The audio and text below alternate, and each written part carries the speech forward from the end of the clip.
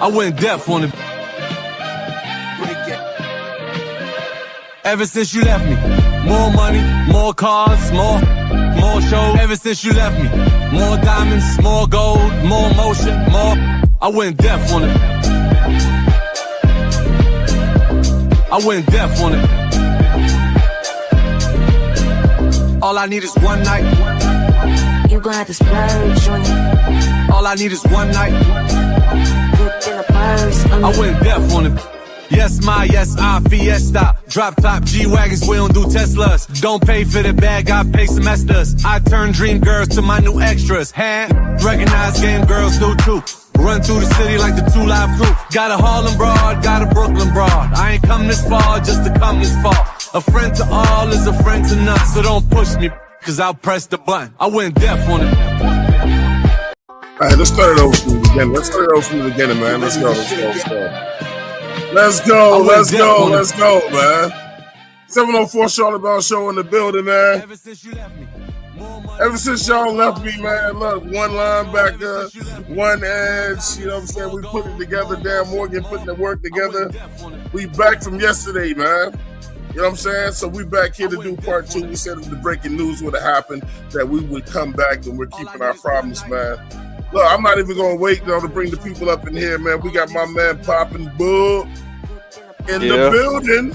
Yeah. You know what I'm saying? First Lady Claire Aries is in the building with us. What's up? All we need is one night, one morning, one thing, or whatever, to get into this. Hey, look, man, got to start off with Poppin' Bullets today, man. That man went to bed last night with dreams of an R&B player. I sent him the text. He woke up this morning. He sent the text back. I won't tell y'all the hour. You know what I'm saying? It said, I know you effing lying, bro. But nah, it was true. Well, we landed his dream linebacker. Pop, how do you feel, bro? Man, listen. I could have got fired today and still would have had a great day. I was so excited. I really hit up Twan like 5 o'clock this morning. Like, no lie, I called him back, and that was when I got in my car. That wasn't the time I woke up. He did not pick up. Yeah, he was snoozing. Sounded like a baby lawnmower in his house. I had to go and check and research and this, that, and other. And I seen it, and I seen Edge put it in there. I was just like, yo. Oh, you thought I was lying? Oh man, listen, we talking about the Carolina Panthers. It wasn't necessarily you were lying. Hey, look, I know. I gotta get multiple sources. Yes, hey, look, after the shit last year with Milton Williams, yeah, you better. I ain't know if you were trying to pull an early April Fool's joke. I ain't know what it was. That's like, nah, you ain't gonna get me like this, son. So I looked. I said, oh Lord, they didn't win and got him. They didn't win and got the guy we needed. So hey, Claire, he said in his text, he said, I know you effing lying. Hey, I was dead serious, too. I mean, at 5 a.m., I would probably think the same thing. I'd be like, at 5 a.m., there ain't no fucking way that we... Well, he went and looked. Hey, look. I was like, bro, I'll see him today. So I got to say some apologies. Uh-oh. I do. Yep. I do. I was hard on Dan Morgan yesterday. I was too. Dan, I have changed your name. Okay? After you've done this pleasure of bringing a true linebacker. And this is another thing I gotta take in, because I had to sleep on it, y'all. Y'all gotta understand I had to sleep on it. Because I was really not really feeling the Jalen Phillips, you know what I'm saying? Hey, did you say your prayers last night? I always say my prayers. And oh man, you see what happens? Well, I believe in God. Some of y'all call other people God, and they write down. Anyway, so I thought about, slept on it. I went to bed. I was, a little tired, whatever the case may be. And I woke up and heard this good news, and I thought about Jalen Phillips. It's like, you know what? If you think about it, like if you really think about it, last year free agency, did we really get the top guys out of free agency? We didn't. But this year, outside of Kenny Baby Hands Pickett, the two guys we got were really top tier in their positions. We got the best Yeah. linebacker you can think of that was in the free agency, and we got a top five edge rusher if you really think about what he could do. So I'm really not that mad. Once Devin Lloyd came, I like, oh well, because I said, Claire, remember I said he better do cocaine all night long and don't hang up them phones. And that's exactly what he did. Well, He sniffed all them lines. I even told y'all yesterday before I got off the live, I said there's going to be some surprises. I He did. mean, Devin Lloyd was someone, I mean, there was rumors we had been looking at him. I know James had sent me a text message about a week or two ago saying, y'all are looking at Devin Lloyd. And I'm like, I had a feeling. It's like- Hey, I was like, So- I kind of know we were probably looking at him because I don't know free agency wise what there would be at linebacker, but I know Devin Lloyd has been a very popular name in Panther world for a and while. then we got him so- for a good deal. That's We the did, crazy part about it. Like you got both guys that's no older than 27 years old. They got experience. They're Mhm. top tier, right? I Young gotta apologize, leadership. Dan. And Young leadership. leadership. I Mhm. gotta apologize, Dan. Your name is no longer Dan Morgan. You duffel bag Dan. Duffel bag Okay. Dan. You duffel bag Dan. Cause you did that. You too, Brent. Brent Tillis, you did that too. Mhm. Because I know you had hands all on this deal.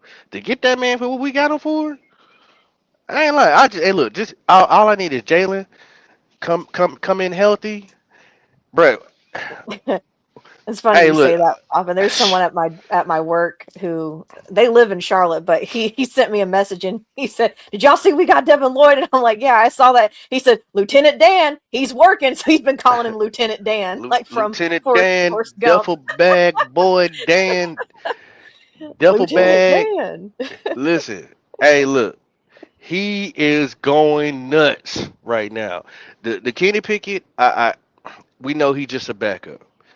Other than Mhm. that, I can't expect them to hit 100%. But right now, I gave him a D. Boy, went all the way up to an A in my book. So I'm good. Twine, talk to me. Claire, talk to me. How y'all feeling? I'm gonna let the lady go, man. I mean, I feel I was happy with the Jalen Phillips signing just because he was someone who I was talking about at the trade deadline for us last year. So to get Phillips, and I know I think this was I can't remember what this was on, but I think it was Peter Schrager had said that even them, like because they're all insiders, I guess you could even call them whistleblowers for when stuff like this happens.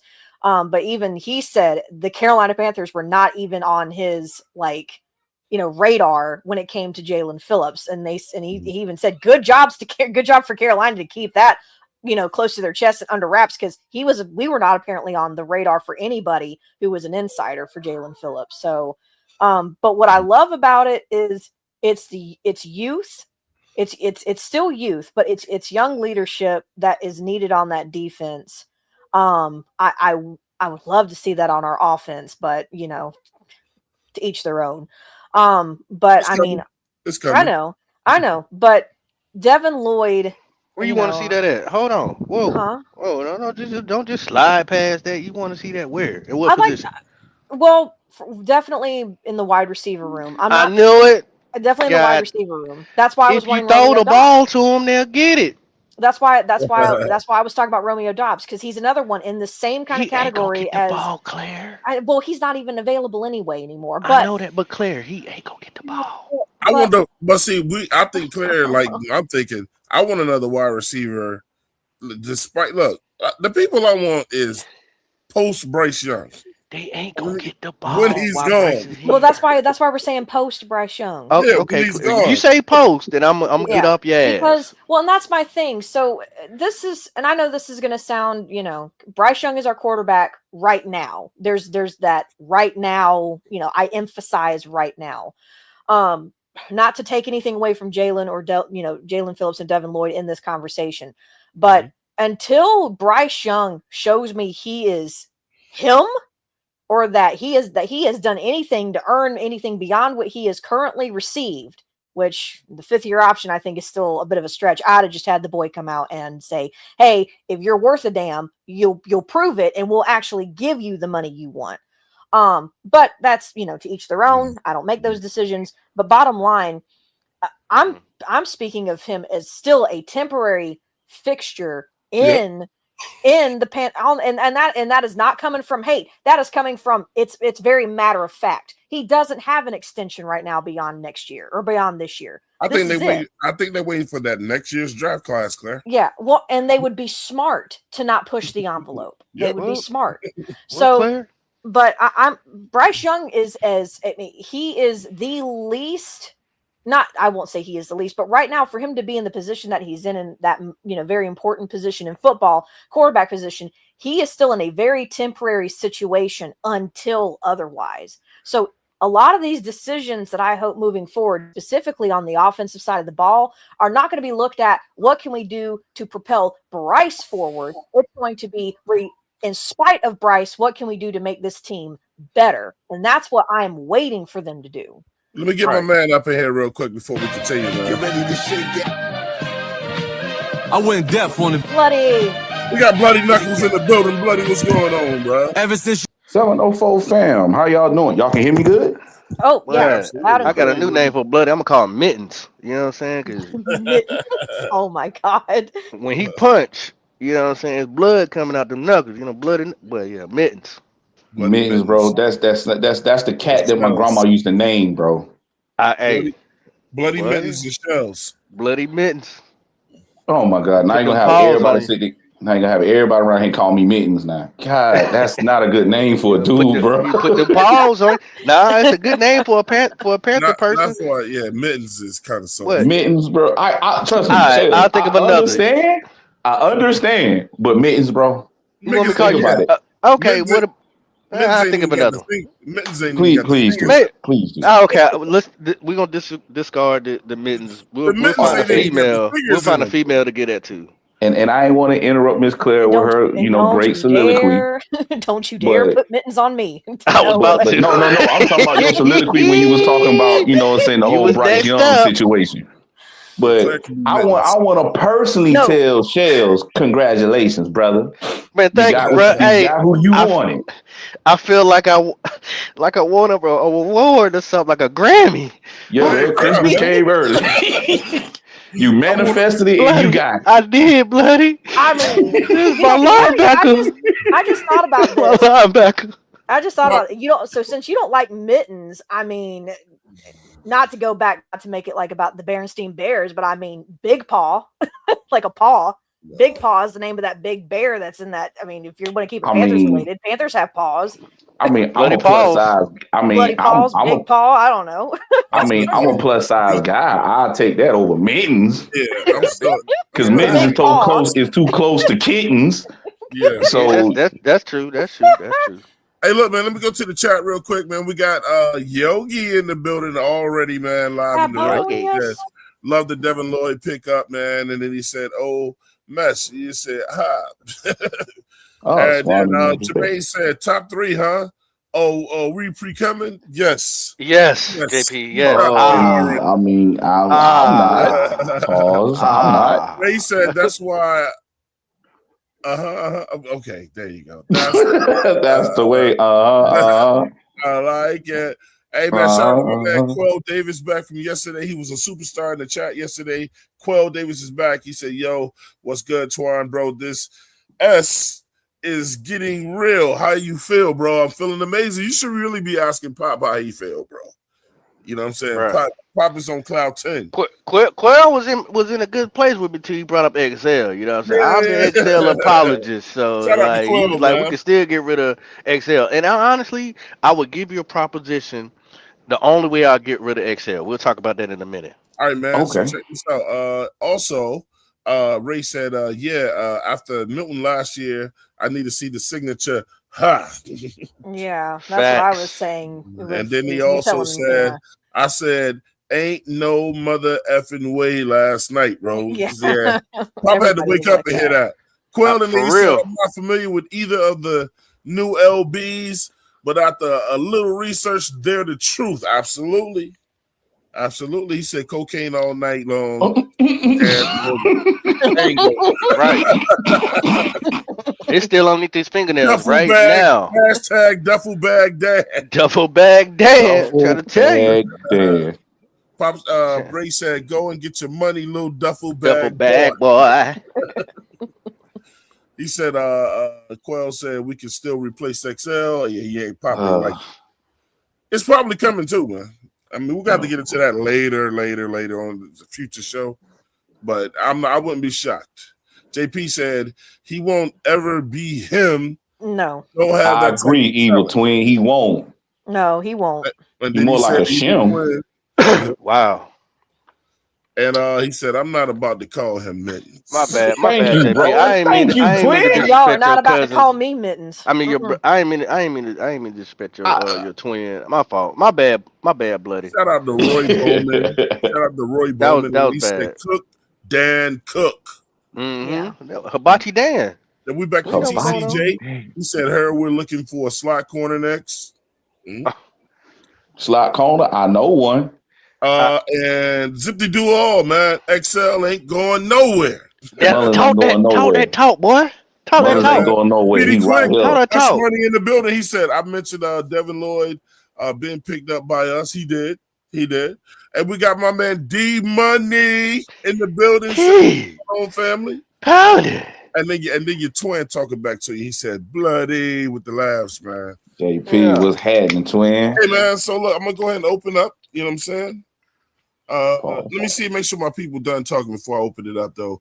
Claire, go ahead. Would you finish the statement, and then we're going to get Bloody in here real quick. I may as well have been done. I don't even remember where I left off. So you was talking about how that Bryce, he has. If he's you temporary? Don't think he's him. He's temporary. I don't. Yeah. I don't think he until he proves otherwise. He's not, because if he was, he wouldn't have gotten a 5th-year option exercise. He would have had a contract. He'll be with another team next year. But he's, again, right now, he is as temporary as anyone that we would sign for a 1-year deal. That's how temporary he is right now, because that's literally what he's on. So I'm not, anything that we do moving forward, I believe is not really for him. I think it's going to be in spite of him. Thanks. Because and that's not even a shot really at Bryce. I mean, it's just facts, because if he was meant to be permanent, they'd have made him permanent, and he's not. Correct. So that's facts. Well, it is what it is. Speaking of that, that's what because I want Bloody to chime in, but I want to come back to what you were just saying. Go ahead, Bloody. Okay. What's happening? What you want me to chime in with? The Devin Lloyd news. The Devin Lloyd news. Yeah, the Devin Lloyd. I mean, I'll be honest. I didn't think it was gonna happen. I didn't think they was gonna pull a move like this, and I thought that he would probably go to a different organization than us.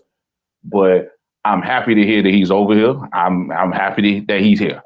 You know, I got to do my research to see just how good of and special of a linebacker he is, because for the whole community to be excited, I need to look myself just to see how his coverage skills is, if he's a sideline guy, and if he can put his face mask in a man's chest and drive him into the ground. Oh, bro, he also snatches the ball out the air. Yeah, he's a green dot. I was gonna say, Bloody. Last year he had 5 interceptions, Bloody, as a linebacker. Okay. He's your green dot, yards. Yeah, he's your green dot. Like he okay. Whatever C2P, you need to, got you. CTP. Right. He whatever you need him to do, he can do it. He would hit the running back. You can blitz him. You can put him out in coverage. He does it all. Like he just does it all, and he's elevated his game year by year. But the thing is that Jaguars, they were pretty much just about as messed up as we were when it comes to their organization of coaches, culture, all that stuff. So trying to have him, they were trying to move him around. And the reason why I think they were trying to move him around, because they know eventually, once he get it, we ain't going to want to pay him that money. So that's why they had him on outside. They had him in the middle. They had him a little bit everywhere. But all he did was took that same chip on his shoulder and elevated his game. So, one of the things you're going to hear about Lloyd in your research, though, is this. He's got 9 career interceptions. Sorry, I didn't realize he had that many. Yeah. One thing I want to share, because we share both sides of the 704 Charlotte Brown show. So one of the things I immediately started hearing, because the hate is going to be out there too, And it was mostly from Jaguars fans. They said they didn't want to pay him because he only had one good year. You know what I'm saying? That they want to see him. I don't know how they can say that though. They said a lot of them said they wanted to tag him and they wanted to see him do it again. A lot of them said he wasn't worth the money. Not from what I saw. You know what I'm saying? And yeah, so you're gonna hear some of those things. The main thing you're gonna keep hearing is that he only did it for 1 year. Which is a lie. They should look at their stats for their own player. Right. Now I was trying to compare him in my mind of memory, trying to think about who does he remind me of a linebacker that we've had back in the day. The closest thing I can get to is Thomas Davis. That's the closest I can get. And that's not a bad comparison. But even though Thomas Davis had 3 ACL tears, I don't think he's as fast as Thomas Davis. I think he's like a couple notches slower. But he's smart though. He is smart. He dissects the play fast, and he ain't scared to put it on you. Pause. He ain't scared to put it on you. Like he's everywhere, bro.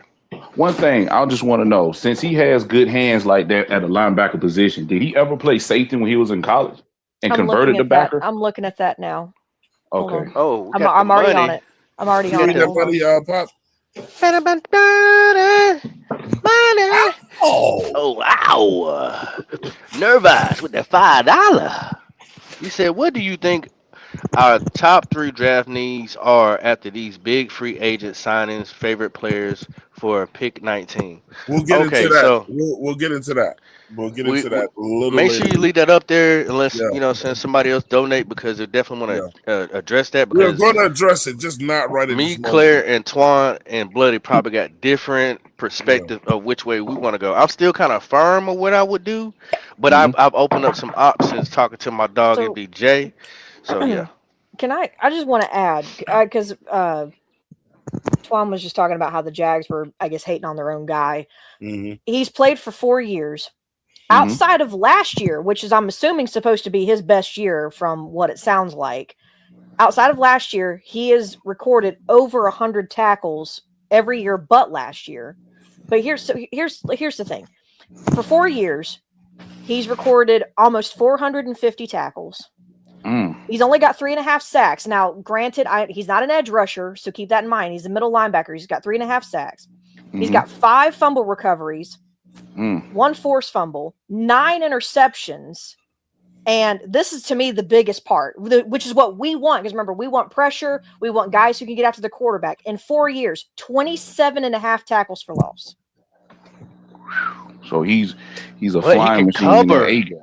Yes, and that's good that he can cover that middle, because that's really what we need. So I think, I don't know, maybe Jags fans saw some, I don't know, but I mean, to me, he does not sound like somebody that you would just sit there and say, he had 1 good year and that's it. No. Well, Claire, one of the things, at the 704 Charlotte Bound show that, that we like to pride ourselves on. And Pop, me and Pop said, look, we in 2026, we're bringing that on every show. We're going to be a show of the truth, and people are going to be able to come over here and be reliant on us to always bring them the facts. You know what I'm saying? So, don't take it from us. Just hear it from their fans themselves. Let's go. Wonder was Devin Lloyd one of a 1 year wonder, and put it all together in a contract year? I don't know, but do I think the Jags could have did this contracting? Yes. So that tells me that the Jaguars didn't think it was worth it to their overall picture to do that, because I do think they could have gotten this done with Devin Lloyd. Whether that turns out to be the right decision or not, time will tell. But I think it's pretty clear from their kind of non-committal way that they addressed it at the season-ending press conference on Devin Lloyd. Some other guys, they say, Trayvon's the kind of guy you want to have around here forever, and da-da-da-da-da. And they were not – they're very much – we'll see what happens. Kind of with Devin Lloyd, I think in the back of their mind, they knew the likelihood of him returning to Jacksonville was very low. I just think had he signed for $18 a year, I don't think it would have been as surprising to people. But it's the price tag that people are reacting to. So I want to chime in real quick. Please take a screenshot of that, because that is the epitome of what an idiot looks like. Okay. That is exactly what an idiot looks like. I'm real quick. Go ahead. because I'm about to read off Claire, some stuff. Claire. Who is the running back for Jacksonville Jaguars? It was Travis Etienne, but it's not anymore. Do you remember what he did when we played against him? I do not know. Honestly, I was too focused on trying not to kill my quarterback. He bust our ass. He did. He just like he did the other time he played us in our rookie. So you think they didn't have enough common sense to even sign their running back and let him go to the Saints because for 1 year he wasn't good enough or 1 year wonder he had these stats. So you doing the same thing for your linebacker? We talking about the Jaguars. They ain't doing shit and they ain't been doing shit. You know what I'm saying? Yeah. They look stupid. Disagree. They look stupid. You let go your primary one of your best weapons outside of your wide receiver, who's amazing. Outside of him, Trevor Etienne was a beast. I wanted him here. Travis Etienne. We got Trevor. And his brother is not even close to him. But Travis is a problem. Yeah. So when you think about the concept of what he's saying, y'all were dumb enough to let go of one of your weapons who can catch out the backfield and run the ball. Then you let go of your best linebacker. Oh, okay. All right. Sure. You look stupid, sir. Shut up. I mean, very well put. Very well put. Let's see. I'm sitting here looking at Devin Lloyd's tape. I mean, coverage skills, he looks damn good. Now, he is slow, but his coverage skills does look really good. I was going to say. Breaking news. What? Ray wants to link to the chat. Ray! No way. Facts. Here we go. Go ahead, Bloody. Claire, whichever one. I'm sorry, I don't know which one who's transitioning. I'm just sitting here. No, he was saying he doesn't look fast. Yeah. I'm just sitting here evaluating his highlight tape right now. Last year when he was with the Jags, and I could just tell like he's not fast like natural foot speed, but his coverage ability is very good. He can get to the sideline pretty good because his angles. He takes very good angles. I'm looking at that right now. He makes good angles. That means he's smart. Right, and that covers up for the lack of foot speed. So I also like that. His tackling, not really seeing that, but that can improve. But the fact that he can cover, he's got soft hands. We really need that to be a turnover machine, in the middle of our defense. Oh man, you know what I mean when I say he got soft hands, bro. Like he doesn't have brick stone hands. Like the ball don't pop out of his hands. Like when he gets it, he catches it similar to, I'll say, a tight end. So good tackle on James Cook. People saying that they can't get in. So I pinned the link to the top and it's in the chat. So coming out of college, he was fantastic in college, by the way. Just looking at his grades from PFF, I know I can only access the ones from college. I don't have the upgraded PFF stuff where I can look at all of it. I'm not paying for that. Yeah, my brother told me he went to Utah, and Utah is known for defense. So I like what Dream 58 said. He said Lloyd is like a mantis at linebacker, bro. Ray. So if you copy the link he's and paste it to the search bar, you'll be able to. It should be able to take you to where you need to go. Right. Just copy and paste it, and go. I think if you got an iPhone, I'm pretty sure you probably do. If you're on the phone, yeah, you got to do it differently. But I'm pretty sure he's on the phone. He's always working, so I'm pretty sure he's on the phone. You know what I'm saying? Ray be moving around the house, doing all kind of. He might be at work taking a quick break or whatever, but copy and paste it and put it into your search bar at the bottom, and it should be able to bring you in. Fun fact from Petey Quick: he said high school he actually did play safety and even wide receiver and punter. So he's one of those athletic guys. In Utah, he transitioned into a linebacker.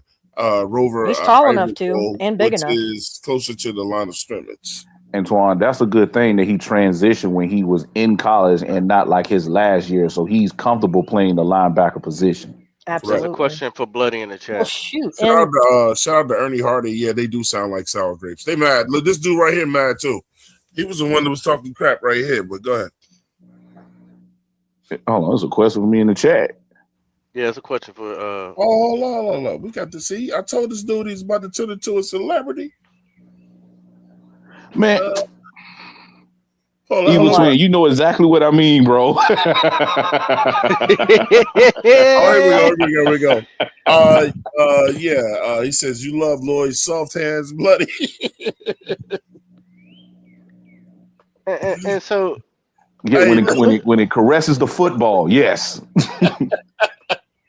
Hey, look, man. If it's gonna be two dudes that's gonna do that Paul stuff, it's gonna be Jermaine and Pop. I mean, me too. We about to listen to a dude that got an inch of neck. Like, bruh, just come on. Look, man. Let me get some comments real quick, man. Edge is at work. He said they need draft picks because of the trade with the Browns to get Hunter. Oh yeah, that's right. I forgot about that. That's it. That's it. They gave up a haul for somebody who can stay on the field. And Edge, do you remember how many of us said? I believe Bloody was on the same train. You can't do both positions in this time of era. No, you can't be good at master one. And everybody. I remember a lot of people who were Colorado fans or Deion fans or whatever fans in the chat were like, y'all are just hating, and it's like, no, it's clear. They're prime sexuals. That's who they are. Oh well, is that the terminology now? Okay. Yeah, they're prime sexuals. Catching me up. All right, we've been waiting for this moment for so long, bro. I think I'm gonna cry. Oh, don't cry now. You know, one of my best friends in the whole world, man. You know what I'm saying? Makes his return back. More money, more cars, more show. Hey, we gotta bring him in the right way, man. I went deaf on it. It's Mr. Yogi. More money, more cars, more show. Ever since you left me, more diamonds, more gold, more motion, more. I went deaf on it. Oh shit! Not rolling out the motherfucking red carpet. Damn. Yes, for you. Yes, of course. That's crazy. What up, bro? That's crazy. Well, obviously, first off, I hope everybody's doing well. It's been a long fucking time. I'm trying to check the weather. It might be a hurricane somewhere around here somewhere. It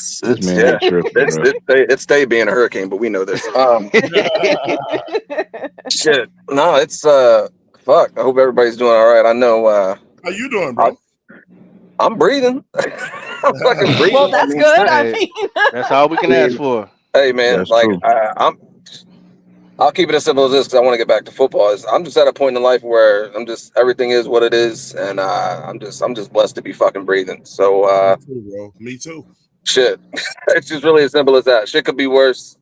It could always be worse. Therapy is a hell of a thing, and just continue to check on your strong friends and shit. But yeah, also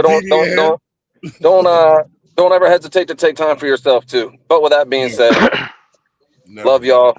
Make sure you always look out for yourself, your loved ones, all that good shit. But yes, Panthers football, bro. What the? I'm sorry, I don't know how we're. No. You can cuss. Twan can't. I can't let you let it slide. Okay, because I see Twan wasn't cussing, so like let me reel this in. He can't. You can't. I got you. I'm not cursing because it's Ramadan right now, man. Facts. No, that makes sense. Give me 2 weeks. I'm gonna get the ball rolling with this, where it's just because obviously I haven't been around for a while and we all had the same takes. And we're all hold tight. We're all on the same page usually. Yeah. So like, here's my thing. Like, what team is this right now? Because I don't ever remember. I'm not talking about a team. The Panthers be spending money like this, He trying to block me from. Look, man. Go ahead. I'm excited. I'm excited to talk football for once. Because usually we just sit here and shit on this squad. So it's kind of nice to have something. I miss you, bro. Wow. I miss all of y'all. I miss you too, bro. I miss all of y'all. You can go ahead and say pause or whatever you want to, Pop. I don't care. He's not going to. I can read the room, so you don't have to tell me that. Man, hey, look, that's my brother's back. Carry on. Bro. My brother's back on the show, man. Have your moment. My bro's back on the show. My brother's back on the show. I ain't gonna lie, I kind of had some goosebumps there in the fucking green room. Shit. Yeah. And I stress green room, Twan. Yeah. Oh my God. We got Petey Quick in the building. Hush Money's in here. Petey Bird. PD. What's happening? What's happening? Mr. On Paper himself. Mr. On Paper himself. Yeah, man. On paper, man. Listen here. On paper, we probably top 3 in the defense right now. Ooh, top 3. Ooh. Top 3. Look at the title. Oh man, sound like somebody else I heard earlier today. Look at the title of the show. Carolina's defense is top 3 right now. Well, that's on paper. It doesn't mean it's real, but on paper. It better be real. Hey, Claire, I'm still waiting to see the ink dry first. Hold up. I agree. Agreed. You might need to get the hairdryer, speed that shit up, right? You said it perfectly when I was in the chat earlier. I'll tell you what. After Milton Williams last year, I need to see the signature first. Exactly. Oh, don't worry. This is all exciting as shit, but free agency actually don't start till tomorrow. So I don't know about y'all. Like, it looks great, but don't fuck me over tomorrow. I'll tell you that. Look, Ray, what we went through with Milton, that ain't never happening again. No. All jokes aside, Morgan ain't gonna allow that type of shit to happen again. No. Morgan's eyes don't never close, brother. Look what JP said, bro. Fucking Yogi. Yogi. I was gonna come in with the Yogi, but I just, Oh, you should have. He said I need a Yogi signature high pitch. High pitch. Before the show is over. There it is. He said you gotta give him that Yogi. The high pitch, goddamn. Yeah, that is the catchphrase. And Kevin Tom said, "Yo." Oh, it's okay. I'm sure we're gonna get a sheesh out of Ray before it's over with. We got the whole family in here, bro. Hey. I'm glad y'all went live because obviously between yesterday and obviously all the news and everything, this is nice. I wanted to hop on for a little bit. I'm actually, obviously kids are getting older, so I'm headed to Bailey's concert, but it don't start for a good bit yet. So I figured I'd hop on for a little bit. Is she rapping? Nah, she's man, bro, she's doing everything now, man. She's what in her third season of basketball. No. Playing the 4, getting rebounds like Dennis Rodman, fucking monster. Hey, straight up, hey. What her shot look like though? Can she shoot though? Hey, anything inside that box is golden, but you take a step out of there, we gotta talk. We know we gotta work on it. So we gotta work on this. The layups are good, the putbacks are beautiful, the rebounds are ferocious. I love it. We need to keep our elbows to ourselves. But look at JP said, no need for a Paul Swan. You love Yogi. We love Yogi. Bloody loves Lloyd Soft. Man. It's all good. Yeah, I'm glad shit ain't never changed. Everybody can get it. Everybody can get them soft hands. See. I should have said that. Nah, that's gonna be ran with. Hey, first is mittens, now it's JP. I ain't call them mittens for nothing. You know what I'm saying? My God, here we go. It might be stuck now, bloody. You see how it goes back to you? Pause. Hey, let's listen to this. Let's listen to this hater real quick. As Jaguars linebacker Devin Lloyd has signed a 3-year, $45 million contract with $25 million guaranteed with the Carolina Panthers during NFL free agency. We're going to be breaking it down more here on the channel. Make sure you guys subscribe or follow, depending on where you're watching, for the latest Jags news and rumors. It was kind of expected, right? Devin Lloyd was going to command something I thought closer to $20 million, maybe even at $17 to $20 million range. The fact that Carolina is able to get him at $15 million per year, I think is low-key a steal for the Carolina Panthers. He was one of the best linebackers in all of football last year, second team All-Pro. He heads to Carolina to join Jaelan Phillips and the rest of the defense over there. We're also going to be talking about Brian Thomas Jr. and the latest rumors surrounding him and could he get potentially traded here in a video that I'm going to post shortly on the channel. So you're not going to miss out. Make sure you guys are subscribed. Turn on your notifications. Yeah, we don't care about that. Yeah.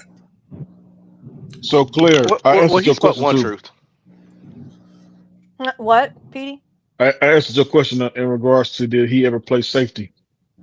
He played safety in high school. Yeah. He played safety in what you said he was also a wide receiver for a stint. Yeah. Okay. Yeah, high school.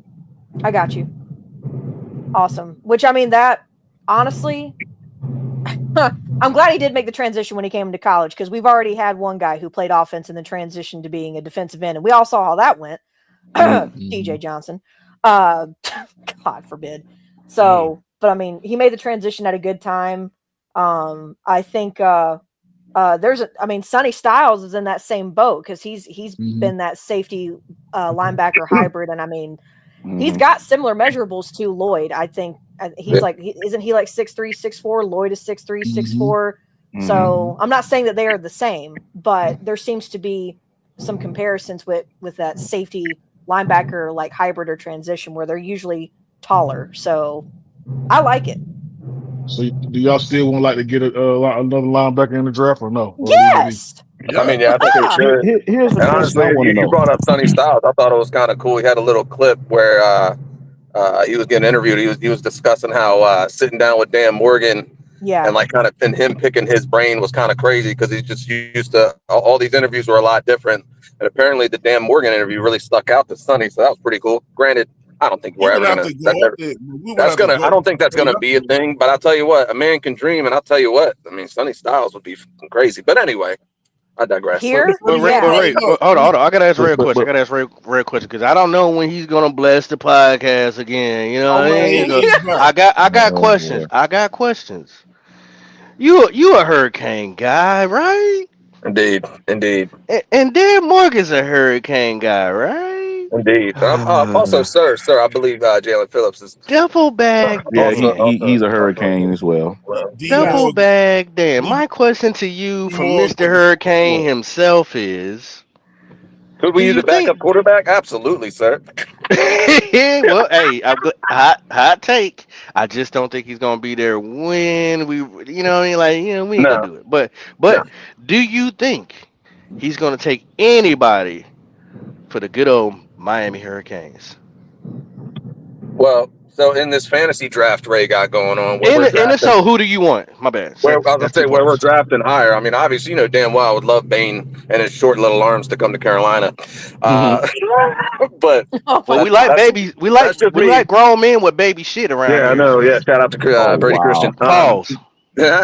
Soft hands, apparently. So. With that being said, I don't know. I guess short answer. Dream draft for me would be getting Sonny for sure. Absolutely, that's dream draft. But Miami wise, Ruben Bain's gonna go high. I know everyone's talking shit about his arm length, all that bullshit. I'm sorry. Speak takes for itself. That's all I gotta say for that. Speak takes for offensive tackle. Offensive lineman they have. I'm sorry. What about the offensive lineman that Miami has? Ain't he coming out in the draft and he's going high? But that should easily be a top 10 pick. Honestly, I think the last time I even looked, even after the combine, I think his measurables and all that were pretty solid. So if not, I think he locked into the top 10 if I'm not mistaken. Shout out MJ to put me on him. Yeah, he's out of here. Mm-hmm. So and I've seen Akeem Mesidor to us a few times, Ray and Mox. So but he's gonna go. He's gonna go a little later than at one point at the beginning of the year. He was a little higher. But for whatever reason, I just don't think he was up to what scouts expected. So breaking up terribly. So the guy that I want us to, the guy that I think that fuck Egypt. Breaking up, Ray. Breaking up a little bit, Ray. The guy that I would love. My bad. Let me get this right quick. Damn Hurricanes. The guy that I think, because I told y'all, sometimes it's about the fit, and the guy that I think that will fit with that linebacking core, I like Rodriguez, Claire. Twan, don't even get me started. We all do. Rodriguez. Don't even get me started. I like Sonny Styles, but what Rodriguez, he fits with us better. He does. You can't get Sonny Styles, so there's no even need to He does. DJ Allen. It's the Rodriguez. But listen, bloody. Okay, I'm going to put the draft profile and everything I've got on him. But I do too. First. But no, here's what I think. Go ahead, you're gonna talk. Go ahead. Before you get started though, let's go. I went deaf on it. All I need is one night. Tua's best friend. Hey, sir. Yes, sir. We got our Red Tua Vogler in the building, man. The new starter for the Falcons. The new starter for the Falcons. Ladies first. Yes, ma'am, Miss Claire. Red, I have to know. Do y'all have Matt Ryan listed as a conditional QB3 when Tua finally takes another hit? I'm still hoping they'll bring in Joe Flacco. I don't know, but I think I can clearly see that the plan is 2027 for a quarterback. No. Talk about now, Red. Talk about now, Red. You moving it too far. Talk about now. Well, like I said, I can clearly see that the plan is to get a quarterback in 2027. That is talking about now, Poppy. No, that's too far. That's too far. Yeah, we talking about this past week. You know. Hey, Red, you know Ray, right? You know I know ball, man. Hell yeah, man. Ray back in the building, bro. Yeah, so what's good, Ray? What's happening? Yogi, what's good, bro? What's good? What's good? I have nothing bad to say about the Falcons right now. I'm still with what we doing over here, so I ain't worried about what's going on over there. Oh yeah, we can't afford to talk about no. Plus, I mean, besides Twan, there ain't enough bubble wrap in the world to protect what the fuck's going on over there. Hey, look, we can't talk about no quarterbacks right now, bro. Look. Yeah, we can, because our quarterback wins against Atlanta. Yes, we can. Yeah, man, y'all already know how I feel about little man back there. I have nothing to say about Bryce right now. And then who's behind him? Right? And then who's right behind him? Little hands is behind him. Little hands is behind him. Little man, baby hands. Hey, yo, Twan, take my strong hand. Oh wow. Hey, now I used to say this to Red a long time ago. I said, man, the Falcons must be trying to be like the Carolina Panthers. And what they do? Go get another short ass quarterback. Yeah. Well, like I said, I can clearly see that the plan is to, get a quarterback out of the 2027 draft. I don't see any in this draft. Well, besides Mendoza, I'll give him his credit for what he's done in college. Other than him, you might as well wait till next year. We're in the same boat, right? Yeah. Well, I mean, I don't know about that. I think that don't lie. I think no. Hold on. We're in the same boat. Hold on. We're gonna talk about, because I like this topic of the show. You want to get to our defense? Let's go. Yeah, because Miss Claire, I have a question. Everybody it's about the defense. I mean, I know it's free agency, but it's about the defense. But listen, since I came into the noise of Tua, I might as well spend just a second with it. Tua to me was a 1-year sign for a league minimum. I think it's like 1.3 million or 2.1 million, something like that. 1.3, absolute steal. Yeah. I said, why the fuck not? You know what I'm saying? So then when you look at Michael Penix's injury, this being his 5th ACL or whatever the fuck it is, season injury, I don't like that anyway. So, you say, hey, this is the NFC South. Anybody can win it with 8 or 9 wins. You might as well see what the hell you can do in this division. But there's not any competent quarterback play out there. And I think that should be evident for any real serious football analyst who saw what Malik Willis just got. There's no way you can win this division with 8 or 9 wins this year. Not this year. I used to say that. Everybody's popping that it's going to take 10 wins or more. And every year it's only taking 8 or 9 wins. Who are we all playing? The same teams. That's what I'm saying. This year you can't. It's not. It's maybe you're right. You may be right. I want push. You may. Fred, I retract my statement. You might be right. So I retract my statement. Hey, Red. Yeah. What's good, Petey? Hey, what's going on? I kind of really and truly, that was surprising that we picked up Kenny Pickett. I really assumed that he was going to go to you guys. Not even gonna lie to you. He should have. I thought you guys was gonna pick up Kenny Pickett. I did not plan you picking up. I don't know why you thought that, but I respect your opinion. I don't know why you. They was talking about it. I never heard any conversation about Kenny Pickett. Now I'll tell you what I heard. You didn't think y'all. I'll tell you what I heard. I heard Tyson Bagent. I heard that they was because Ian Cunningham was the associate assistant GM. No, I'm not talking about you. I'm just trying to figure out how when they just signed him last year. Yeah, I was going to say they just signed him to like a 2-year deal. So unless y'all were going to trade for him, which and that's what I was hearing. Damn, I wish I did that. That Chicago was actually asking for a little bit too much. That the plan all along, and what I was kind of settled on, the Tua thing did catch me by surprise, mainly because when I saw the reports of it, I didn't like seeing it. But the thing that I thought was going to happen was Joe Flacco. You felt like Muttley just now. Yeah, he did sound like him, didn't he? I thought the thing that I thought was going to happen was the Joe Flacco deal. So yeah, you ain't giving Joe Flacco. He know better. I ain't gonna lie to you. Look, I would be a little concerned with Flacco, bro. A healthy Flacco. Yo, dude just politely asked for the manager.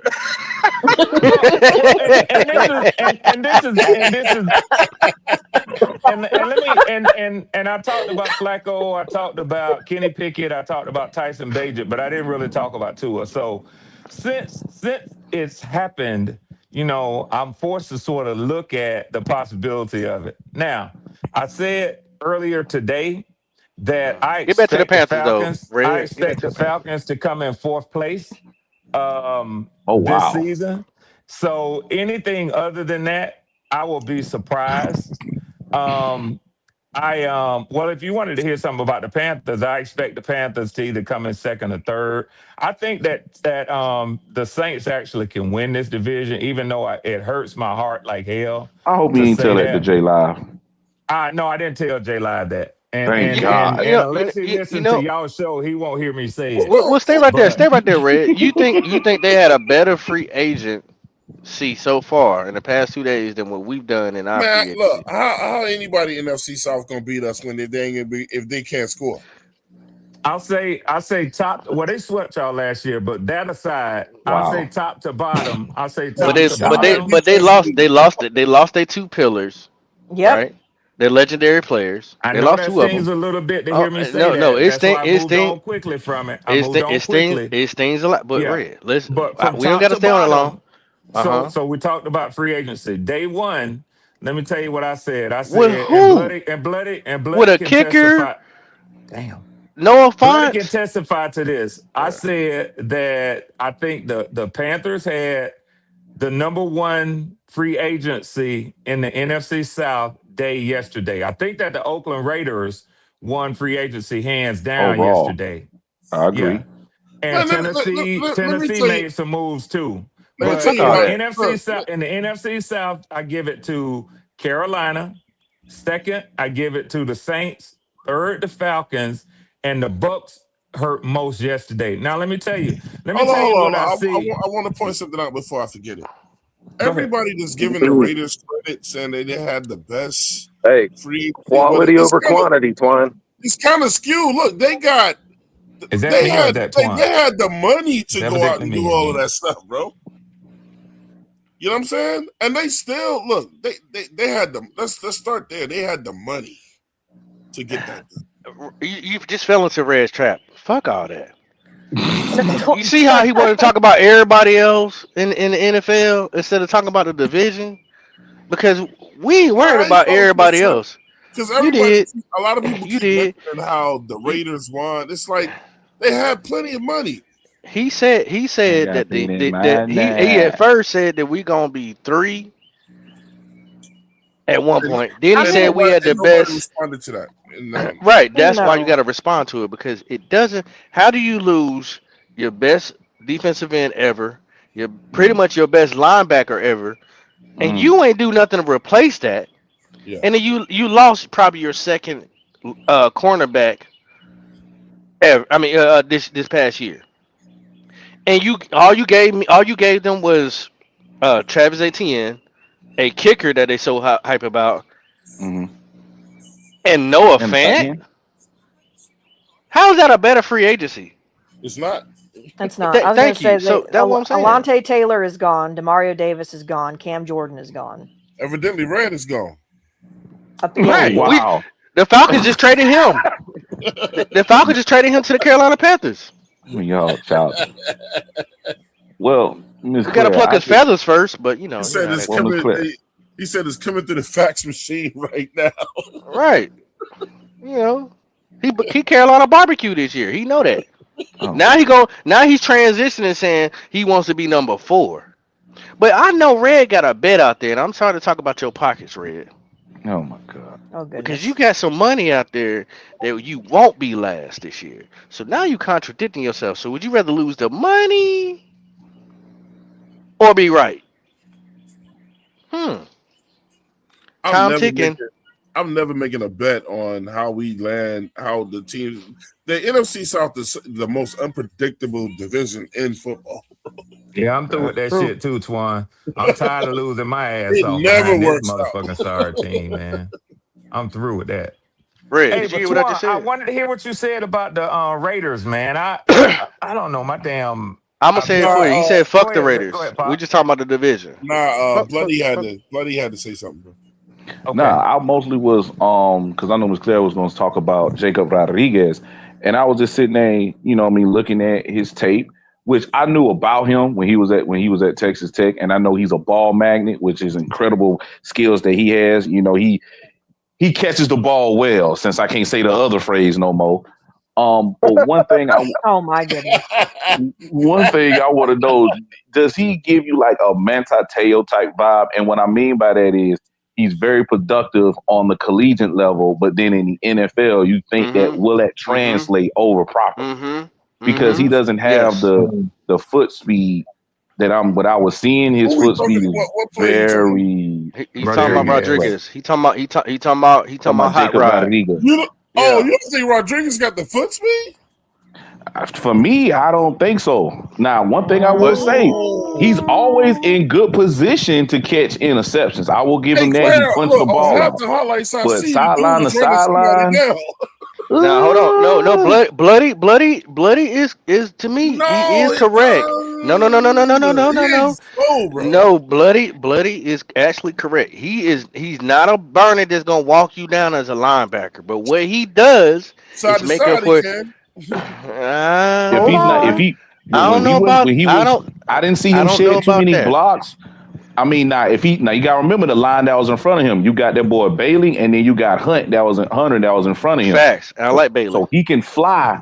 Well, not fly, but he can get to the angles a lot better. I didn't really get the chance to see him shed any blocks. Now I'll have to look at game film to clarify that. I'll just look at the highlights. I'm gonna just go ahead and throw that out there first. I absolutely agree with you. And I mean, but listen, I don't know anybody who's talking about Rodriguez before the 704 Charlotte Bounce show. We have dropped, especially Claire. Shout out to Claire because she dropped so many nuggets, and I've heard other people come behind us and talk about players that we've already been on.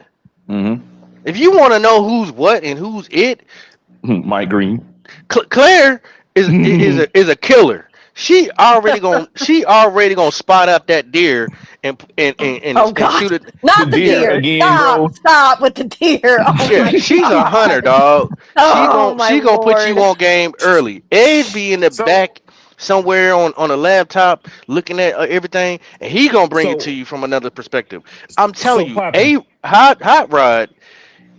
Bloody, you absolutely correct, brother. Pop, let me ask you a question, Pop. Go ahead. So, and I do apologize, y'all, for seeming a bit anxious. I know that's how I sound. But, man, I have had so much trouble with my iPad staying connected. Twan knows how much he had to work with me to even get me in on this live today. Now, I'm not using that as a reason to say, like I was guided back to talking about free agency. I know y'all kind of, and I'm old too, y'all know that, but it's kind of, free agency talking about the draft. I don't know what it is. Well, I thought y'all were talking about free agency. No, we talking about Rodriguez. We were about to talk about Jacob Rodriguez, but. Oh, my bad. And that's why I said I don't know what I missed. The last thing I heard was Twan talking about the Raiders. He said something about he's getting tired of the Raiders or something. Yeah, the people said that they want free agency. I'm like, I'm not saying that they didn't, but I'm saying like, but they had the money to go get all those people. I like to say who won.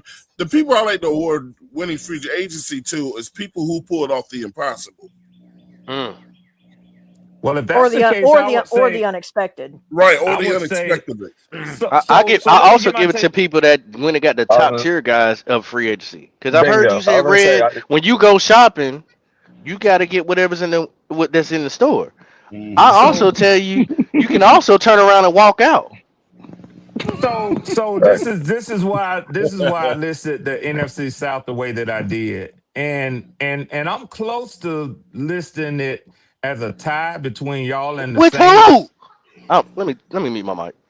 Okay, a tie with y'all and the Saints, and I'm gonna use your own words against you. So you want to give credit for who does most with the least. That goes to the Saints. They started the offseason at negative $41 million. They got their two most glaring positions, same as you guys did.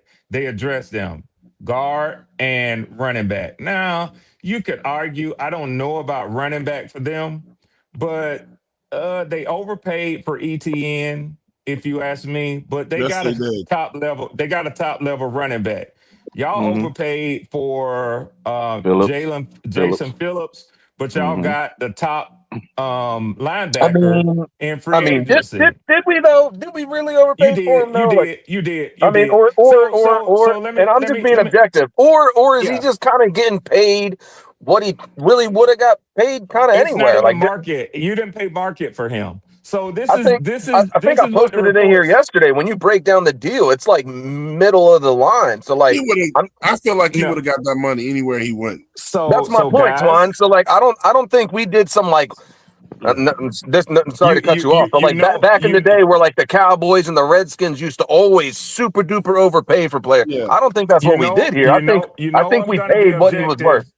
You know I'm going to be objective when I hit if we gave him a couple of extra mil than somebody else, then that's what you got to pay to play, bro. You know I'm going to be objective when I hit the link. I'm not necessarily going to agree with you. I'm going to give you somebody good to have a debate with and a discussion. So here's what I saw when I went to CBS Sports, when I went to Fox, when I went to NFL Network and ESPN. That was one of the worst deals struck yesterday. Not for the player, but the money that y'all gave him. They said, and I read this on ESPN, when free agency is over with and all of the contracts come in, they expect that the money that y'all gave him will make him a top 10 pay edge in the NFL. Is he a top 10 edge? And I'm not talking about potential. I'm not talking about what he might be and what he's going to be. You be honest. You don't even have to answer it and say, damn, Red Swan no, made cool. a I'll tough answer it. I'll do what I always do with situations like this. I'll answer it exactly what it says on paper. And until we get to the future to watch this dude on the field, I think that's all I'm going to say. I'm going to keep it as simple as I know. I mean, they hand out Pro Bowls at this point, but all pros still mean something. The dude was second team all pro. All-pro. Yeah.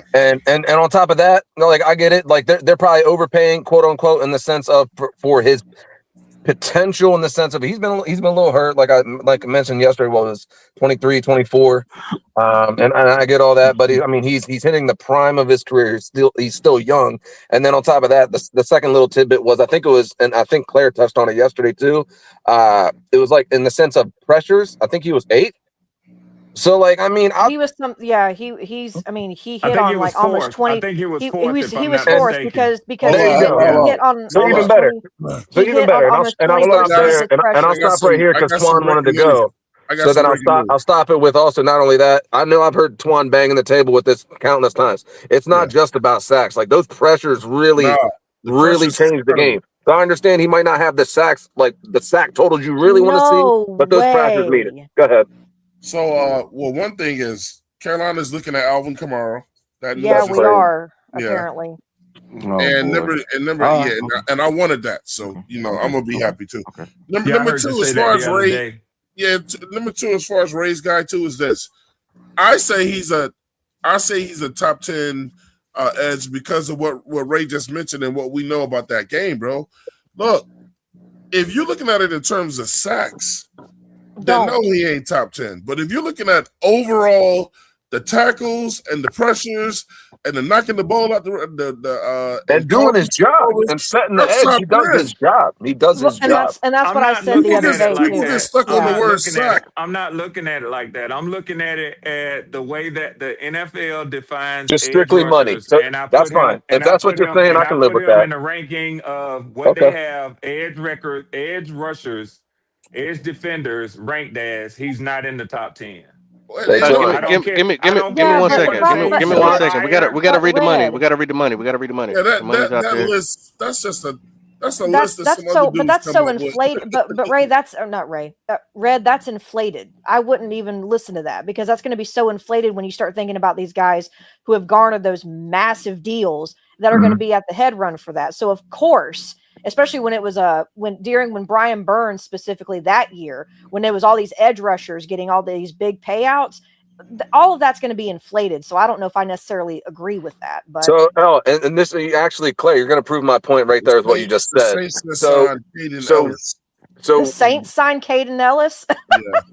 Oh my God. Part of what I was saying yesterday with this deal, real quick.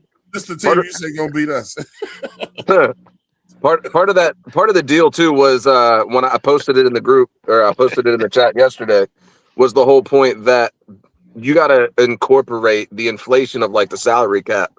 So like just based on inflation of the salary cap and yada yada yada, like that's where that info came from. Like his deal per year, like I understand the 80 mil guaranteed, yada yada yada, but what he's getting paid, what's going to hit our salary cap yearly is literally, I think I had it somewhere 16th.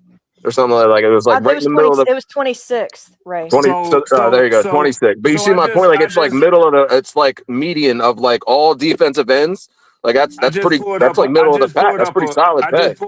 I just pulled up a quick list of top NFL edge defenders 2026: Will Anderson Jr., Myles Garrett, Trey Hendrickson, Max Crosby, Michael Parsons, Aiden Hutchinson, Khalil Mack, Brian Burns. They have Alex Highsmith, but I don't see Danielle Hunter and a couple of others. I don't put him in that same group. Well, the other thing too, Red, that you're leaving out too is this, and I wonder if you agree when I say this. He also played on a Philly defense where he didn't have to do everything, bro. Right. you see that defense Philly had? Like I think we're gonna get our money's worth with him playing with us. And what I'm just solely looking at it from what he's 27. And look what he did. He was pretty solid. Outside the injury. Yeah. So, did we read the money? Did we read the money? No, we did not. I didn't upset anybody. I just gave there's money. There's money out there. You know, there's money out there. Shout out to Matt Lomax with the $5.30 with the $2 super chat. He said we just improved. What the hell y'all talking? Put it on the screen, Twan. It ain't us. Put it on the screen. There you go. Might want to ask Mr. Red Swan. We know we improved. We up.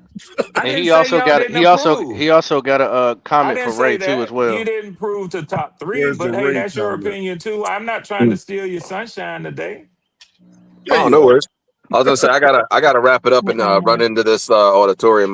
The concert starts here soon, but I got a minute or two. You just said something was in the chat.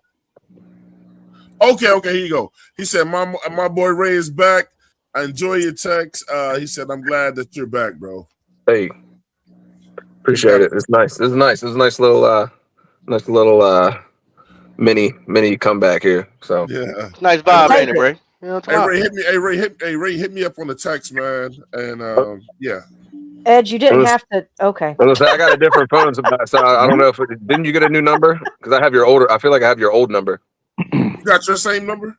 Yeah, mine hasn't changed. I just got a different phone. Yeah, mine hasn't changed either. Ed literally just paid into the show to. Okay.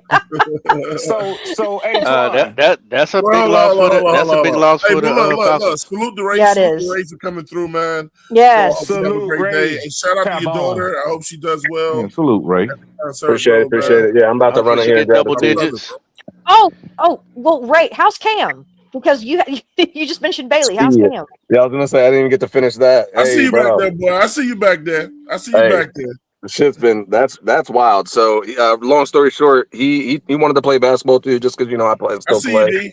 And he kind of got through that quick with one season. But man, he picked up flag football this past season. Nice. We're about to do flag here again in a few weeks. And bro, like he has his combine on Sunday and everything like that. And like, bro, 4-4. but see, you got to listen to this kid's stat line, and I bullshit you not. Hand to God, hand to God. No, I coached him too, so this shit was beautiful. Like I was a super proud dad. Hand to God, like they tried to throw the ball all the damn time, so they only played in 2 games. But this boy had 6 carries, 3 touchdowns, and absurd yards, bro. Like this kid. I looked right at him after he took it. I think it was 60 the first time, 60 untouched handoff, and he got back. I'm looking at him like, hey, bro, I don't know where you got that speed from, but you just keep running. Pulling out. Daddy was a tight end and a lineman. Daddy was a lineman, defensive end. Hey, bro. Wow. Little man has some speed. We got our next running back coming up in about 15 years. As respectfully as I can say, he don't need to do any of that if he's that fucking quick, Twan. I tell you, bro, this shit was crazy. It was just that's what's up. You gotta send us some clips or something, man. It was crazy, bro. Like I cannot wait. I cannot wait, bro. He took the ball and was just out. I gotta ask you one question before you go, Ray. Is he a Panther fan? Yes, surprisingly. I'll be honest, surprisingly, because Pop, that's what I'm saying. But Pop's a big Eagles fan, and he's been rubbing Eagles jerseys in his face for a while. Well, tell Pop and how obviously how Cam came Cam. That's what I'm saying. That's Cam for a reason. He rocks his Newton jersey all the time. Trust me. Hey, that's what's up. That's what's up, man. So, hey, look, you gotta share some clips, man. Yeah, it's been a nice couple months here, being just a sports dad and just being a dad. Period. I'm kind of shut off the entire world, to be honest with you, and just really focused on being a dad, and it's been nice. Little Cam. Sometimes you gotta. Hey, bro, the kids doing the sports thing is just making my heart happy. I can't lie. So let me get my next guy up in here, man. You ready to shake it? I went deaf on the buddy in the building. Yeah. Ever since the whisper. What's going on, family? D-Money. Y'all already know I'm overly ecstatic about what's went on in the last 24 hours. So you said we needed some edge help, right? We go get my man Phillips to help shore out in the edges or whatever. Now, I heard Red say that he read a report that we overpaid. And on one aspect, somebody might look at D-Money, hold tight, D-Money, because Ray got to get ready. I was going to say, yeah. Hey, Ray, you take that baton and run with that shit, but I'm going to be out. So, be safe, Ray. Yeah, I'll try to catch y'all on the next one, too. All right. Appreciate it, y'all. All right, Ray. Y'all have a good one. Peace, Ray. All right. Peace, Ray. too. Shout out to Max to the $2 chat. He said, look, I'm glad you back, Ray. It's good to hear from you, man. We got Edge also with the $2 super chat. Breaking news: Ellis is going to the Saints. That's another. That's a Falcon. We already said it. Back to the Saints. Back to the Saints. Go back. That's a good move. That's where we got him from. That's a good move for them. Oh, okay. Caden Ellis, Okay. Yeah, Caden Ellis is a dog. J-Live man. gonna be on your ass. He's a dog. Just like Gino going back to the Jets. He ain't gonna be on my ass because I knew we weren't gonna keep him. But it's kind of like it shows them how wrong they were to let him go. Yeah. It's on you, D-Money. Yeah. Oh, but now, like I was touching on my man Swarm when he read about us overpaying for Phillips, right? And depending on your perspective, you can say yay, you can say nay or whatever. But for me, when we're looking at we had an extreme need at edge, we're paying for the need. So as far as the money that we gave Phillips or whatever to get down with us, I am more than cool with him taking that money if he can produce for us and give us what we need. Devin Lloyd, that's the dude I wanted anyway. So that was kind of like icing on the cake. Sir. I'm not about to talk about a little strong arm or nothing. I think we all have said what we got to say about the picket fence, okay? But this is the thing that I've been yelling for like 2 years, and this is why my heart is just warm. Hey guys, because I kept. Hey, can y'all hold it down? I gotta go pray. I'll be back. Yep, we got you. We got you. Yeah. Right. So, like I kept making the statement that this was a building block situation. You got to put your foundations down. And as we start producing with these different foundational pieces and so forth, that we would able to be able to attract those luxury amenities for what we're trying to build. And now you're seeing that Derek Brown had a great year. Bobby Brown showed flashes for us. Nick Scorton looks like he can be a dog for us. And now we're sitting here adding Phillips into that equation. We're adding Devin Lloyd, who has great cover skills. The dude seems to be pretty instinctual, pretty smart. I think he's going to help Trevin Wallace get up a little bit, because this is now somebody who has shown success and productivity in this league that Wallace can actually take mentorship from in that linebacker room. So it's great that could be for the development of him. But when we're looking at this defense, where last year we had some dogs and we had some holes, and we filled those holes. And I'm so ecstatic about it. Now, I know some people still feel like it doesn't matter because of who the cat that's sitting at QB. I'm not even here to entertain that right now, because the defense has been fortified. And for me, defense wins championships. So if we can continue to bring these type of players, and at least probably now we're going to be bringing in more mid-tier guys than splash type guys. As long as these mid-tier guys are coming in there with the mindset that they're wanting to continue to build on what we just came out of, I'm just like so optimistic about where we're going to be in just a matter of months. So I'm just really just sitting back. I was hoping that we was going to get like some kind of tackle signing or some kind of offensive lineman signing and so forth. Early, D. I know. And see, that's what's racking my nerves. It's like I kind of want all my food on the plate. I don't want to get back up to go to the buffet. I kind of just want to go ahead and set my plate and bask in my food.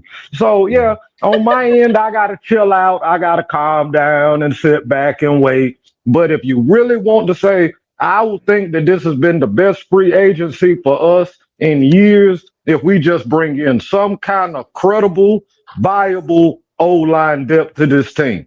Now, I got to get back to work, but like I always tell every single one of you, I love every single one of you. And if you ain't with us now, you ain't welcome to the parade. I love D-Money, man. Ain't no hate from Red Swarm to D-Money. That's a great dude, man. He ain't a good dude. He's a great dude. I love D-Money, man. So, should we even talk about Jacob Rodriguez? Does anybody else want to say anything about free agency so far? Well, I wasn't quite done. I mean, go for it. Well, what do you got, Red?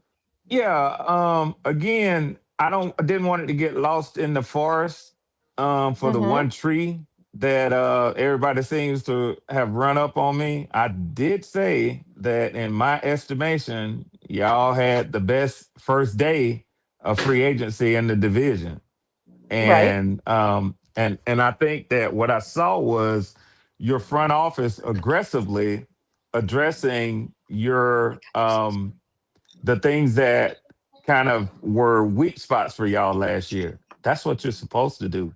If you're gonna throw money at something, why would you throw money at a tight end when your most glaring deficiency was linebacker and edge? They put the money in the right place. And I said that I wasn't so sure that running back was as glaring a need for the Saints as guard was. So that's why I put y'all ahead of them. Y'all stayed focused. Whereas I'm not so sure that they had to go out and get that kid ETN. There are other running backs out there, but they definitely overpaid for him. I could see what y'all did with Phillips, because if I'm not mistaken, Trey Hendrickson is still out there, but he was definitely one of the top edge rushers in free agency. If he wasn't, I couldn't put him ahead of Trey Hendrickson, but I can't think of nobody else who was out there ahead of him. So if you say y'all got the number 2 edge rusher, which was a big need for y'all got the number 1 linebacker, clearly, which was a huge need for y'all. I sound like a fool to sit up here and say that y'all didn't have the best first day. But when they went out and got that guard yesterday, I'm gonna tell you something. That was huge for the Saints, man. That was huge for them. I can't disagree. I mean, they needed a guard. They got a good guard. We got good guards. I mean, so I'm not even gonna debate that. Right. But I I'm still not feel either. still feel like we did best. But I do want to talk about the Rodriguez thing. Yeah. Claire, Okay. we might have to move up in the second round to go get him. But if we do, I'm fine with hear doing anybody else. Can you hear me, AC? I can hear you, Red. If I go out, will you bring me back in? I keep getting dropped. I can't. I don't. If Twan's back, he can only bring you back in. Yeah. Okay, cool. So you can't hear anybody else? Only you. Just tell him to stay there. I can hear you loud and clear, Red. He probably can't hear anybody else. It's He something with can't hear StreamYard that does that. It's not. Yeah. Tell only Red you. just to hold on to Twan get back praying. And he just left. Well, oh no, now and he's repent back. for his sins, and as soon as he get back, we'll let him know that he Okay. can drop out. Who can you hear now, Red? He could just mute his mic. Just you. Just me still? Yeah. You hear me too, sir? PD or Bloody, can y'all hear me? All right, I'm back. I can hear you loud and clear, sir. All right, tell him he can leave now. Okay. Twan, just because I don't know if Red can hear you. Red can't hear anybody Nah, I but can't me. hear So clear. I'm about to leave too. can Red? Can you? Oh Lord. Twan is back? Yeah, I know Twan's he had back. to go pray. That's why I said. All right, so I'll go back out and let Twan bring me in. Okay, sounds good. All right, cool. All right, I'll wait. I'm gonna wait. Yeah, everybody's having issues hearing people. Twan. Look, technical difficulties. Oh shit, Twan, can you hear me? Yeah. Okay, good. I was about to say. All right, I couldn't hear Claire for a second there. So Can you hear me? I'm good. Bloody, I'm good. Can Petey. anybody hear me? I can hear y'all loud and Petey clear. Cacaw. I'm just out of breath. Yeah, I got Petey. I got Pete. I got I had to go Bloody. downstairs. Mic check 1 2 1 2. There you go.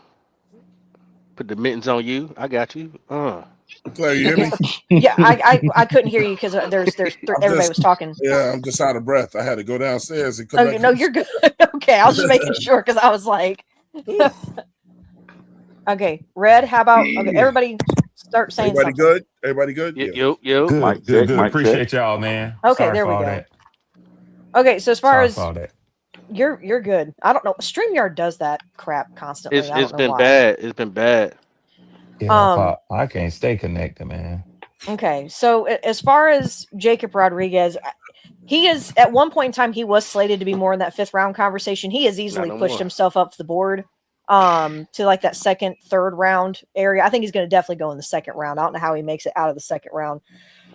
So as far as Jacob Rodriguez, for anybody who doesn't know, he was actually a former multi-position offensive player. He has played quarterback. He has played running back. He's been a wide receiver and a tight end all throughout his, tackle football career up until college. I think he also did some in high school as well. But either way, he is a linebacker now. The biggest thing, and as far as like his athletic traits, something this is, by the way, this is my draft profile. So if anyone, this is not me saying anyone on any other, accredited whatever has said these things. And if they are on there, then it's purely coincidental. We'll hit you with a copyright. That's all she's saying. Anyway, so athletic traits. No, I'm just saying because I don't want anybody to say, "Well, where'd you get that information from?" And it's like, no, we will sue you. We will sue you. I'm speaking for her. We will sue you if you take what she's already said. Thank you. But anyway, oh God. But anyway, so for athletic traits, I think that he doesn't have elite range, but he does have good range sideline to sideline. He is a fluid mover in space. He is above average burst as a blitzer. He's not going to have that elite long speed. But I think for right now, and this is the only knock I'll have on him, if any, is that he would be more functional in that will or maybe even a nickel linebacker role, maybe not for that Mike role just yet. And he's got good lateral agility. The biggest thing about his background and his role evolution his defining traits. He, as far as like a linebacker, things that he recognizes immediately because of his former offensive, roles. Great as far as anticipation, ability to diagnose misdirections pre-snap, good communication pre-snap, and just good overall anticipation, being in that green dot role, which he did have at Texas Tech. He was considered, and this is funny, I read this in an article, they were calling him the traffic cop. While he was at Texas Tech. I don't like cops, so we got to change that. Well, they call him the traffic cop because of him being able to identify everything. So being a communicator, an adjuster, and a stabilizer. For that shout out to Tony in the link too, man. Tony the fan. Hey, Tony, hit the link if you can, brother.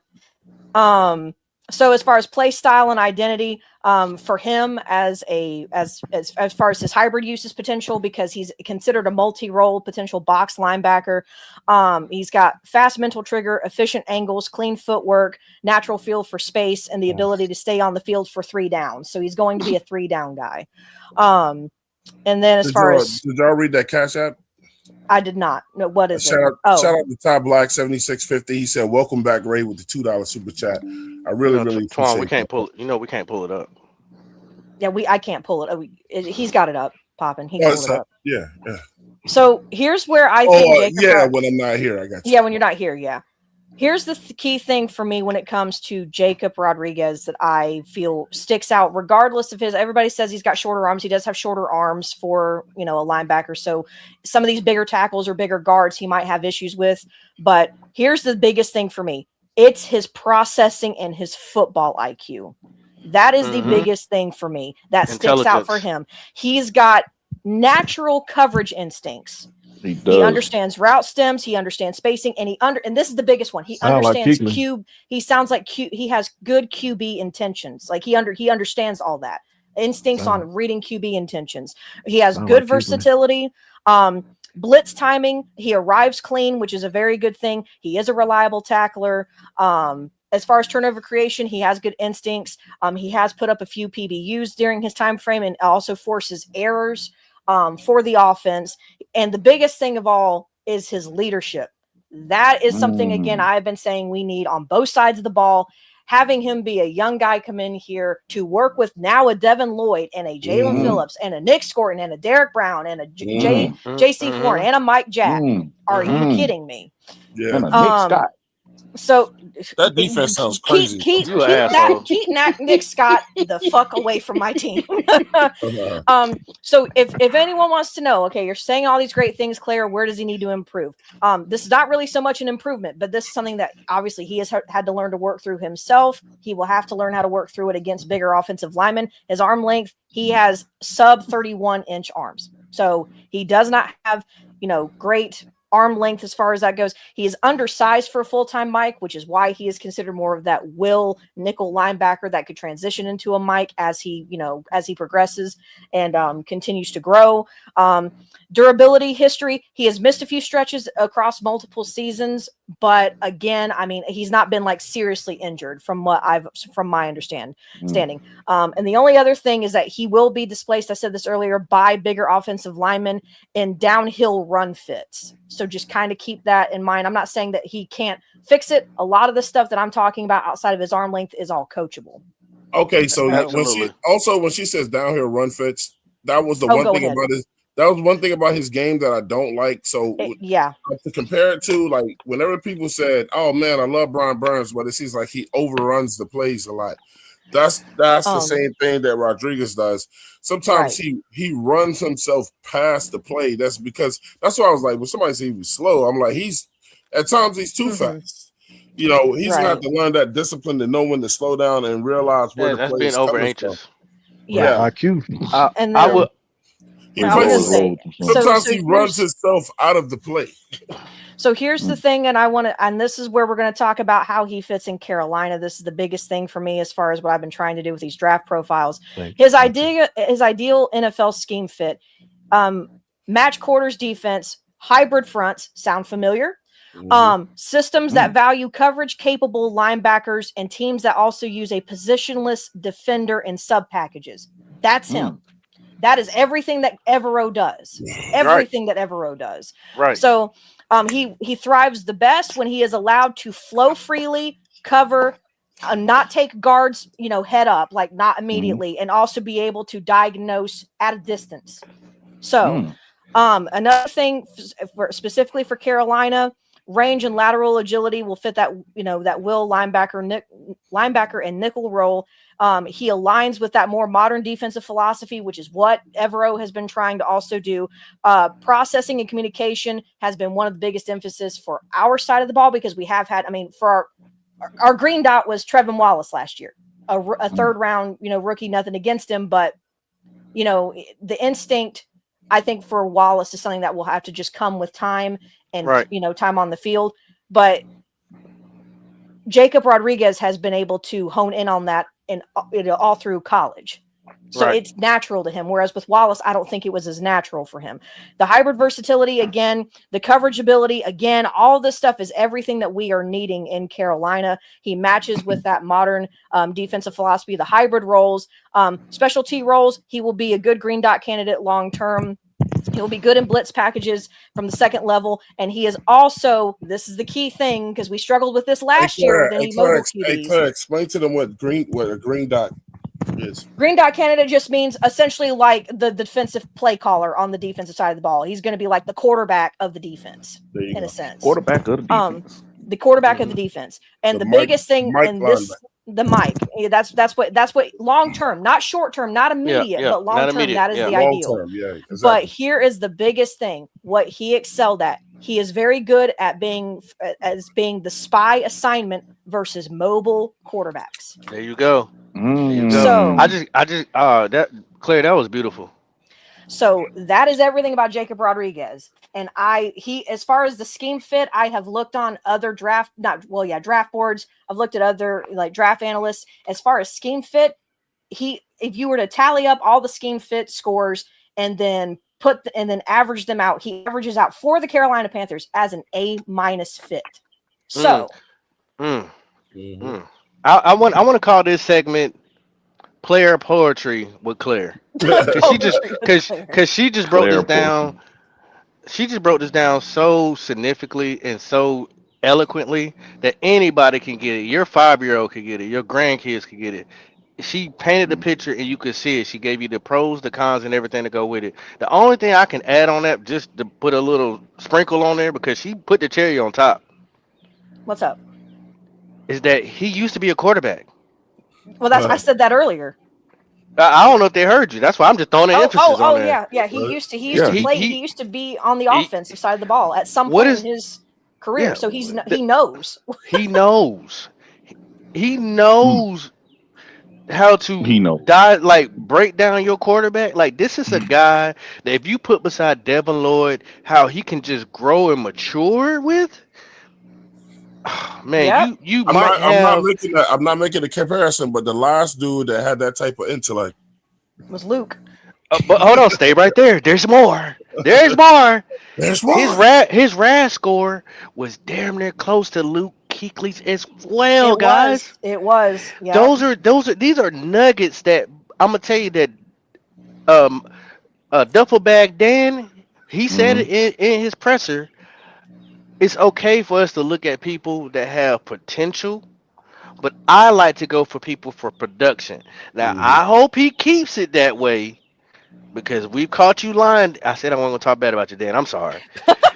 As long as he stay in that pocket. We did catch him lying.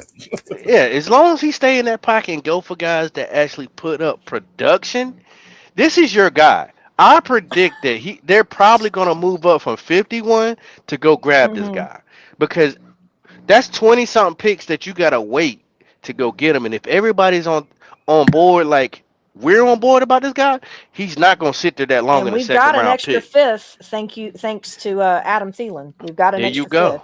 So there you go. So let me that's all I wanted to say. I want to point something out real quick, man. And I'm joking a little bit when I say this, man. But look, bro. I'm proud of this group, man. The 704 Charlotte Bound group, man. Bro, we got Pop, man. Nobody else got no Pop, bro. You know what I'm saying? We got Edge over here. We got a Nick. No. We got Claire. You don't. Ain't nobody got a Nick. We got Claire. You don't. Nah. Nobody got no Claire either, or no Edge. Nah, it's a Will. You know, Nick's alter ego is Will Robinson. Oh, wow. Oh, we're not even. They the same person. Look, let's not Beetlejuice that. Let's not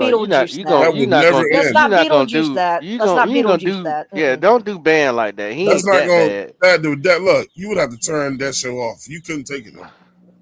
There's now you know what? That might need to be a future show. Nick versus Will on a debate. I will be a spectator only. That would be funny. Me too. When it's going to air, so I can make that's why that would be funny. I would love it. Tap in. Will Robinson, if you hear that, we want to have a nice, clean debate show with you and actually, Nick, and we'll come up with some topics. It's another person who's very what's the word I'm looking for? He has a very strong opinion. It's erroneous, but he has a very strong opinion. Well, these two guys are the most optimistic people you can think of, but love to debate. So is he? This guy I'm talking about is a certified Bryce lover. He's a fucking who? Tell me more. No, we ain't got to do that. I know. Mr. Swarm knows who I'm talking about. Swarm? Who he talking about? His name starts with R. No, not Driver. Oh, running. No, Ronnie would never be over here until you give me my money. Oh yeah. Yo, Ronnie, give me my money. Ronnie, he owed $300. I wish you wouldn't have called that name, man. Ronnie's a broke boy. Y'all are asking. I didn't know. Not Beetlejuicing people. Yeah, I don't want to talk about just got done praying. Don't do that. My fault. I didn't know. I was cracked. You didn't know. Yeah, I don't want to talk about them people. We talking some good stuff. We're not doing the Beetlejuice thing. Well, what I was saying is, man, appear. I love and appreciate all of y'all. I was talking to Bloody earlier, man. But I love most of all of y'all is y'all all got your own personalities. Y'all all got y'all different parts that y'all bring to the show. You know what I'm saying? And I think people like that, man. I think they do. Y'all got good chemistry. I know I like y'all's chemistry, man. And I don't mean no disrespect to the fellas to slight y'all in no way. And I have my own wife, so I don't have to cake for Edge's wife. But I'm gonna tell y'all something. Y'all got something that nobody else has. And y'all got a real queen with AC, man. So she know it. She know it. I appreciate that, Red. Yeah. But can I throw this one thing? Just a small segment of Toxic Tuesdays, because that's what it is. Oh man, it ain't Toxic Tuesday. It is Toxic Tuesday, baby. Turn it up. How? And Red, you're gonna love this one. Turn it up. Turn up the heat. How fucked up is it that you got traded back to the Jets? Geno Smith, my boy. Oh no, my boy. Yeah, he goes back home. Did he really? Yes. Yeah. Oh my God. Yeah. Yes. I mean, how? He's good now. How? Like, how do you? I would have taken anything else, but it's anything else but death, right? But that's what Ed said. No, Ed said that he think the Jets is doing something over there. Yes, they're trying to get the first pick in next year's draft. Yeah, wow. Hey, Red, you know what they're trying to do? and it's gonna start with the head. The head coach trying to get fired. Oh yeah, he going. He gone. They're gonna have a new head coach. They're gonna have the number 1 draft pick to get their pick of the quarterback, and Geno gonna help them get there. Shout out to my boy MDJ. We've been discussing this behind the scenes. Hey, listen, your black ass gone. Man, you cannot have that many black quarterbacks on any team. Quan, it's been doing that to me, man. Your ass is out of here. Like Tony said, he can't get in either. What's up with this link stream? Here, hold on. I think Ray was able to get in when I put the link in there, so I'll put it. StreamYard has been falling off. We want our refund back. Well, it comes too much. It costs so much money, man, for them to be falling off. Exactly. There's 2 picks I didn't like. Go ahead, bro. 2 picks I did not like. JP said, "Stop pitching Woo on the job, man." Oh wow. See that, JP? That ain't me at all, brother. Especially my wife being home from work. So you know that ain't me. You can forget that shit there.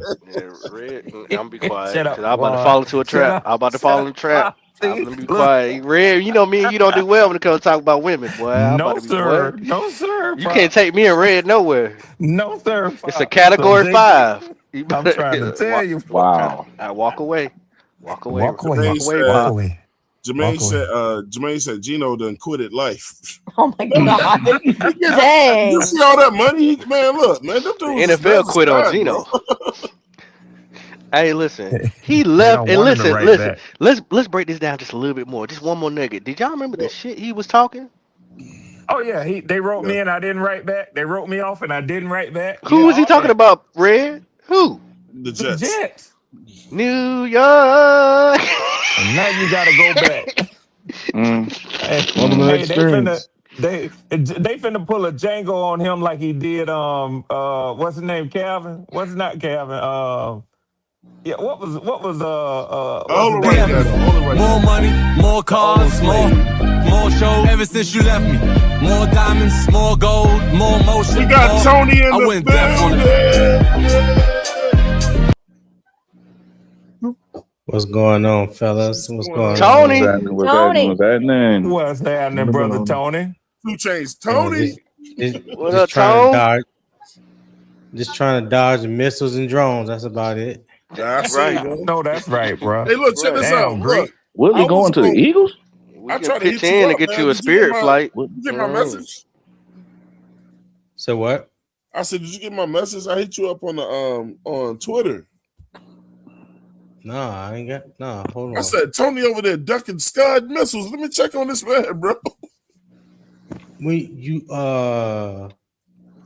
send the instant message through the instant message through Twitter. Man, first of all, are you okay, man? No, we're good, man. This man over there in the middle, yeah. I heard. I said we good. Yeah, I heard. I was like, when I heard they bombed Dubai and then they said Abu Dhabi, I was like, let me check on Tone, bro. Thank God, Tony. Yeah, it's fly back here, bro. Nah, believe it or not, I feel more safer here than I do in the U.S. See, what y'all don't know about Tony is that he's the only black man I know that got a mansion that's a bunker. You know what I'm saying? Like, so y'all ain't got to worry about Tony. He is solidified. Trust. Bunker mansion. What does that mean? A mansion? He got a bunker mansion. You safer out there than you is. Those who get it, get it. You know what I mean? Thank you. I got it. I don't have anything. I don't have anything for you, Twan. Yeah, I sent it. But I'm glad to hear you good, Tony. You know what I'm saying? You know, we chop it up here and there. Me too, Tony. All jokes aside, man. That shit got serious there, man. Nah, I appreciate it, man. But if you need a ticket on Spirit, I got you. I don't think Spirit fly over there. But it's the thought that counts, Red. Why you gotta shoot my shit down? Hey, Red, look, first of all, Spirit won't even make it over there. Yeah, and that's what I'm saying, Twan. They don't let that shit in their airspace. No, sir. Emirates, hey man, this is Delta, yellow plane.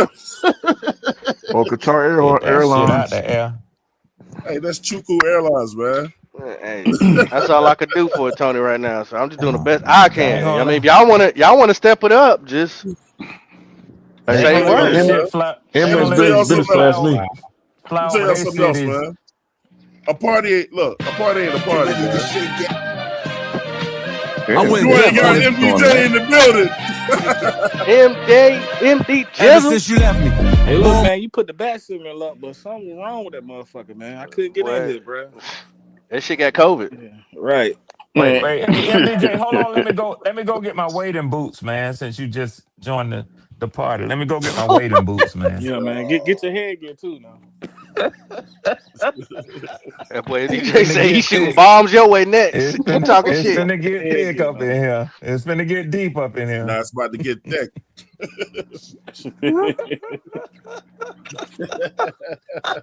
Better come in with soft hands, Red. You better come in with soft hands. Well, I ain't gonna be still on that popping. MDJ, how you feel? Nah, I'm I ain't touching shit, Pop. I ain't touching shit. Put it on charge. You bet not.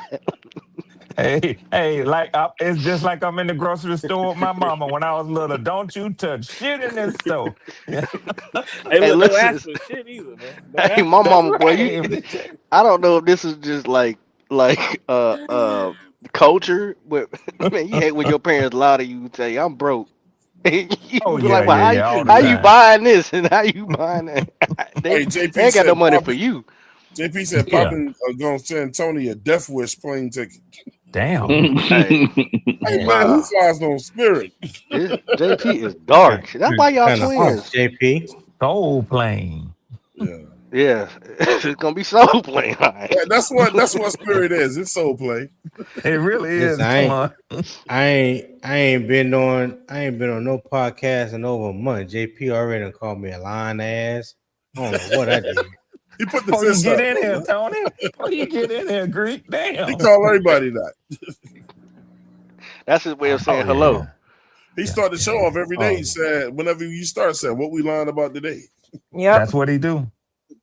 Oh, JP. Yeah, that's what he do. It's just JP. take it as a term of endearment. Have you met his twin? Cool. Me and Tony, have you met a twin on here? Yeah, have you met his evil twin? Yeah, his brother's on here. Bloody. Yeah, He apparently likes soft JP hands. is my evil twin. He likes soft hands. Hey, Bloody, don't claim that ugly motherfucker. Don't listen. First of all, let me go ahead and just put a stamp on this right now. Don't claim the ugly motherfucker. That's crazy. I don't like soft hands. I just said that Devin Lloyd has soft hands because he can retrieve the football very easily. Whatever. That's what I'm talking about. Now all of a sudden everybody want to call me mittens. People think I like soft hands on men and stuff like that. No. So we gonna cut this off of the kneecaps right now. Bloody say no. Straighten that shit out, Bloody. Hey, look, man. Everybody have my name out here drug ain't no rainbow mud around here. No. Oh, shit. My God. You can't leave it up to Poppin', boy. He'll kill you. The mud is Not the rainbow mud. Hey, look. Before he got you, he got me in the chat with Claire. Really? Me? He got me, man. I'm like, I said Devin Lloyd. I said, how you get you in the chat? I said he got. Hold on, I gotta go back and look at it, man. Claire, you was in the chat. See? Me? No. Okay. I said. Claire said that didn't shock me. Claire said that should not be a shock, right? And I said, about David Moore. I said he has great hands. Talking about David Moore. Mm-hmm. What you think Pop put in there? Hey, that's exactly what he said too. Oh my God. Oh Lord. You can't say the dude got great hands. No, man. You can't use no more football analogies no more. Hey, Claire, I just want to give you I think you did a real good job. That was real good analysis on Jacob. Thank you. Thank you. I've had to doing that with a lot of these draft prospects, not in the first round, because there's a lot of, for once, we're not picking so high that these high caliber guys are going to be in reach. So I'm not even bothering with a lot of them. Right. So, no, I appreciate it. Jacob Rodriguez has been, I hope we can get him in the second. I really do. So, all right, let's glaze some more. Let's glaze. Carolina Panthers are building something serious on the defensive side of the ball. At all three levels now, there are legitimate superstars. Just a handful of hours after paying $30 million a year to bring Jalen Phillips in to be their star edge next to Derek Brown, Devin Lloyd has agreed to terms to come to the Carolina Panthers and be their star linebacker. Every player that I just mentioned may not even be better than their number one corner, J.C. Horn, who's one of the top DBs in the league. But the most important thing is the statement that's being made right now. I talked about Jalen Phillips being one of the 5 best signings from day one. Make sure you follow so you don't miss any more of this informational NFL content, simply because the Carolina Panthers looked the Philadelphia Eagles in the eyes and said, we're just going to outbid you. Devin Lloyd was getting cash thrown at him from multiple different teams, and the Carolina Panthers looked in the eyes of those teams and said, we're going to outbid you. We are not messing around. We're a legitimate team. This is not just a big signing. This is a statement from the Carolina Panthers. A statement saying, yeah, the NFC South isn't great. It's up for grabs. We can win it, but we're not playing around. We're not just focused on the NFC South. We are focused on becoming a legit contender, a legit team. And on the defensive side of the ball, it is absolutely there. And on the offensive side of the ball, you have the offensive rookie of the year, an awesome young receiver room, a ton of talent in the offensive line room, and a team that's growing together from the ground up. It's an extremely young team. We wait to see how the pieces come together. Notice he didn't say anything about the quarterback. Notice he didn't say anything about the quarterback. Notice he didn't say anything about the quarterback. He's running At least somebody got some sense. He's running a respectable talk up the He's running a defense and all the respectable various positions podcast. and mention one player on the offense. Yeah. Huh? Yeah. Mm-hmm. Can you hear me? Well, you can hear you. I can hear you. I said that was a little deflating. I don't maybe it's just where Twan cut it off at, but he said some good stuff. You know, top level players at every level of the defense, and then he mentioned one player on the offense that left a lot to be desired. Yeah, Well, he did say something about the offensive line. So. He just didn't say nothing about our quarterback. Nothing really. Well, one thing I know that sounds like expectations. That's what it sounds like. Back out again, Twan. I cannot hear. Only person I can hear is Claire. Look, you can hear me, sir? Look, I have not done shit to StreamYard. I promise. I promise. I have not jinxed StreamYard. I have not done anything I can't hear Claire, so I'm gonna reload again. I don't know what's so going he can't on. hear either. It's crazy. Oh my God! What is it, Tony? I think it's the Apple products. Yes, Tony. I can hear you, Claire. I can No, hear it's you. other people. Product, man. The Apple products. Good product, man. What you mean, man? I know somebody that's in here though. I know somebody that is in here. We're gonna do it like that, bro. I went deaf on it.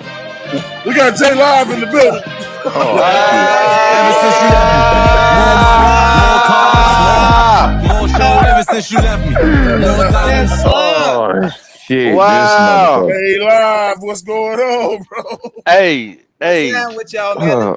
Listening to y'all. Oh my God. Entertained, man. Mr. Swole, why did you bring him over here? I didn't invite this. I did. I sent it to him.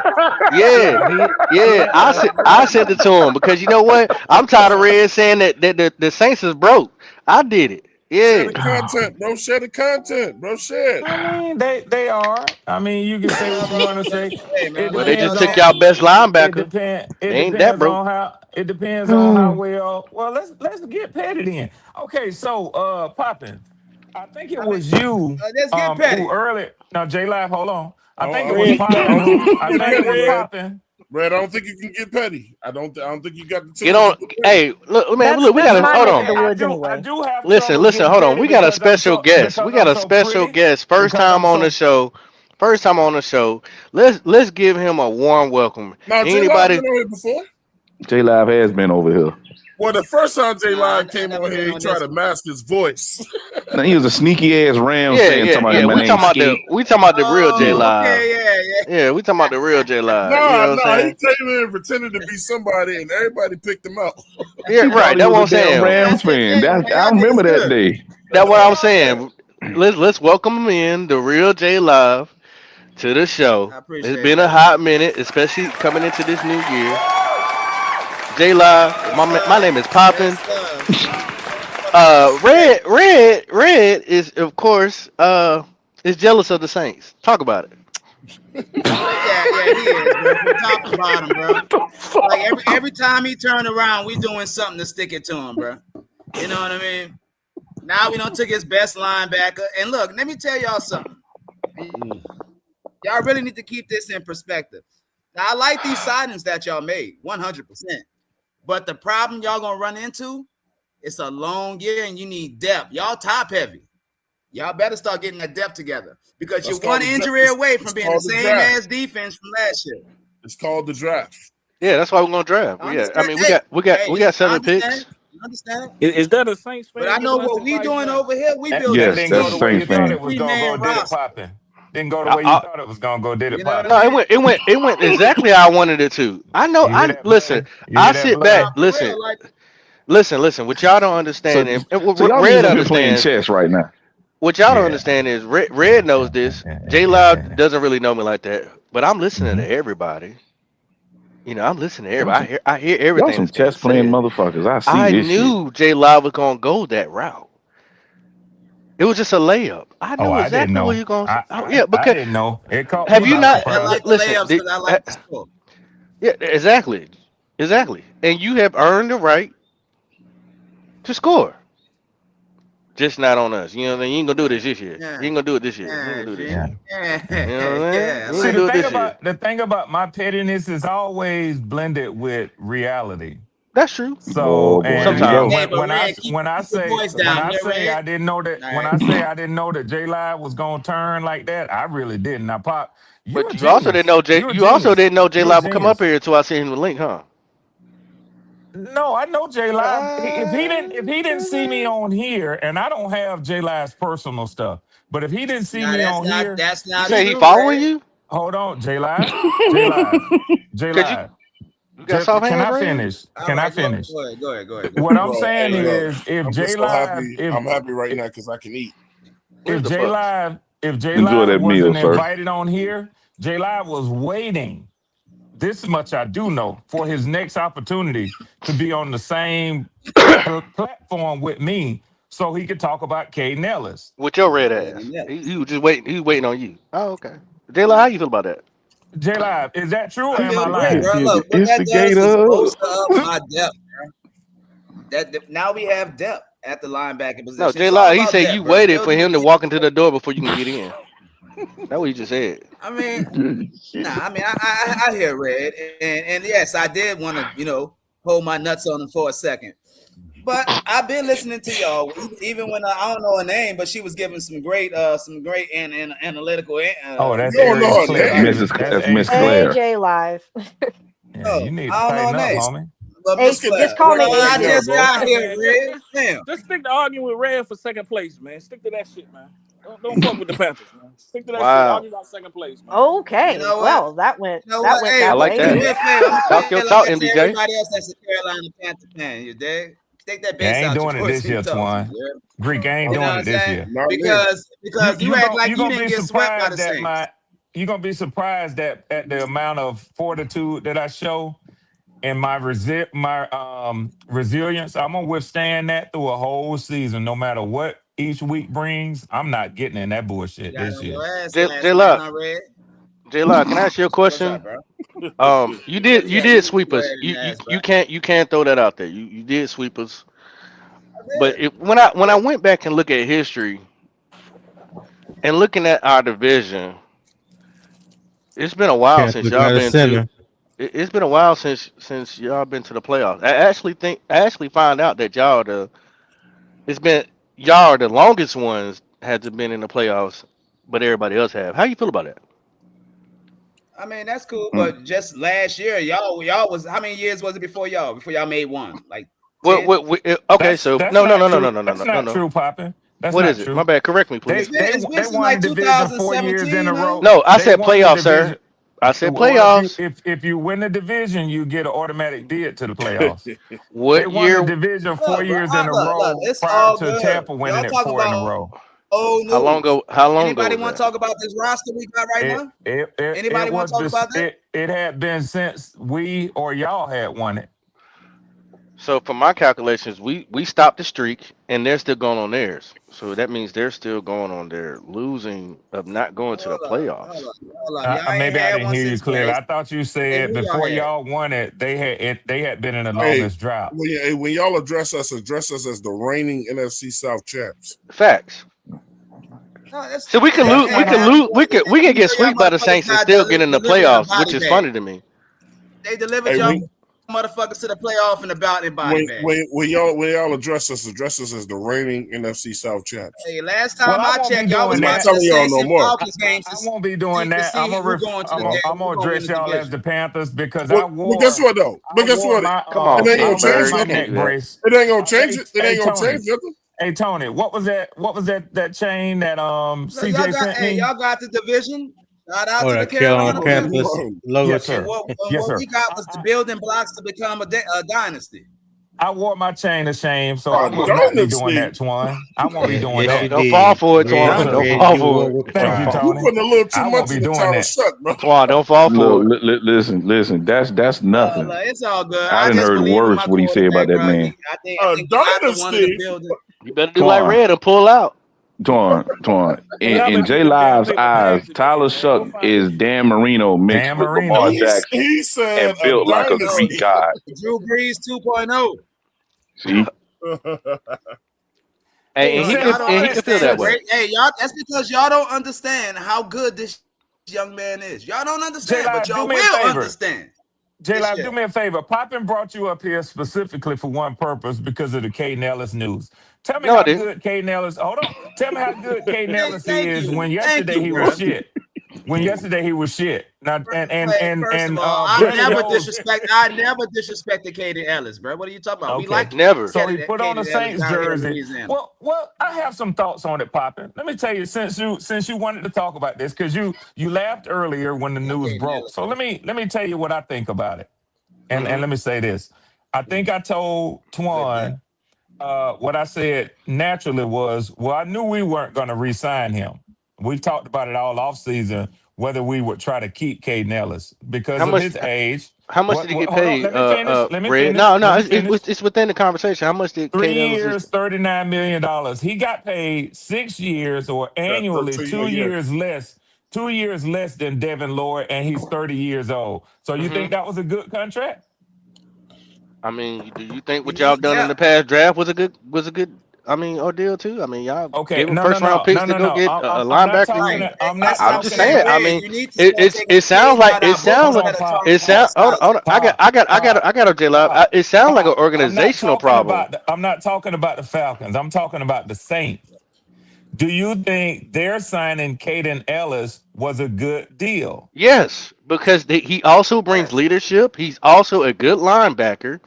And they just lost a Hall of Famer linebacker in with the New Orleans Saints. And y'all just lost. Hold on. He's definitely a good linebacker. Hold on. Which I know you agree, because that also a void.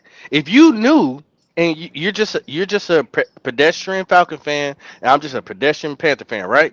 If you knew that about your own linebacker, it would seem like you would try to go out there and get a linebacker too, knowing that you weren't gonna keep that one. Right? Well, at 30 years old. We already have one. What is day 2? What y'all doing? We have one. Sleep in y'all nest. We have one.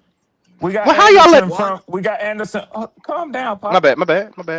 Panthers signed the center. Excited. Oh, we signed the center. Let's go. Yeah. Ooh, who we get? Luke Fortner. Yeah, for 1 year, right? 1 year deal? No, yeah. 1 year rental. Yeah. 1 year, $4.4 million. Depth, quality depth. That's what we doing. We building a roster. We getting ready. No, that's the Panthers. That's the Panthers. That's what I mean. Y'all all over the place, man. Let me see. Travis, they got Travis. That's because we got shit to address, Red. We ain't fucking around. What y'all way overpaid for? Y'all overpaid for Travis Etienne. Right, look. Luke Fortner's not a bad center. No, he's not. Y'all got David Edwards. He's a former Husky, isn't he? That's a good sign. UConn Husky or Washington Husky? That's the one I gave him credit for. Luke Fortner went to Kentucky. And he backs up McCoy. Okay. My bad. That's great. Oh, okay. You're a Wildcat. Noah Fant wasn't bad either. He came out the same year. No, that's great. Number 2 tight end. Juwan Johnson is the number. I think he's about the second best tight end in the division. I like Juwan Johnson better than Cade Otton. I like him. Boy. Hey, those guys that left the team. Twan, the Commanders got your boy that you wanted a couple years ago, Leo Chanel. That's a good pickup. That's a good pickup. They got him at linebacker. I expected the Commanders to do something. I do got a question for MDJ. Did you see that we're in talks with Kamara? How you feel about that? Remember we talked about Kamara earlier. Nah, me and him was saying we liked it in the draft in the chat. Yeah, I want him. I want Kamara, man. It'd be nice to take him. I like him. I like him as an upgrade over Rico. You want him? I think Kamara. I think now y'all like him. Just a couple minutes ago, he want barbecue. J Live. He wants Carolina barbecue, bruh. Yeah, I'm I heard. He Look, can't handle he tired of crawfish. Guys, let me Give say him this. some sauce. I think the bro. all I know is with the Saints, him. you can see what's going on, bro. It's a new era. Twan, this nigga gonna overtalk you every time, Twan. Yeah. I think he's low. That's okay. is. It's okay. I just had to deal with Nick yesterday, bro. Hey, this guy is That is low. what's his name. This guy's high reward, low risk. Because we ain't gonna pay him a whole bunch of money, and he know that. Who you talking about? Kamara. Kamara. He see what's going on with the Carolina Panthers. Yeah, he injury prone anyway. It looked like the Saints shopping Kamara and Olave. And then when we play y'all, you know what Kamara gonna say? You know what Kamara gonna say? Y'all better buckle up. If y'all lose Olave, it's over for you. Man, he is nowhere. Dan Marino. I ain't gonna do that. Now let's look at who y'all lost. Y'all lost DeMario Davis, Alontae Taylor. The heart of that team, the heart of that defense. Alontae Taylor. You lost your boy Jordan over there, Freak Box. Mm-hmm.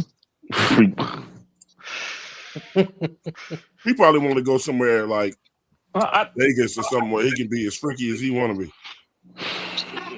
No, hey, look, I don't know about Cam yet. He's still on there right now. Yeah, he's still on there right now. He's still on. You think y'all gonna bring him back? They released him, didn't they? I thought they said they had already released him. No. They did release him yesterday. No, they didn't. Because they allowed them to go. His contract fully voided today. They didn't release him. They announced that they was going to release him. And actually, hold on. They never said they was going to release him. They said they were giving him the opportunity to go test free agency. Okay. Hey, do y'all look? Nobody's gonna match the same type of money that he don't. Hey, saying that he's getting from. Hey, Claire, this is off subject. Hey, Claire, but hey, what's up? What's up? The best candy in the world is Jelly Bellies. Hell no. Jelly beans. I mean, look. Jelly Bellies. Yeah, it's Jelly Beans. I fuck with Jelly Bellies. So I mean, I agree. I don't fuck with jelly beans, man. I don't really like it. It's them chewy lifesavers, the best one. I like gummies. Matter of fact, take it another notch. I'm just a big. The Jolly Ranchers gummies, all of them. There you go. See, I knew I like Claire. And this is just me. I love sour. Anything that's sour gummies. That's me. But look, man, them gummies for me, man. Them gummy the thing with the this one here is the touchdown. Claire, know this. The thing with the Jelly Bellies is you never know what flavor you gonna bite into. That's crazy. Yeah, well, that's where it can get a little interesting. Twan, you sound like a munch right now. Right? Really, bro? I'm a Harry Potter fan, so the Birdie Bots, Jelly Bellies, you definitely don't know what the hell you're biting into when you eat those. Nah. So but look, I love those. It's something about biting into a jelly bean that tastes like buttered popcorn that just does it. Kind of weird. It's not getting weird. It's food. I ain't trying to eat no candy that tastes like no popcorn. Y'all know I can't handle this type of conversations. I don't know why. Get off topic. Pete, let me ask you a question. Hold on. NDJ saying something. No, I was saying, what's Twan over there doing? Throwing them in the air, catching them and shit or something, man. It's the first time I ate today, bro. Everything he missed during having COVID. He got munchies right now. Talk to me. I need your analysis on a former Alabama Crimson Twan, I'll be right Tide back. defender. Who that? Do you remember when y'all had Christian Harris playing linebacker? Yeah. Christian Harris. Okay. Light skinned dude. I sure do. Yeah. He went to Spring Valley. He's from my city. He was solid. Yeah.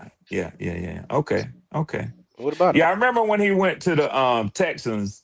And Tony, you probably remember him too. I know I forget, Tony, you do a lot of scouting. When he went to the Texans, he was having all-pro rookie his year. Solid, but he had an injury. He suffered an injury, so he sort of fell off a little bit. But Poppin, just because you asked about linebackers and why we chose not to do anything with K. Nellis, I can tell you that our new GM wouldn't have spent that type of money to get into a competition, a bidding war over Caden Ellis, he kind of said y'all can have. Well, I mean, I'm assuming that there are other teams who probably wanted Caden Ellis services, and it looks obviously like the Saints got him, but I mean, that's what I I'm don't saying. know if They it was a probably bid. Got him for 11 million. He's not no Devin Lloyd. He's not no Devin Lloyd. Yeah, and that's what I'm saying. So, but they paid a comparable amount to a Devin Lloyd, and they didn't get nowhere near the player that Devin Lloyd is. I wouldn't say comparable. Devin Lloyd getting paid $50 million a year. Good, touche, Red. He getting paid $15 million a year. Touche, Red. Ain't gonna shit on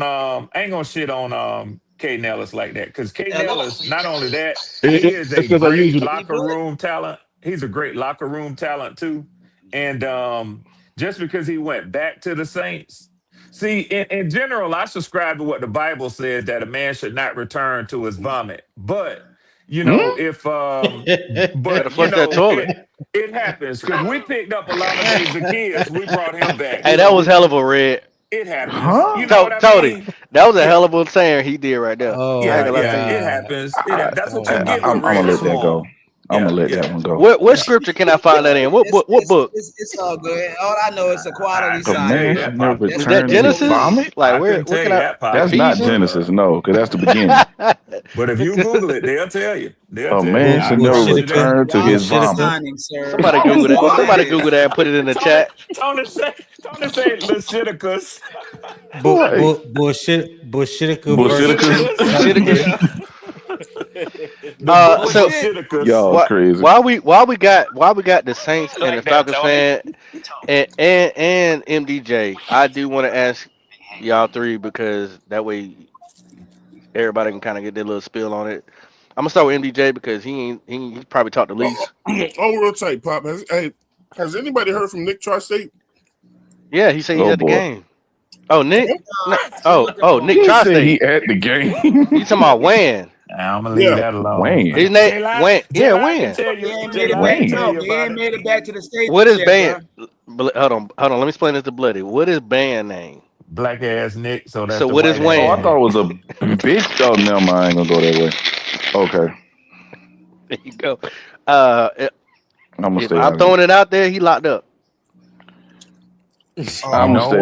You know what, Pop? Why was I thinking that before I asked though? If y'all remember, I low key talk. If y'all remember months ago, Nick I left them two messages. I was Tony gonna explain to you. Okay. No, I'm saying y'all remember a few not too long ago, like maybe 3 or 4 months ago, Nick had mentioned that he had caught a charge over there where he at. He was possibly looking at some time. No, he got a charge and he left where he was from and went somewhere else, and he was running. Oh, okay. Oh, I'm out my business. I don't know what. Remember how he said he was cross seas?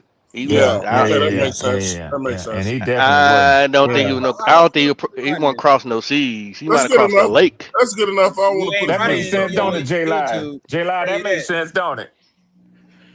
But let me ask the question though. It don't make sense if you running. Why you on YouTube?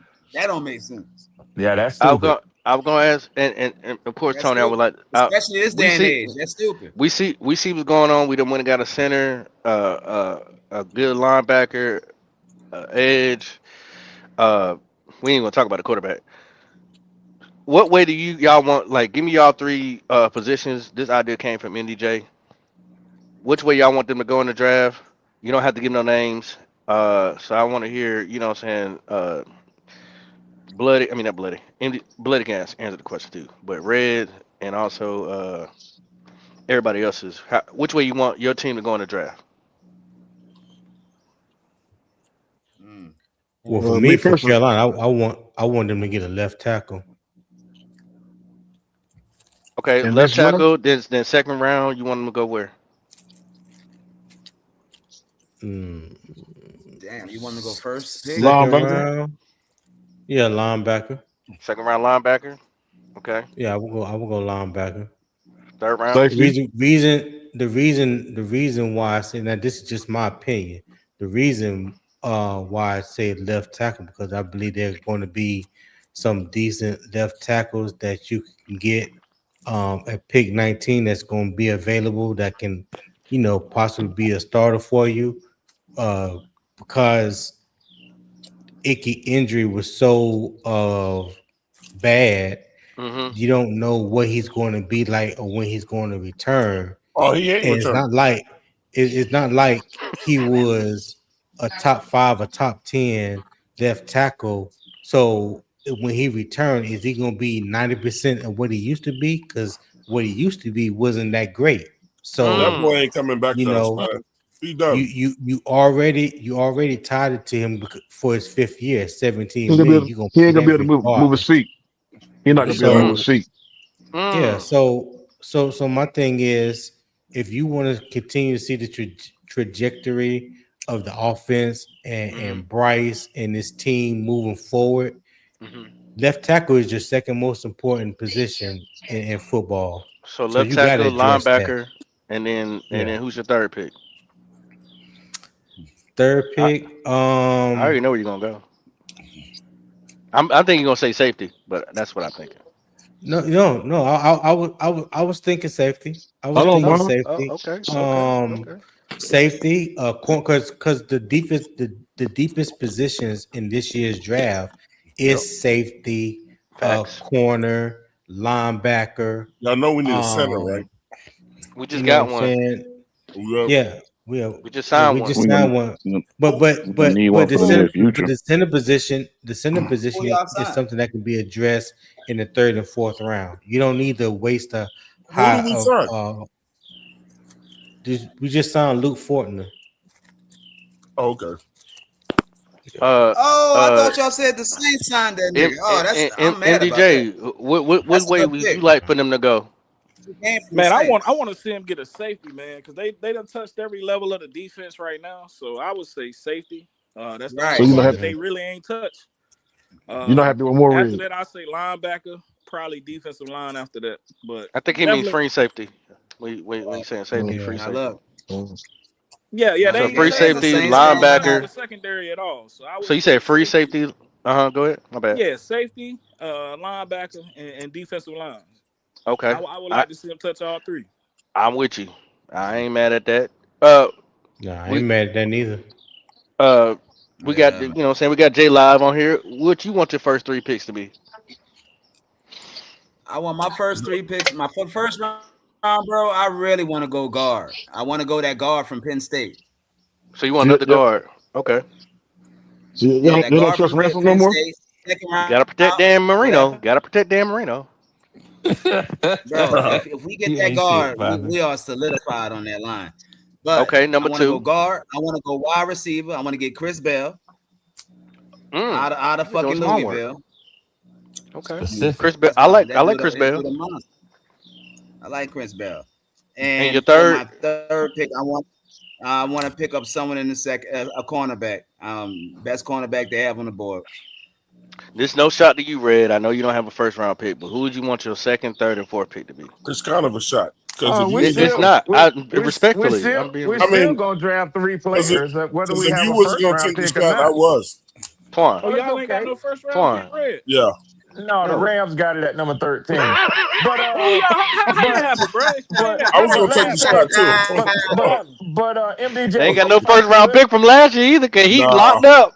If I could, with all the this is an ABC conversation. It's an ABC conversation. Wow. So how many picks y'all got in the first round, Brad? So what I'll say is how many players we have from first round picks, or how many picks we have in the first round? Y'all have? How many picks do y'all Hold on, man. Let them get to eat. We y'all picking the second round? Let's talk about the last 2 first round picks. Hold on. Let me ask you this. How many picks do you have in the first round? How many do we? Yeah. I mean, the Panthers. Nice kids. We got one, but let me try you again. We got one, but we can. Let me try you again. We got one, but we can have 2. No. I'm talking to the Tennessee Titans. Now, let me ask the Panthers fan. How many picks do you have in the first round? We got one for right now, but we can have 2. Okay, that's all I wanted to know. One. One's better than none. So let me say this. I'm knowing how fast. Really and truly, I can tell you. How many picks is the NFL award each team in each round? Listen, you going down this rabbit hole. We just want to know what your second round, third round, and fourth round pick gonna be. Hey man, put some money on that boy books, man. Put some money on his books. Hey, Petey, would you like to tell me where one of his first round picks is currently? You said what happened? Where is one of them first round picks Atlanta had last year? Is he gonna be on the team this year? You know, I really can't blow the show up. No, I really can't blow the show He up. gonna be in jail. In jail? Okay, yeah. Yeah. Come on, y'all. Give Red some patience and let him get through it, man. What's your second round, third round, and fourth pick? What would you like it to be? I don't need it because guess what I do, Poppin'? Everybody participated. Everybody participated, Red. Just give us your second round, third round, fourth round pick that you would like to have. What positions would you like to have, Red? And check me out. I can listen to the comments without commenting. That's not necessary for me for y'all to have your laughs. But if you don't mind, just let me make my point, then continue with your laughs, and then I'll make a point occasionally, and then you can have more laughs. That's typically how the shows go, right? Are you going to start with the second round pick? God damn. I don't know. I'm back, y'all. That's what we asked you. Damn, second round, Red. To be honest with you, Poppin', now when it comes to the rounds, so that's what I thought the question was, right? So what my team's needs are, regardless of where they make the picks at, are a number 2 cornerback, a number 2 wide receiver, and a interior defensive lineman, a run stuffer. Those are the top 3 needs. Okay, so who do you want in your second, third, and fourth? Now, what I think my GM is going to do. No, what you want. I'm talking about you. No. And I didn't ask anybody what they want. I set my expectations based on what I'm told they're going to do, because they don't do that. If I sit up there and I have expectations outside of that, then I'm kind of foolish. If you expect for y'all to go out and get competition for Bryce Young, you're kind of foolish as a Panthers fan. So what I say is I base my expectation on what the GM has said. He said that this will be the last year that the Falcons will enter the season with 5 draft picks. He said when his first year with the Bears, they started with 5 picks and ended that draft with 10. So that tells me that he's probably going to move back every opportunity he gets to accumulate later round picks. That's what I think he's going to do. Okay, what do you hold up, alert. The Carolina Panthers have just signed another tackle, but I don't know what name. Claire, do you have the name on that? We did. Yep. I can't find it. It's from 2 different sources. Well, while we find that, Red, can you give us what you think your GM is going to be giving? Okay. While we find a name. Hold on. Stone Forsythe. No, 2, I'll 3, wait. 4. He said they're going to trade back to the third round, man. Okay, so they're going to give up the second. Get 2 picks in the third. Damn, bro. Well, thanks for answering the question, Reg. Yeah, I mean, everybody went through it smoothly. He had the hardest time to try to predict what his GM. Well, that makes sense. That kind of makes sense. Red, hold on. I know who he is. Stone Forsythe. Stone Forsythe. He's from the Seahawks. I know exactly who he is. Oh, that makes sense. Yeah, that makes sense. Yeah, he's been with him for. Why does that make sense? I'm just curious. You losing. Just the history of some of our coaches who have been at Seattle. That's that. I figured they would. They pull someone from Seattle almost every year. So yeah, I'm back. You know what I'm saying? Yeah, I got you. I follow you. Yeah, that's all. Because Mike Jack came from Seattle. We got someone else from Seattle, I think, last year, and now we've got this guy. So. Yeah, I still don't see it nowhere. Jeremy Fowler. Jeremy Fowler posted it on ESPN. So, and I trust Jeremy Fowler. So it's all. Is that a good pick? Is he a good pickup? Yeah, he's decent. Yeah. Hey, Claire. Yeah, I was gonna say he's not gonna be like it wouldn't be like if we had picked up who was it, like Tyler Linderbaum, or he's not a Rasheed Walker or anything like that. But I mean, depending on what they're trying to do in the draft, I mean. I think he's a good pickup for him to be, considering we don't have a left tackle right now outside of a swing tackle in Josh Nijman. Yeah, he's better. Let's just put it that way. You know a pickup I didn't want though. Really and truly, he a big boy too, Petey. He a big boy. Oh, Stone, Yeah. of course, size. He's a big dude. He tall too. I didn't. You know, likely went to the fucking goddamn to the Yeah, he fucking followed his Giants. coach. He followed his Yeah. coach. That's typically the way teams do. Yeah. The Ed Some put it in people the don't like Discord. learning the new system, right? Ed put it in the Discord. I will put it. I will put it in the Discord. I will put it in the Discord. My goodness. Oh my God. Can anyone tell me why we re-signed David Moore? Man, because I can explain it to you. Number one, he's Twan's favorite wide receiver. Yeah. Number two, he's Yeah, butt buddies with he's butt buddies with Canales. Canales. He said he would not play with anybody else but Canales. So the other thing though, that used to be Well, he got hurt. favorite target, bro. Well, he ain't light-skinned enough. Same thing that y'all said about I want to bringing in say the something, tackle. but look, man, I don't Familiarity. care about that. Look, I'm a man. Look, I know Pop gonna say something, but look, the dude don't drop balls, man. He don't drop the balls. Passes. Soft hands. Yeah. I'll say passes. I'll say passes. Just so everyone knows, He drops. He Stone is almost 6'9", by the way. I told Just so y'all know. He's tall, bro. Yep.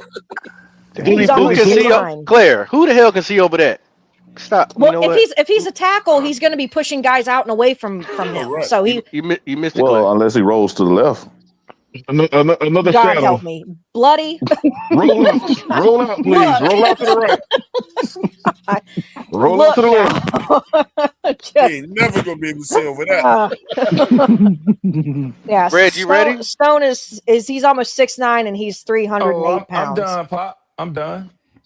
No, it's more like a boulder than a stone. Yeah. It took me a while, but I think I listed the three areas. There are more that we need, but since everybody else was naming three, it's just the fact that y'all got to hear y'all's because nobody spoke up when each of y'all was talking. Now, I'm not complaining about that. I'm used to it. You always got to throw some mess in there before we definitely asked. We Yeah. said start giving us a history lesson. Hold on.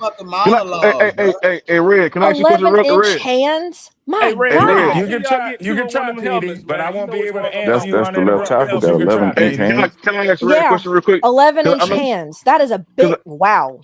Because I know the Atlanta Falcons. They picked up Zacchaeus. Hopefully, he can walk. receiver. Yeah, I like Zacchaeus. Alameda Zacchaeus, we drafted him. Is he gonna be like another slot guy? Well, he's better than Darren Mooney. 80% in the slap. And Cam Hayward just went back to the So is Steelers. that right on the wall that y'all getting rid of Mooney? Oh, so he ain't Mooney retired. already He's gone. already gone. Nope. Yeah, shit, where you go? He got a good chunk of change for him to not be retiring either. Hey, Leo So Chanel. I guess Calais Campbell still gonna be in the league too, huh? Shout out to Where did Mooney go? We cut him. Shout out to Leo Chanel from the Chiefs who went to the Commanders. I said that earlier. Now, I hate to be toxic on Toxic Tuesdays, but didn't I tell you? It ain't Toxic Tuesdays. Why you keep trying to change it? Didn't I tell you, Red, that Darnell Mooney was a NFL slut? You did. I told you. You did. Yeah. Where did he go? He hadn't been picked up yet, but he's a free agent. We cut him. He don't play for everybody. So he's basically Nelson Aguilar 2.0. Y'all let it go a lot of players, bro, but y'all ain't bringing nobody in. He's only playing for 2 teams. Hey, Red. That's because they don't want to play for the lemon pepper. Hey, Red. Lemon pepper steppers. They don't want to play for the lemon pepper steppers. I hear MDJ. I'm waiting till I can hear you better, man. Hey, Red, and also Red. Hey, why the NBA cancel y'all stripper night in Magic City? Why yeah, you the think Magic they City canceled night. it? Why you think they canceled it? Man, they should have let that roll, man. But no, I'm asking you. Why do you think they canceled it? I know why. I don't watch NBA. I know why. Well, Red get mad. Hey, Red. Yeah. Hey, man, why J Live and Pop keep taking you off the dribble like that, man? Taking me off the what now? They take you off the dribble, man. They keep dunking on you and shit. Why you letting them boys? Yeah. Crossing I you don't up. play- I don't play basketball. Hey, you know what? It's not even play red fault. It's basketball, the man. Falcons, bro. He don't Yeah, play I don't defense. play basketball. MDJ said they constantly hitting you with that hezzy. I used to watch basketball, but that shit boring, man. I don't watch It that is shit, boring man. as hell. So Red. And the Hawks suck. But Hey, Red. They do. They Guess do. who spoke up to get that stop though? Luke They do. Cornett. Hey, Luke Red. Cornett don't even play for the Hawks. I don't know who he is. Hey, Red. Hey, Red. I will give you flowers though, because one thing about Tua, he'll be good for y'all if y'all got them deep threats though, because he like to throw the ball them deep threats. Anybody that's speedy that can get back there, he can definitely launch that ball. I gotta get to it. What deep threat? I'm not entering PD. As I'm long not as he can entering stay this awake. season. I'm not entering As long this as he season can with any stay expectations. But like I said, I Where don't you have at? any expectations for Red. anybody in the NFC Red, I South. call cap because don't you got money? Don't you hold on? Don't you got money on y'all not being last in the division? They kept Pitts. They re-signed Pitts though. Hold on, I PD. don't not on us not being last. On the Saints winning the division. So you got Saints winning And division the and Saints having a better record and the better record. so Yeah. Saints gonna have a better record. And as long as you don't place what, you win your money, right?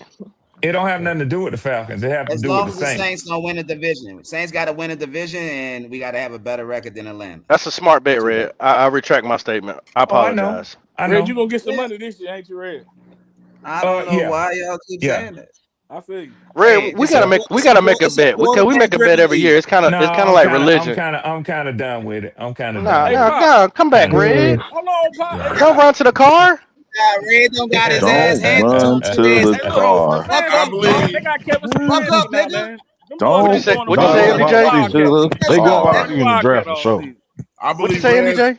I believe They Red gonna run White sat Wildcat down all and season, said no Pop. more. Wow, ain't nobody. Man, MJ, you wild. You talking about Hey, they gonna Ray, run don't be Wildcat? raising your damn voice here. Don't raise your voice. I'm trying not Because to. we ain't trying to hear You that heard shit me in the this house. morning, J Live. You heard me this we morning. go. I'm Hey, trying look, not Red. to. Harbaugh just change my took another ways. Raven. So You did. I ain't So what other Yep. Raven he snatched? six-time Pro Bowl fullback Patrick Ricard. Oh wow. Who got that? The Hey, Red, I think Giants from the Ravens. John Harbaugh told them what. running in front of that running back they got. Oh my Yep. God. Red, not even Him talking and shit. I think Scatterbo. y'all should try to go get Greenlaw. Talking about that fullback Scatterable. No. What does he play? Patrick Ricard is a fullback. But him and Scatterbo are To going me, to be in that Scatterboo is a backfield. I like fullback. Scatterboo, bro. Scatterboo's built like a They must be fullback. He they must be runs like a trade partners, fullback. man. No, I mean, What he does does. Greenlaw play? He runs you talking angry about as the shit. linebacker, Greenlaw. Yeah, And he's Greenlaw. not gonna last long playing that style, even though that's his style of play. We probably will bring in a linebacker, but I Y'all don't better think go it'll get be a Greenlaw. splash. Well, Poppin, you may not realize it, but we have this guy named Divine Diablo. So Nigga. Divine You act like you the Devil. Saints and act like y'all broke. What's going I'm on, okay. bruh? Yeah, What's you going don't want on, to go. bro? You don't No, want to go that's against That's a not hell the of a approach. name. That's not the approach they're That's taking. a dope but I, name. but What are I you talking think about? what they're, but The I think Divine Devil? one of Divine the things. Devil. I think one of the things. Sorry, that they're Red. I'm doing- sorry. I'm sorry. I'm No, sorry. you I all just right, think he's got a AC. cool name. You all right, AC? Yeah, he does. He does. His daddy was getting down that night. He said, "You gonna name this boy Divine?" Right. Okay. Right. Divine He ain't pull out. Devil. Yes, sir.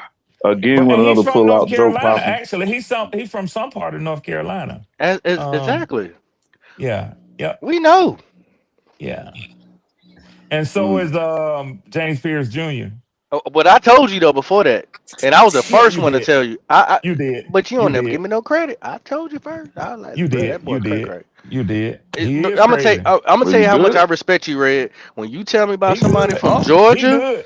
when you tell me about somebody from Georgia, I respect it because you right Well, there in the state. I told you about And when I somebody tell from you about Georgia. somebody from Charlotte, I told you about you gotta somebody listen from to it. Georgia. I told You you did. about the greatest player in Carolina history from Georgia. I know. Yeah. I know. But you know, I gave you credit. Just saying. Yeah. No debate on that one. Oh, he's from Winston-Salem. Okay. Yes. Got quiet. I didn't know Got that. quiet when I dropped that one. Divine Let me pick the Diablo. mic I didn't back know he was up. from Winston-Salem. Let me pick the mic Oh, back up. so Diablo's from the Demon Deacon area. Yep. AJ Live, I'm gonna tag you in. I'm gonna be quiet for a little bit. Makes a You lot in? of sense. Yeah, I'm gonna pick the mic back up. Here Hey, you go, J listen. Live. You can have the mic. You can have the mic. Hey, listen, man. I don't disagree. I don't disagree with the safety. Us picking up safety by no means. But are we losing faith in Ransom? No one's losing faith. You can't. It's hard. You can't lose faith in someone who's a rookie that you picked in the 5th or 6th round. I don't think that's what's happening. I don't know where the idea that people where's the idea coming from that people are losing faith in Ransom. I'm just curious. Because y'all haven't gone out and gotten a safety. Yeah, because we keep going to the safety. Like, I mean, granted, I don't disagree. We need safety. What do you mean we keep going? What do you mean we keep going? Because people keep talking about like shit. We still need safety, including myself. We need a free safety. We need a free safety. And Lathan is not. Lathan has played at free safety. Well, no, but listen, Lathan Ransom has played and spent more time at the strong safety position than he has at the free safety position. That's a fact, he has played AC. free safety, but the reason why we all talked about it when we drafted him, and even before then, he had the best run defense grade out of not just the safeties. Every player in that draft class with a 93.7. He had the best run coverage grade. So because of that means he was oftentimes used in the box, and he was usually in that strong safety position. Mm-hmm. So he's going to be interchanging with Morig, and he will be developed behind Morig. We need a true free safety. Because Nick Scott ain't it.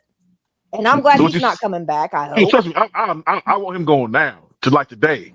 Like right. Not on the team. He's a free agent. He's a free agent. Yeah. Glad. I'm glad. So unless all of a sudden something pops up that says, "Hey, he back," he's out of here. So hey, Claire, look, I don't care what kind of safety Ransom is. All I saw was a dude cracking backs last year. Yeah, he's the same thing as Morig, though. Twan been saying. He can do both. If he's played at free safety and he has done well, is that where he thrives? No, but can he do it? Yes, because he has done it. Back operations, bro. So Twan himself just said he giving people back operations instead of intercepting passes and ball hawking. Well, true. Well, that's because strong safeties don't do that. So, but they don't. Strong safeties are not really going to be your ball hawking type of. That's your free safety. No, they're your in the box type safety. That's what one's supposed to. That's what I'm saying. Go ahead, Hey, AC, I apologize. Pop, if I were to make a suggestion, I would suggest that y'all do what y'all did earlier.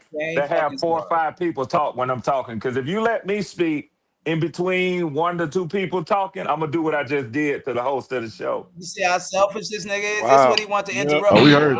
You feel real? Yeah, that's what I do. Chief niggas got to triple team me. That's the way it is. But I always been like that. Y'all can call me a pretty nigga, yellow skin, whatever you want to call me. I always been that one. We ain't never called that yellow shit coming out to Red. Yellow skin, that's the first. Do you feel like the Saints triple team you? T. Thompson. Edge isn't even on the live.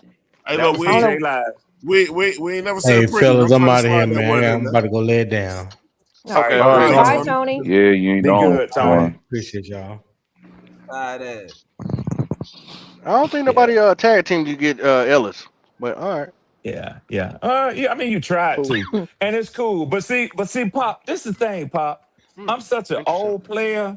I know when to just be quiet and let everybody pop theirs off. Man, see, I'm also an Army. Stop that shit. I'm gonna come back down. If you don't stop it, right? You don't know how to be right. You hear this nigga, huh? Well, stop that, bro. See how I let him finish all this. I already know what happened. See, I'm Somebody also a got his combat fucking veteran. head. Well, if you don't I know stop how to that, stay in bro. the foxhole until the bullets get suppressed, and then you come up and spray everything. Oh. I don't know who said we don't need a safety. T. Thompson. It wasn't. Edge isn't even on the live. He's at work, so yeah. I don't know who Pop, said it. You know I do this good, Pop. That's why me and you go at each other so good. You know, most people don't fight with people who they don't feel like is a fair competitor. So, Pop, I respect you, man. He was talking to whoever said we don't need a free safety. I guess he thought it was appreciate Edge, your respect. Yeah. But yeah, we need a free safety for sure. Hey, I never said we don't need one. Red was Shut red. up, J-Live. Put your hands up. Get that noise down there. Guy with Stern talking J-Live, to how again, you feel nigga. about Caden Ellis? How you feel like Caden Ellis? How you feel about Caden Ellis? As a matter of fact, nobody said we didn't need a safety. You love it? No, yeah, nobody said that. I definitely didn't say we didn't need one. I said No, we didn't need all one, but I PD wouldn't. remarked was asking about the Y'all overpaid. Yeah, Y'all because overpaid. if we actually needed a safety or if we lost faith in Ransom, so. J-Live, And actually, we addressed a need. That's what I'm love about Duffel Bag Dan. We addressing a need. Like we needed a tackle. I don't care nobody saying Dan Morgan's cooking, and I know Red knows exactly what his GM is doing and all that. Even though they're not making no noise, and even though J Live, that's why he's putting his nuts on the table, because they're even with everybody commenting on they're not having enough money. They're actually making smart acquisitions too. I'm curious about what the Bucks is doing and what the Saints is doing because I don't see the vision.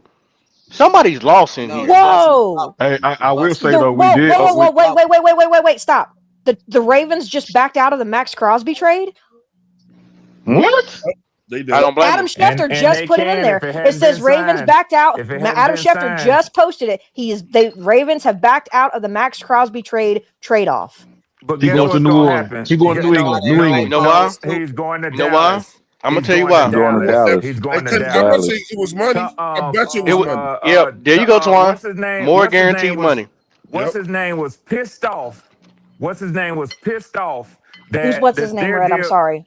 I'm trying not to. I just Jerry Jones. Jerry Jones. Okay. Sorry, I wanted clarification. Because he felt like he had a deal with Max Crosby. He's going to Dallas. A gentleman's bet. Well, they said he's famous for putting them on handshakes and on paper towels and napkins and shit. He offered that boy some lamb. That's interesting. Why they phrase that? Well, we don't need phrase them it that because way. we just got our people. What's that? I don't. No. It was how the Ravens announced that, or not the Ravens. The Raiders announced how they backed out of the trade. It's just weird sounding. Yeah. I don't, it was the fact that they ended it with "We will have no further comment at this time," and it's like wow, that's a very odd thing to add at the end there. So they go for right now. So he's still a Raider for right now. Mm-hmm. He is a Raider. Yes, okay. Max Crosby is not a Raven. He is a Raider. What are the chances that he's sitting back and looking at all the acquisitions that they're making and saying, you know what? Maybe I shouldn't leave right now because they have been giving him money for the last 2 years back to back. So Lloyd can do the same way. Well, so here's the thing. The only thing with that I disagree with Poppin is the fact that the Raiders also know that if they're wanting to try to move forward with building from their new, with their new coach and I guess everything with Tom Brady, whatever, they're going to want picks to do that. They was counting on them first round picks. Yeah, I'm not. That's nothing against Max Crosby, and I'm not saying that couldn't be the reason, but I don't think it's because of that. Guess what Max Crosby said yesterday, and I quote: "He said on being traded to the Ravens, I would think they want those picks." Yeah. He said, "I am a Raider for life." Let me say this real quick. I'm not going to spend a lot of time on it because damn, nigga, you rude as hell, bro. I didn't actually wait till there was no sound. I don't think he can hear Twan. That's the issue. He can't hear Twan. He can't hear Twan. Oh, my bad. He always say that shit, but he can hear everybody else. In that case, J-Live, I can hear your big ass mouth. Hey, Bree, I'm going to drop out and then let you bring me back in. I couldn't hear Twan, man. All right. So Max Crosby said, "I am a Raider for life, but it's a new day." I mean, he tired of losing, and he want to win too. I mean, he want to get that money as well. But I respect it. But I mean, granted, I thought he was really going to the Ravens though. That's crazy. Yeah, that's unfortunate for the Ravens. Yeah, he made a statement yesterday where he was settled in. Yeah, well, that's what the Ravens are. They're making it sound like the Ravens are the ones that backed out, not the fact that. I'm just saying when he says when the first thing you say is "I'm a Raider for life, but it's a new day," it sounds like he never wanted to leave. Well, but Twan, I mean, sometimes you don't, but it's the NFL is a business. It is. So, I mean, it depends. I guess for him, it's like, is it? Hey, I apologize for that, Twan. I couldn't hear you, Greek. I couldn't hear you. Hey, look, I got breaking news. They say it was speculation that they backed out because of a failed physical. Oh, so they using that as an excuse. That sucks. Might have He been on ain't that leaving the Raiders. He ain't leaving the Raiders. See you later. He back to the Raiders. You sure they ain't using that as an excuse? No. Well, that would kind of explain the whole. Look, this is what they said. They say while not officially confirmed by teams, rampant speculation. Damn, a lot of static, bro. You got a lot of static, my boy. Roll your window up. That's not me. Yeah, They said while not officially confirmed by top teams, rampant speculation suggests the deal fell through due to failed physical or disagreement upon reviewing medicals. So something medically. Hey, look. Rumors don't come out of nowhere. Trust me. Oh yeah, you're right, Bob. Well, and that would also kind of make sense with the whole "we will have no further comment at this time" thing at the end too. They got it up on NFL Network right now. Because you don't want to blackball the player. You don't want to blackball. You know, you don't want to say that's what's wrong. up. They got it on NFL Network. Let me tell you something. If the whole NFL world can't see this, they're blind. They got a white screen with only black letters. Yeah, it is. It is. That's exactly what I'm looking at. Like that's what I'm reading off of. It is so. It is so very. Do you see why I said it looked weird? Yes. Red. Do you now see why? Who paid for that? Yes. Guess who paid for that? Jerry Jones, because he don't care about no medicals. He probably did. Like I'm not. He's like, hold on, Carrot Top. I got you. Hold on, Carrot Top. I got you. Y'all can hear me? Yeah, I can hear you, buddy. Man, over here. I paid all this money for you. I just want to let 704 fans let y'all know that I'm about to drop off. I appreciate y'all, Red, J Live, know what I'm saying? P, appreciate y'all. I'm about to go ahead and take a shot because I got to get up at 5 in the morning. Love y'all. I'm out. All right, bloody. All right, bloody man. About 2 hours too early for me, bloody. Yes, sir. Rich for my blood. I can't do that, bro. I can do only 6 o'clock for me. I can do 6, but not 5. I do early.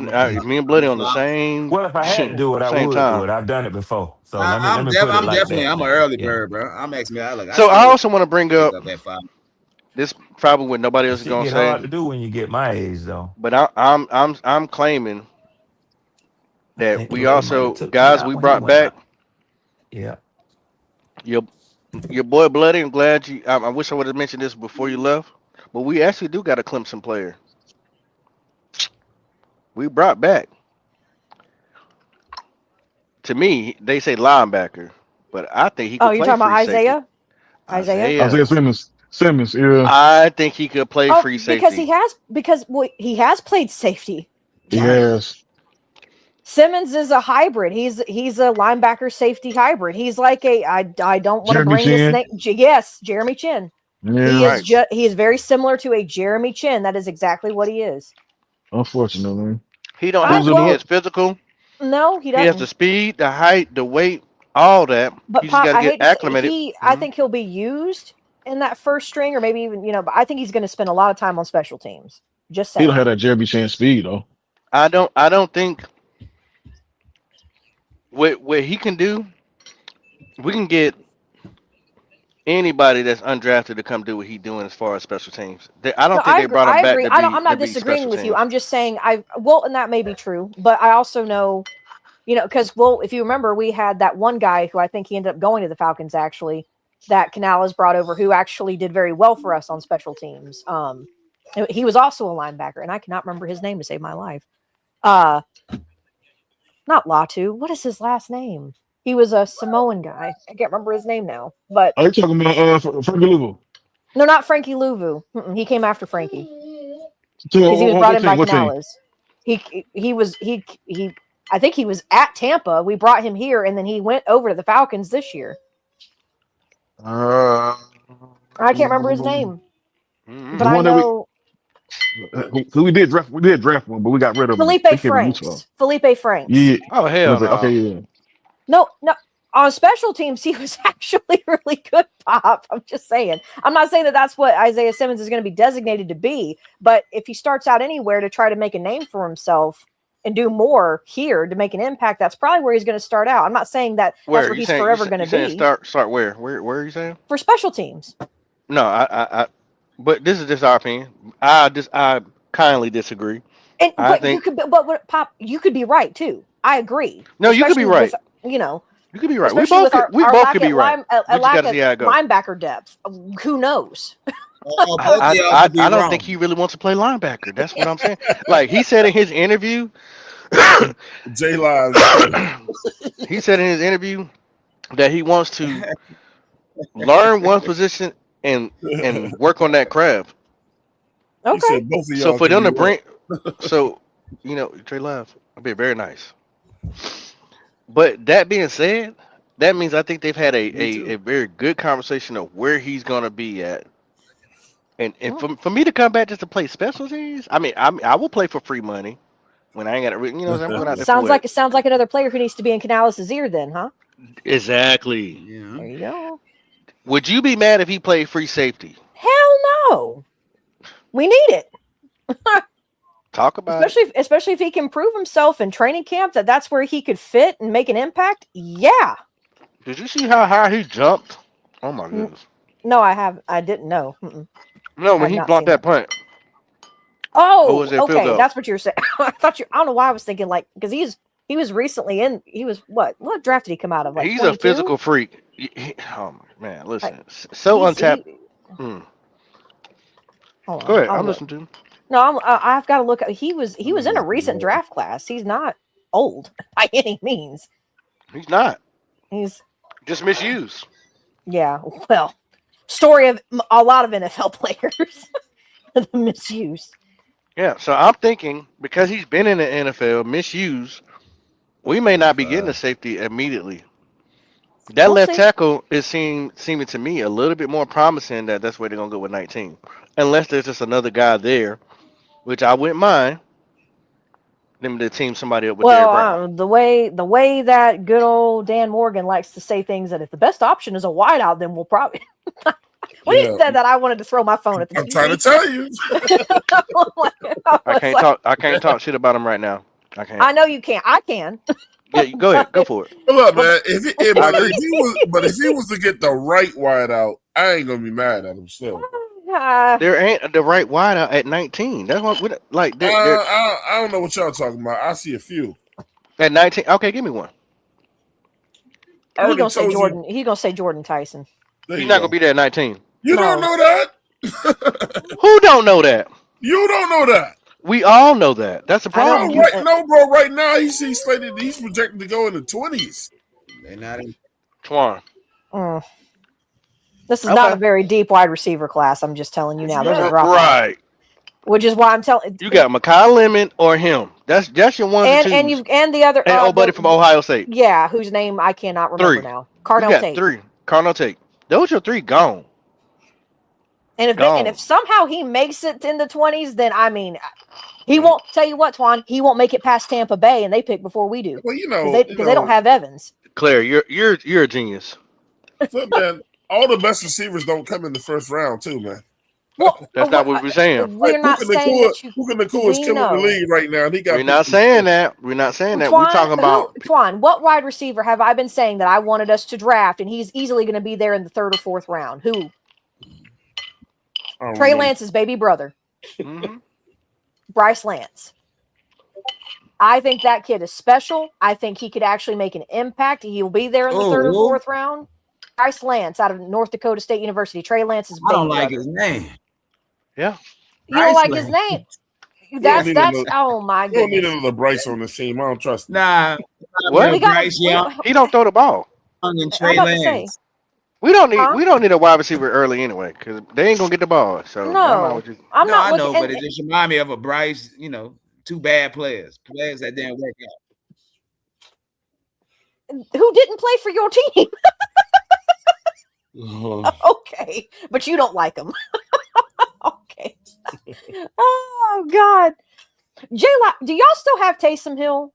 J Live. Yeah, he's still on, but I think he's gonna retire and we're gonna, reconstruct that contract. Okay, I was just asking because y'all got Noah Fant, and I know Noah Fant is not a Taysom Hill because he's like Swiss Army knife. But I didn't know if the reason why y'all got Noah Fant was because of him, or was it because who was that other tight end y'all had? Was it Juwan Johnson that y'all had? Juwan Johnson. Yeah. Okay. Juwan had a great year last year. Now we got him because Kellen Moore is putting together what his vision and what his offense looks like.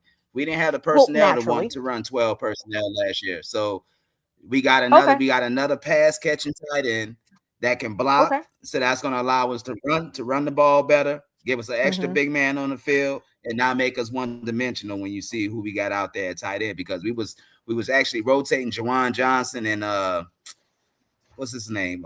Foster Moreau. Yeah, y'all and every time Moreau was in,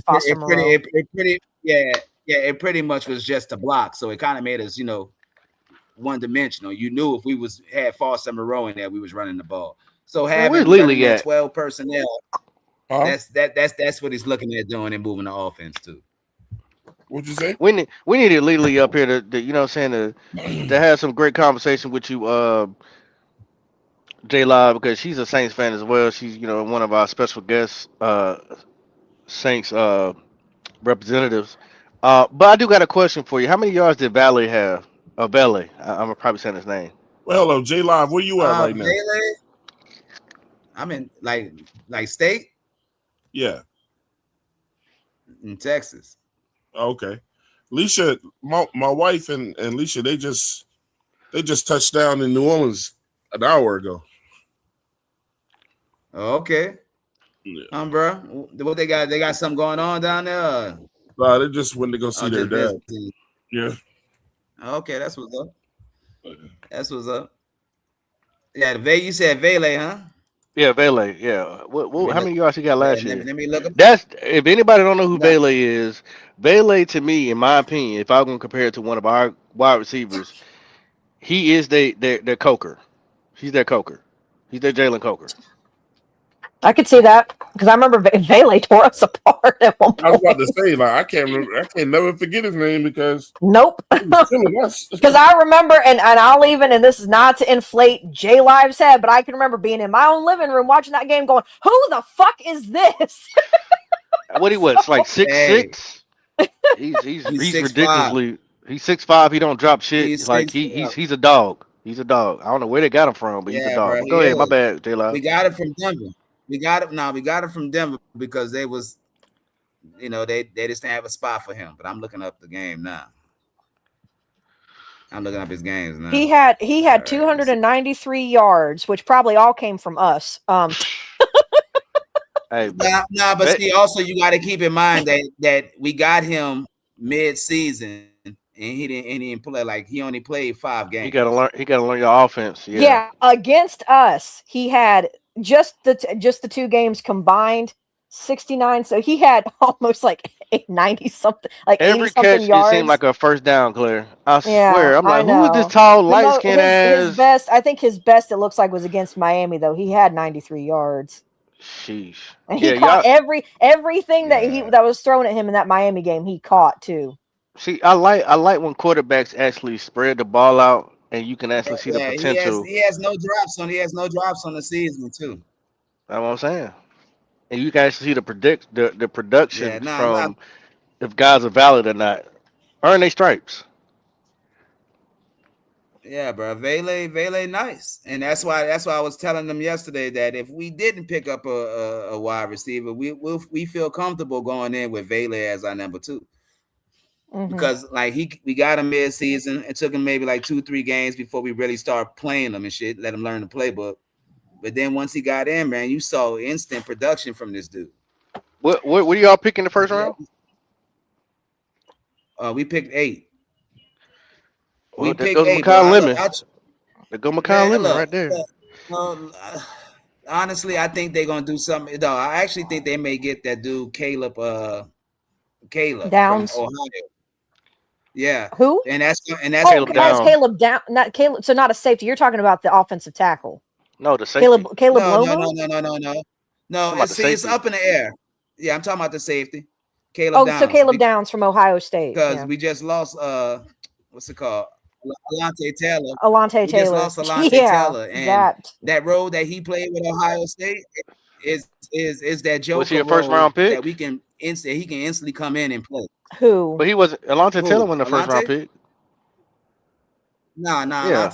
Alontae wasn't the first. Alontae was like a second or third.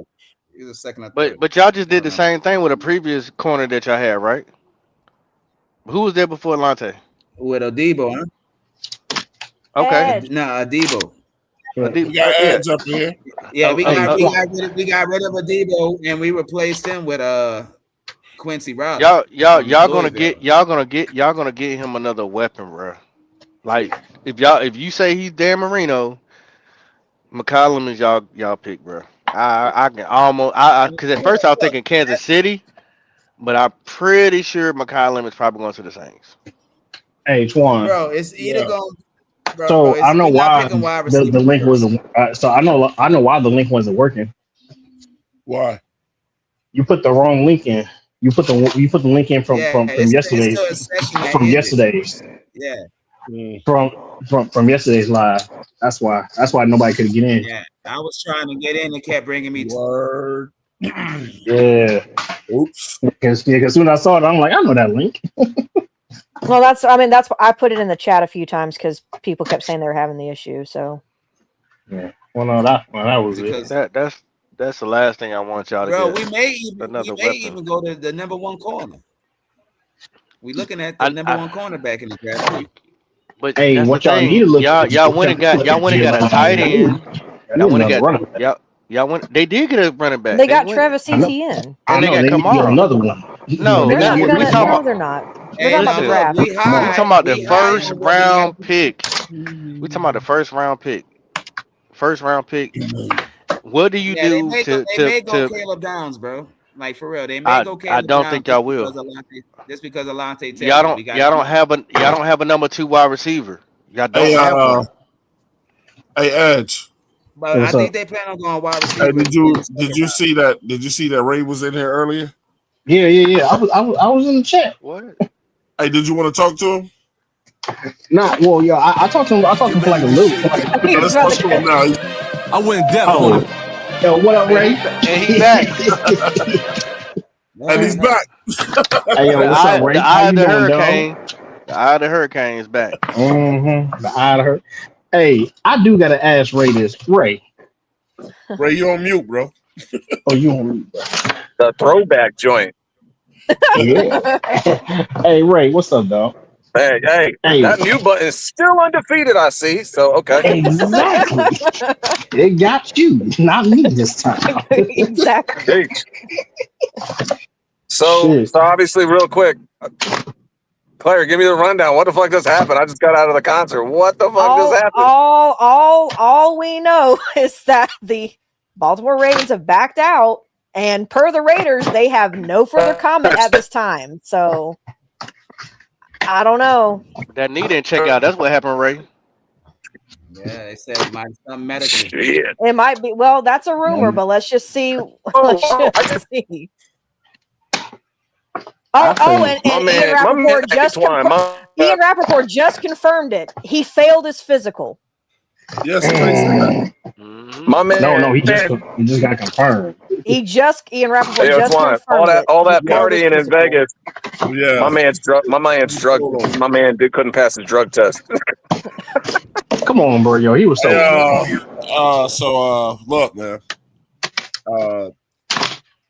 We got somebody else to bring back, bro. Hey, look, You're right, J Live. Carry your wits. Carry your wits.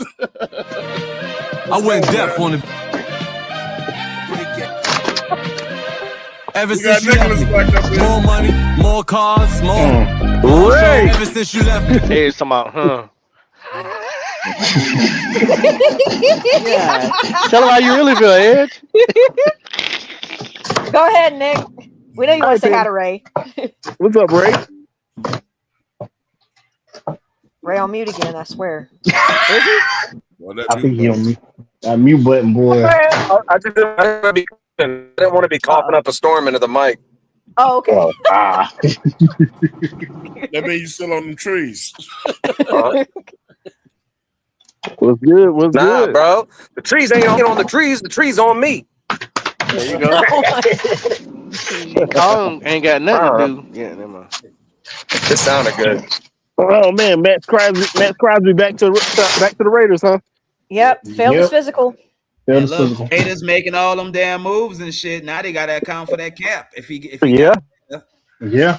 I was gonna say dominoes, Claire. Like where? So everything. What is the ripple effect? They still got $50 million to spend, and next year they working like over like about $40 million. So here's my thing with that though. So Claire, I mean that means other dominoes are gonna fall. So does that mean Trey? Does that mean Trey ends up in Baltimore now? Yes, I could see that. Yes, Yeah, I know exactly. I mean, he's already familiar with the division.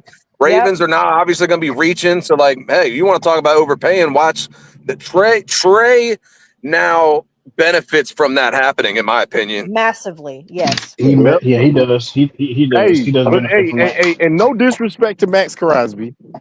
No disrespect to Max Crosby at all. Trey Henderson is better than Max Crosby. All disrespect to Max Crosby. But Max Crosby is also younger, so I'm just gonna throw that. That's the only thing that Max Crosby got. That's the only thing he got. But look, let's just say this though, because every Bengals fan and Bengals player literally just unclenched and went, "Thank God." Shit, nobody more than Joe. Nobody more than Joe Burrow. Nobody more than Joe. Joe Burrow probably. Joe Burrow probably playing Joe behind that wet paper bag offensive line. Trust me, he's feeling much better now. Listen, hey, Trey He's Henderson out there running in the street, going, "There is God." Trey Henderson end up back over there. He'll be clinching again. Well, that's funny you said that because could you imagine? He'll be clinching again. I see Trey Henderson going to the Patriots at the end of the day. You think? Yep. Listen, just because he's white don't automatically mean we gotta stop with that. Trey Henderson is a technician with his hands, bro. Hey, that man is real pasty, man. Ray, you don't want to hear my short story with who I thought Trey Henderson was. I didn't even think he was white when I first found out about him. What, like talking about reading a book and then actually look at the cover. Hey. You thought this was like some Blake Griffin thing, like super light skinned or what? I just thought he was a black dude. Like, Trey Henderson, who was that? When I first found out about him. The name didn't match up to what I actually saw. Like, you know the bad part about it is I don't remember him without a helmet on until he was at the Bengals. Yeah, I thought Trey was a nickname. I swear I thought he was like Trey Sean or something like that. I was all thrown off. Yeah, I fucked up. Listen, you ain't got. Hey, listen, man, that's an honest mistake right there. Because if you ain't never seen him, I ain't never met no Caucasian Trey. I promise you. Well, true. Well, he always had a hell with the guys wrong. Hey, so since he backed out and everything, I'm pretty sure the Raiders get their picks back, right? Yeah, they get everything back. Everything. It's like it never happened because they don't. You technically do not. I don't unless there's. I can't remember what the caveat is to when you can do it, but whenever it's something like this is going on, no one puts pen to paper until what? Is it tomorrow? Oh, yeah. Tomorrow, period. Wednesday, 4:00. There you go. So again, Claire, what were we saying a few hours ago? I swear, until I see that ink dry on that paper, I'm not I know, Ray, stop. Nope. I don't want to think about it. No, because Ray, don't do that. Ray, don't do that. Ray, don't do that. You're gonna blow my dreams. Here, and Devin Lloyd is here. Phillips is here, and Devin Lloyd is here. He's running tomorrow. If the ink don't dry on Kenny Pickett, I'll fucking live. I'm fine with that. Don't do that. I wouldn't be too mad at that. Don't do that. We done got my man probably couldn't even hold the pen anyway. Ray, don't do that. A lot of things are working out. You popped up out of nowhere, you know what I'm saying, on the show? Cool. Devin Lloyd is on the team. Cool. Phillips is on the team. Hey, we don't need that right now. I'm surprised no one really talked about the Cade Mays thing. Like, that's not bothering anybody? It's bothering a lot of people. But at the end of the day, what can we do about it? No, it's bothering certain people. It's not bothering a lot of people. Listen, I'm thinking in my mind, we don't have a center on the. Yes, we do. Yes, we do. We just signed one. Yes, we just signed one now. So I mean, you would assume. Yeah, we've got a center and we've got a left tackle. Yeah. So I believe. What you talking about, Nick? What you talking about? I didn't see who they signed. For center, we got Luke Fortner. And then Jaguars. And then Jags. And then Stone Forsythe. From the Saints. Oh, well, I know who Forsythe is. He was with the Seahawks, but who's he just last with? Because he wasn't Raiders. with the Raiders. Okay. He was with the Raiders, yeah. Because I knew the name from the Seahawks, but like it just said free agent, but I didn't see what it said. Yeah, but I knew he was with the Raiders for I think a year. Hey, I'm gonna say this right here. Dan is okay. Listen, I hate to say this, but I'm gonna have to say it. The truth is, the fact is, there is a chance that what y'all said will happen because Dan be getting what he needs.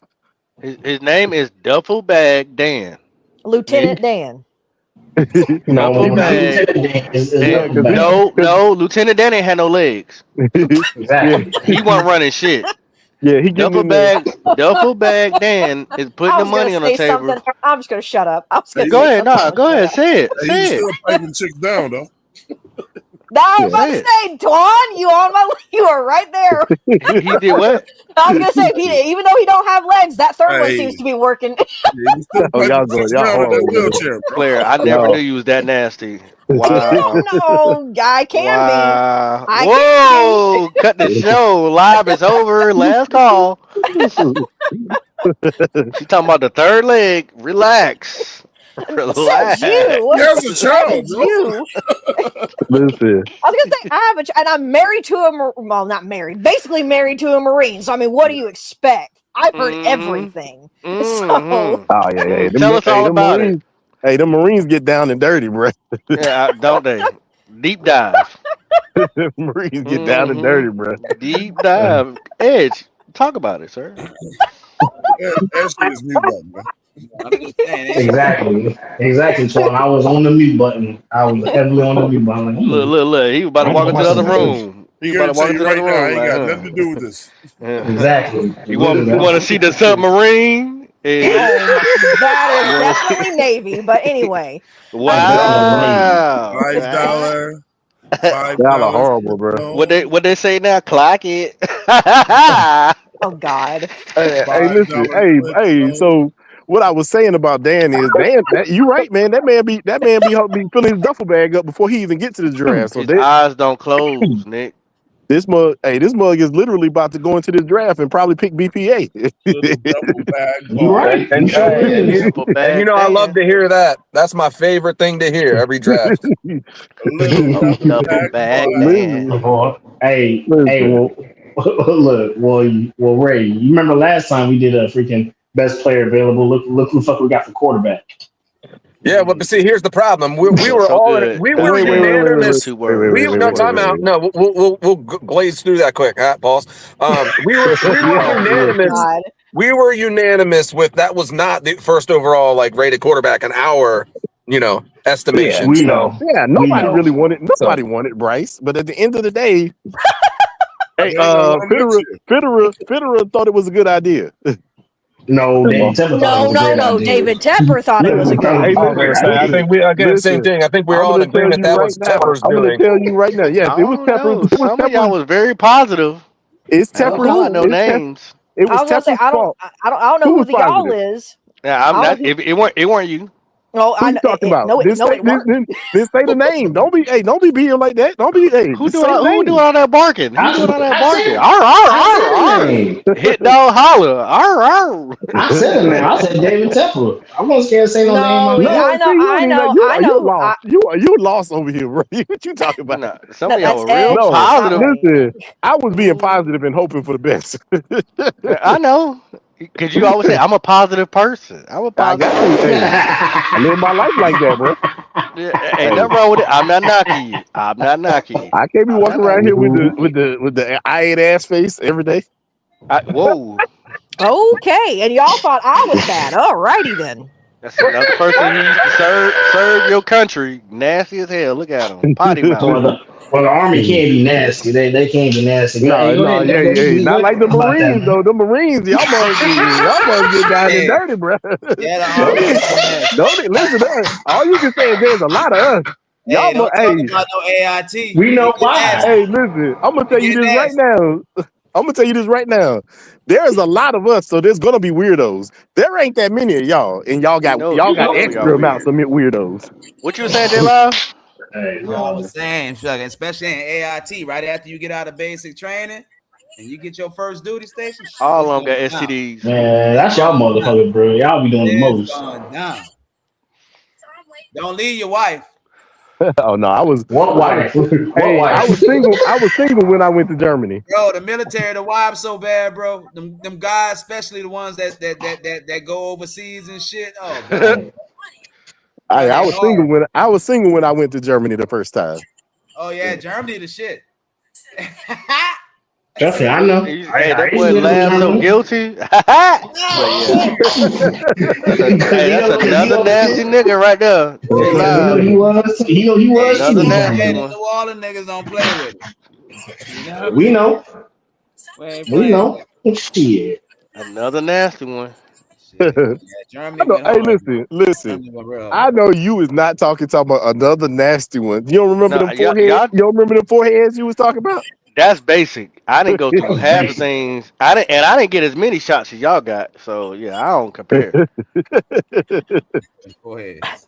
Them foreheads, they live. Them foreheads. So football. So football. Yeah. So football. So where's Trey Henderson going? Not a Max Crosby.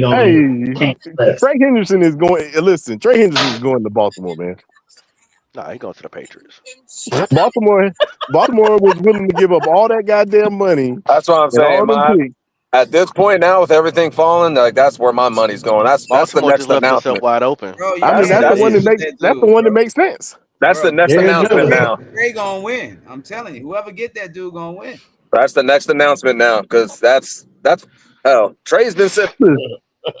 Hey, you tell me I can get 17.5 sacks out of a dude who's 30, he'll be 32 this year. He ain't coming out the north. See, I'm gonna go to Claire because she's always been pretty good with the money. I mean, I haven't seen anywhere. What is Trey even looking for yearly? Like, I mean, probably 35, at least 35. North of 29. I was gonna say, I think his ideal contract I saw at one point was his ideal contract is supposed to be like a 2-year, $50 million. almost like $50 or $60 million deal. God, so like that 25 to 30 range, that makes sense.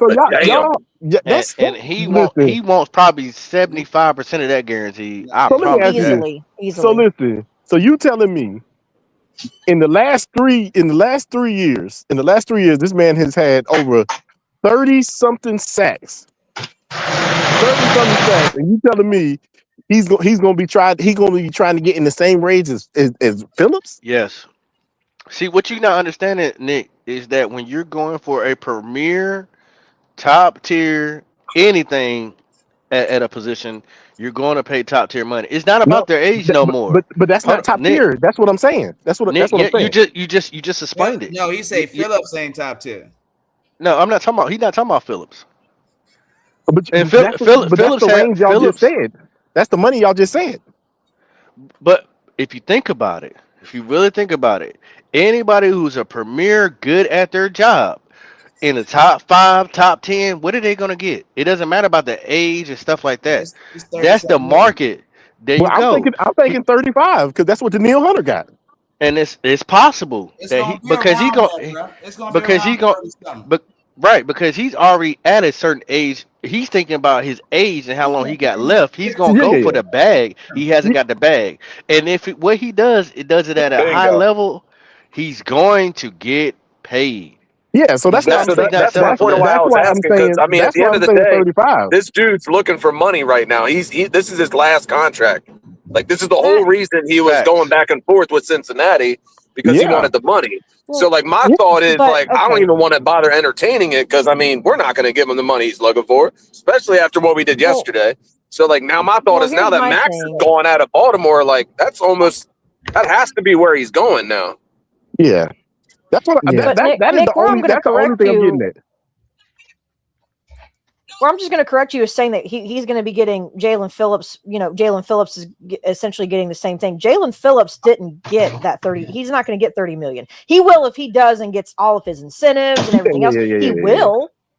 But if we talk about just guaranteed money, you're looking at anywhere from $17 to $20 million average a year. Yeah. I'm talking about the ABV. I'm talking about the annual value. That's all I'm talking about. Annual value. I mean, then $20 million a year. What's up, J Live? J Live said something.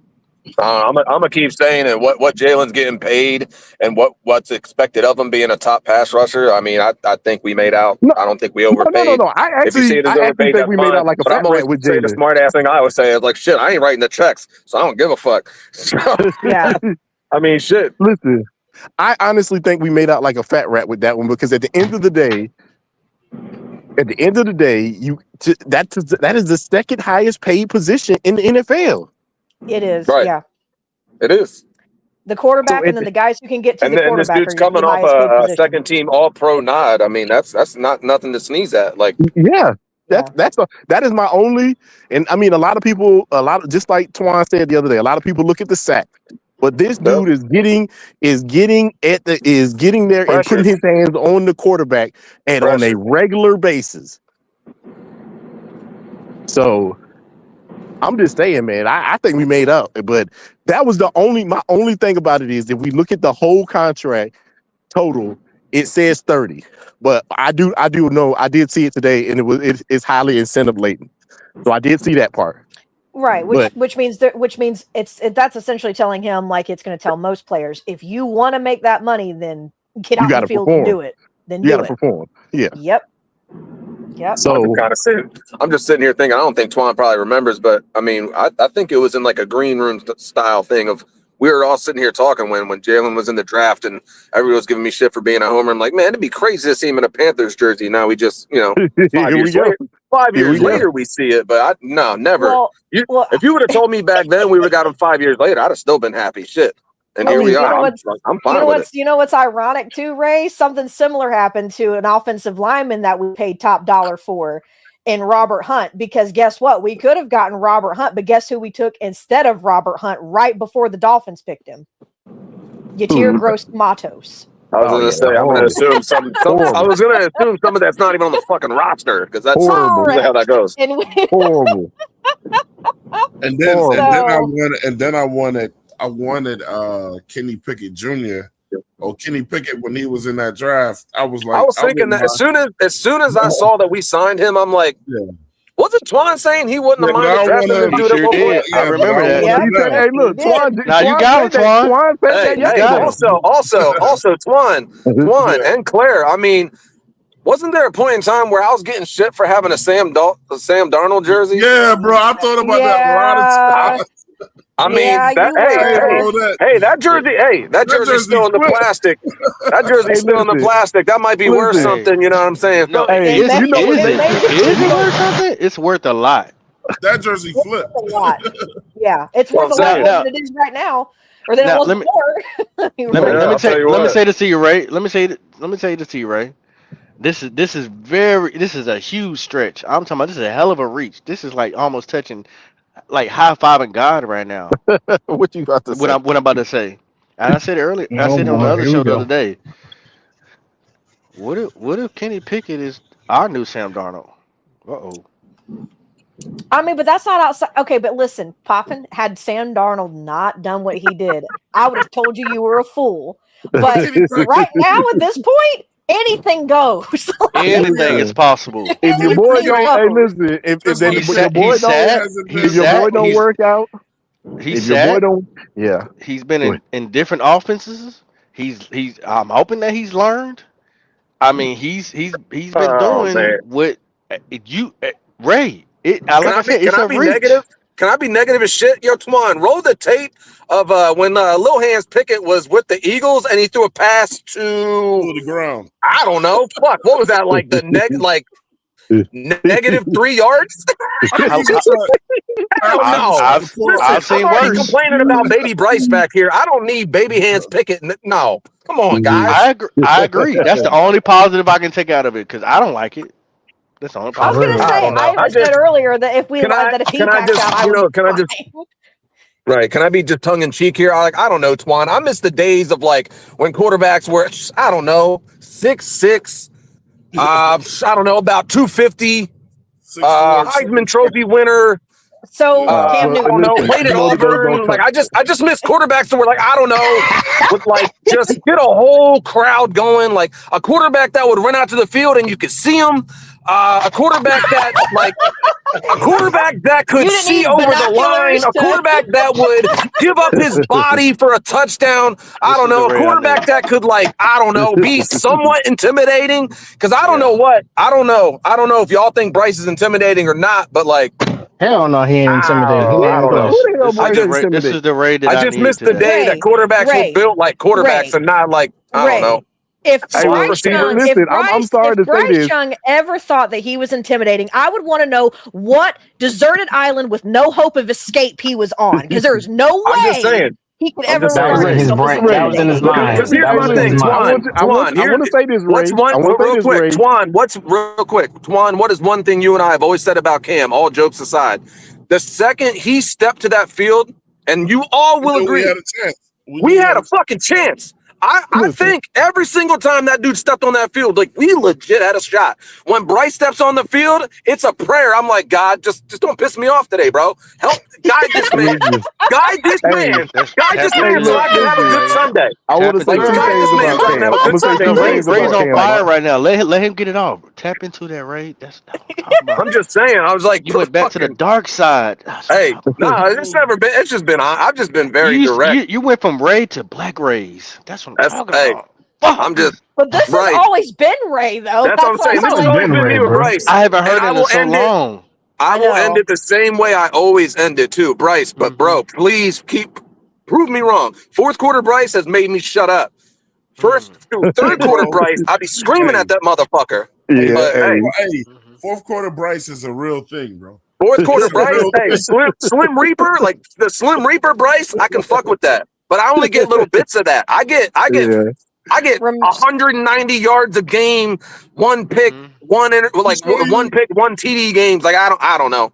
Can't be doing that in the first drive. So I just well, I was gonna say little glimpses of it in like the end but of the do third, y'all and then it's remember like, what did I say last night, y'all, about Bryce? The version of Bryce that people are stop calling for Bama Bryce, stop calling for modern day Bryce. The Bryce that y'all are gonna want is a Bryce that we have not seen yet, and it's a Bryce that even he is not aware of yet, because all we get is flashes. That fourth quarter Bryce that I understand, but what I'm saying is the people who are die-harding it for him, those he needs to be the version of himself that does if I not can get exist the Bryce, yet. So crash out, Claire. Go ahead, go for it. Now, see, Bryce against true.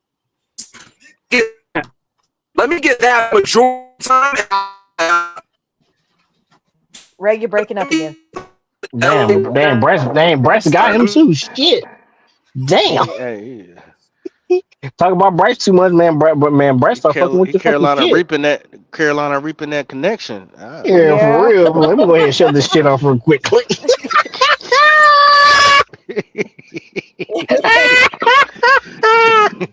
Y'all over here talking shit. We'll fix that real quick. For real, that Carolina Reaper came in and said, "Let me cut this shit enough out of you, sir."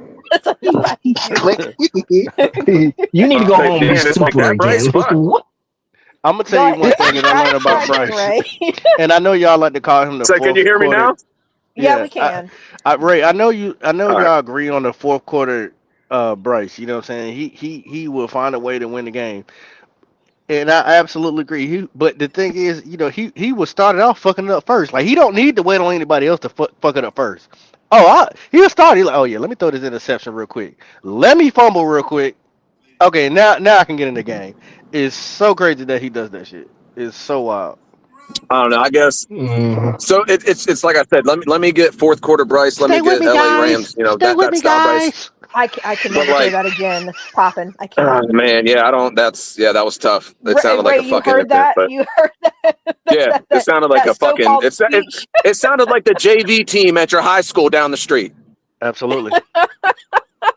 Down by 3 at halftime. Down by 3 at halftime. You can hear that shit in the JV locker room down there, bro. Like I said, though. I need a leader of men, and I'm still waiting for that, but that's a whole nother conversation. So all jokes aside, here's another one, Claire, because you know, like sometimes I try to be serious. I'm looking at all this and I'm thinking to myself, man, Bryce, like, and this is gonna sound familiar the last time I kind of spoke on Bryce. I'm like, please don't fuck this up. Do you see what Dan's doing? Dan's cooking. Dan is cooking right now. Like we all in agreement. Like this is nice to see. This is not typical Carolina Panthers football. Like at least front office moves. This is not what we do. Agency. Yeah. Mm-hmm. Right. So like it's nice to see all this, but I'll tell you what, Bryce. Like as they are finally building around you, cough, cough. Something they never did around Cam, but you know whatever. As they build around you, don't fuck this up. Because I watched last point. I watched what a quarterback with nothing did for this entire organization at one point. So let me see what a quarterback that's being handed everything. Let me see, please see you produce. Let me see. Please produce. And that's the moral of this free agency, Claire. And remember I said the other day? I said people are going to say there's going to be another excuse for Bryce. Oh, we don't got a left tackle. Can't say that now. Oh, he ain't got a center. You can't say that now. Oh, we ain't got a defense. You can't say that our now. Our defense was better last year statistically by a large, wide margin than anything on our offense. So I don't. There's more. There's more, Claire. There's one more spade that they can throw out, and it's a deuce of ace of spades. It's a baby. So I got one more you got dark a big joker. too. Shit. You got a little joker, and then you got a deuce. This is the deuce of spade they're gonna throw out there. Oh God. And it's something we're going to deal with immediately. But I hope what you said comes true. Well, we got a first time play caller. That's going to be their next excuse. And we talked about that yesterday. Paging Bevel. Paging Bevel. Paging Bevel to the front office. Yeah. But no, it's just but it's true. Brad Isaac. Brad Isaac. But no, but this is the one thing that I've said multiple times, and it kind of alludes to what Ray is talking about, and it's the fact that the last several free agencies I felt have been, at least hordes better than what we have done in the past, including the hordes? Hordes. Okay. Hordes better. Just meaning a lot. Better than any of the ones that we have had with with Scott Fitterer. So what we have done, we've revamped that O-line. We just fixed the O-line again. We got more help on the defense where we knew we were having issues, which was in that sack and pressure rate. That's hopefully going to be resolved now. So all that's left, Bryce, is for you to just, in a way, not mess it up. But the biggest thing is, and I don't want to make it sound like that it's all just him, because they are still keeping him in this position to do so. If you are given everything, all I am asking for you to do is can you just yes. Because if you are because I'm sick and tired of everybody talking about how great Bryce has been, how he's been better than CJ. I'm so tired of hearing that argument. I could throw up. But my biggest thing with Bryce is if he is so damn awesome the way a lot of people want to make him out to be, if he's that damn awesome, then why does he need greatness around him to also be great? How great are you if you need all that around you? Claire, you're probably not asking him more than what his ex-girlfriend asked him to do, and that's to produce. That's what I'm saying. Yes, to produce and for the love of God, please be consistent. Can you consistently win for me, please? This past season, we did not. How many straight games was it a win-loss? Win-loss. Like there was. Thank you. Like I don't even remember the exact number. But you could bet on it that if we just won, we're definitely going to lose. So we went 4-5 on a 9-game stretch. We went 4-5, alternating between loss and win. Can we please be consistent and win some games, please, Bryce? And that is a lot. That has a lot to do with Bryce. There's a lot of other things that go into it. But my biggest thing is, and this is what people keep saying, and I've said this last year, people keep saying that Bryce has been inconsistent. No, he hasn't. Because believe it or not, y'all, and everybody here shouldn't be able to go to the stats and look at it, regardless of that stupid big time throw thing or whatever everybody likes to throw out there, whatever.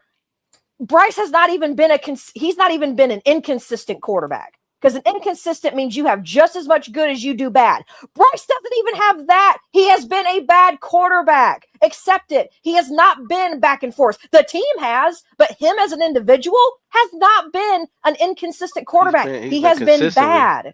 He's been consistently bad. Not even. I can't even say that to Poppin because he has not been. Here's an inconsistent quarterback. One game, I have a bad game. I throw for 190 yards. I have one touchdown, an interception, and that's all I've got, right? Then the next game, I turn around and I'm able to produce a 315-yard game with 3 touchdowns and no interceptions. Then the next game, I'm going, Bryce has more bad games than he does good. That is not an inconsistent quarterback. That is a bad quarterback. Sorry to say it, but it's just the truth. And that is not me hating. This is called go look at the stats, go even watch tape. Right. He is not a good quarterback. He's not even inconsistent. He's just not good.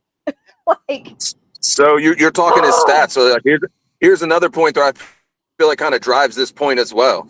It's like, okay, cool. So like anybody can throw a stat out there. And this is something I've said so many times. You can throw a stat out there to your benefit or to your detriment. So watch this do the same thing. Oh my goodness, Bryce has so many comeback wins. Pause. But with that being said, I mean, you take those away, you take away those quote unquote miracles. What the fuck? Have you looked at this man's record? You take away like some, again, it's usually these comeback wins, these fourth quarter comebacks. It's like a play or two, right? Like right about to think of say what? I think it's like in the high 20s or low 30s% win percentage. I was gonna say I feel like his wins would be in the single digits if you take away his fourth quarter comeback wins. I don't know. I don't know because the last time I remember looking at it, I could have sworn it was maybe in the double digits of his wins total, but just barely. And the majority of this man's wins have come in the fourth quarter, which yes, on one side of the token sounds great, but on the other side, it's just like, oh, so we just constantly just coming from behind, and you just can't consistently play good football, huh? Like. Well, that's what I was about to say. So the interesting thing about that crazy stat that everybody loves to think, if you lead the league in comeback wins, that means you are playing from behind all the time and a lot. That's not good. Right. Just saying. I feel like it's a very misleading, like, oh my God, stat. Like it's a, you know what I'm saying? It's an inflated stat. That's all it is. I got a question for you, Ray. Because I haven't got your opinion on this, and I know. And Brandon Malone, I'm sorry, Poppin.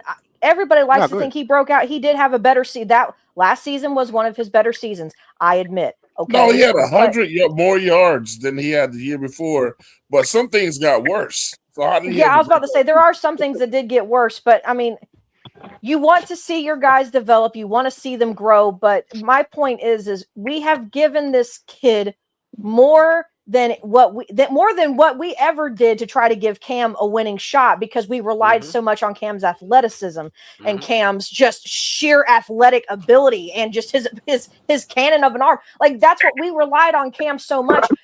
That means we can't rely on Bryce if we're having to do this. I don't think people seem to get that. That means you can't rely on Bryce. So I mean, you can lead a horse to water, but you can't make it drink. And Gip Eastwood, you can call me a hater. Go for it.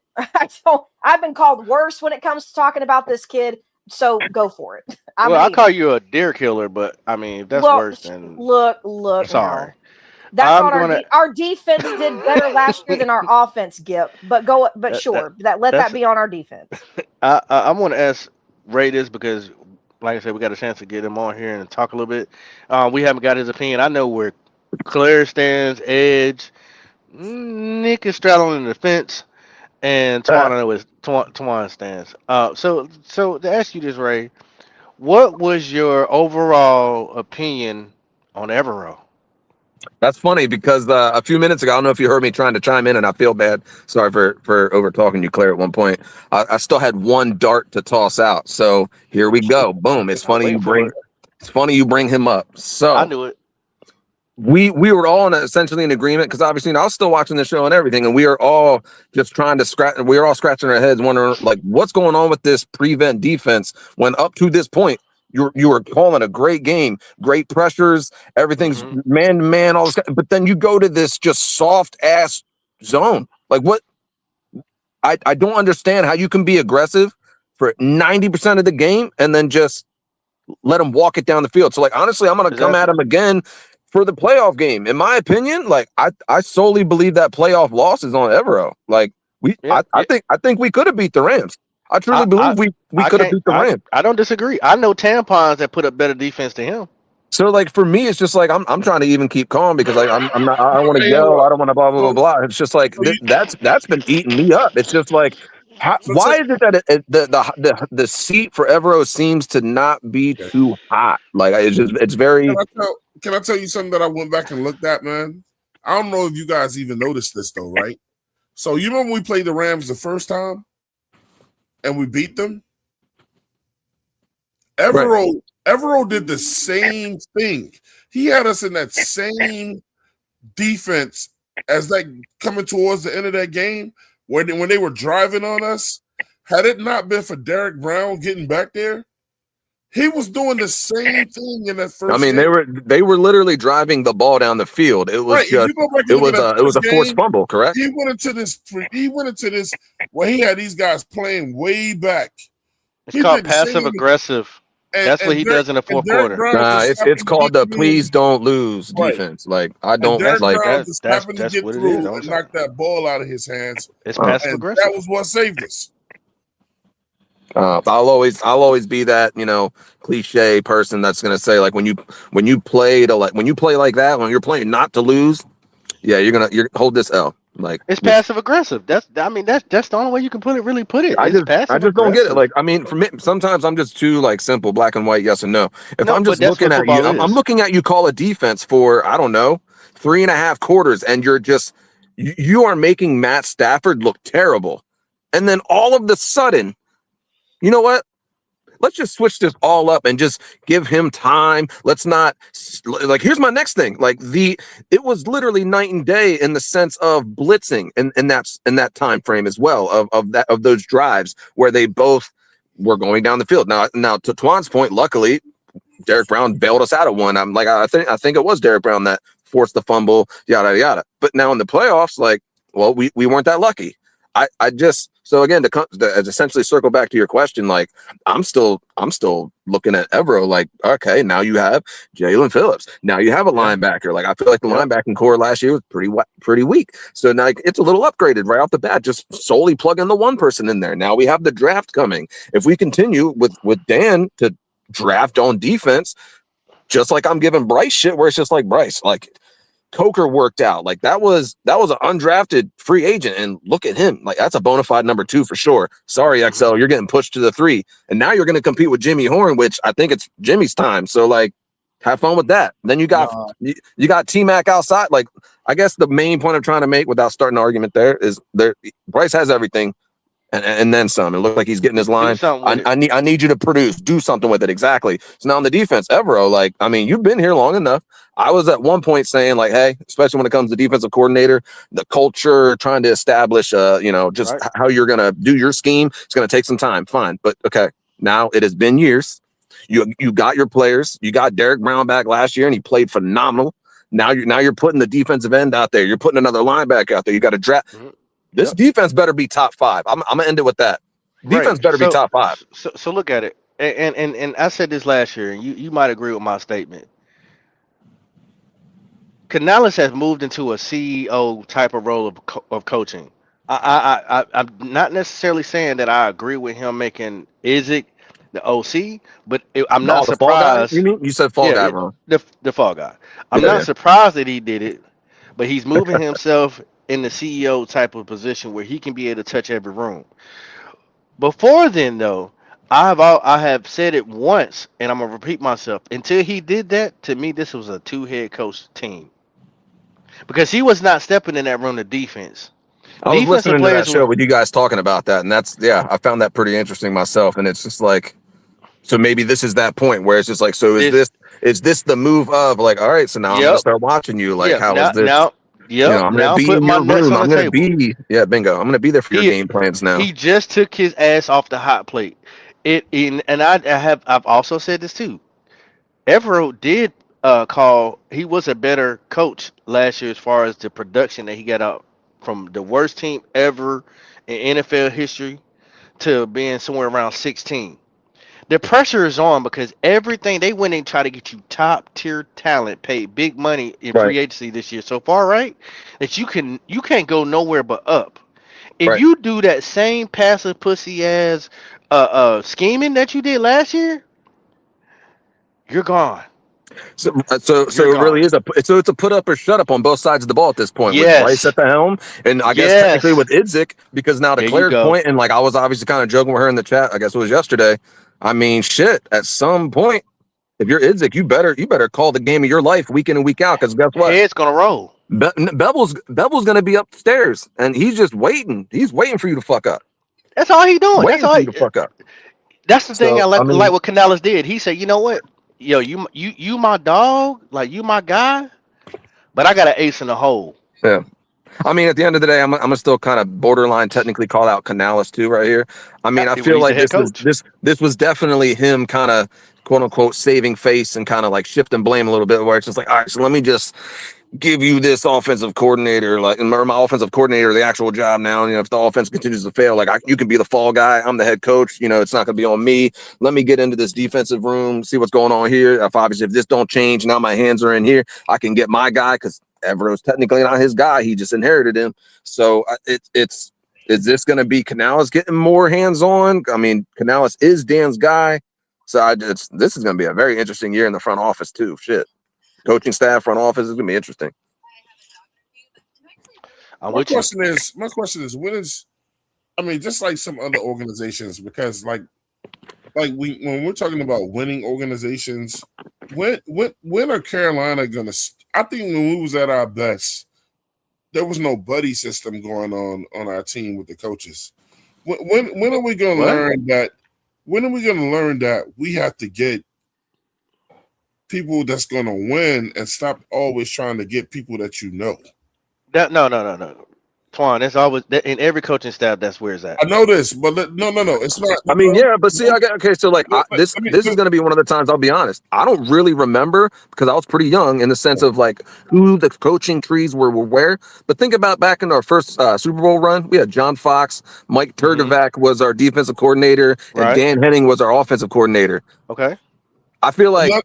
Did they all three come from the same place? I mean, no, they all got put together. But you see what I'm saying? Now, the only thing that comes to mind is I know that at one point Jack Del Rio was with us, but I think he was gone because I know John and him were like good friends. But other than that, yeah, when it was Dan Henning, offensive coordinator, you know, back when we had, you know, Stephen Davis, all that good stuff. And then, Mike Turkovac was our defensive coordinator when, in my opinion, we had the best defensive line. And I mean, you can put it up there in history. Shit. Yeah, but I looked it up. Every team. But think about. Okay, that one. Okay, so that's at the very beginning. That's at the very essence of time, right? Not. I mean, it's right. That's at the very beginning. That was 10+ seasons in, but well, I mean, but it started with them. Pop, can you hear me? He can't hear you. He can't hear you, Twan. No, I can't hear him. It don't sound like it can hear you. Yeah. Yeah. Let me remind. No, what I'm saying is this. Every team, people say that, but every team doesn't have a bunch of buddies on the team. I mean, yeah, they're going to come together and form something great. But the good teams, a lot of the good teams now, like you can go to the Rams, that's not a team full of buddy coaches over there. They were craftily put together. Right. They have a tree and everything like that, but it is a tree. Getting all his buddies. Listen, it is a tree. We did with Ron Rivera. I was gonna say, you seen this little Shanahan? It's the Shanahan tree. It's the Shanahan tree has been passed. If you go look at the Shanahan tree, it's got a lot of branches. Crazy, crazy branch. No, but matter of fact, hold on. I got you. The floors and all them. And the floors. Matter of fact, if you think about it, Canales is part of the Shanahan tree. Because who else is underneath him? I mean, I thought he was more of he's a Pete Carroll. He's a Pete Carroll tree. Where did Pete Carroll come from? Seattle, though. That's what I'm saying, though.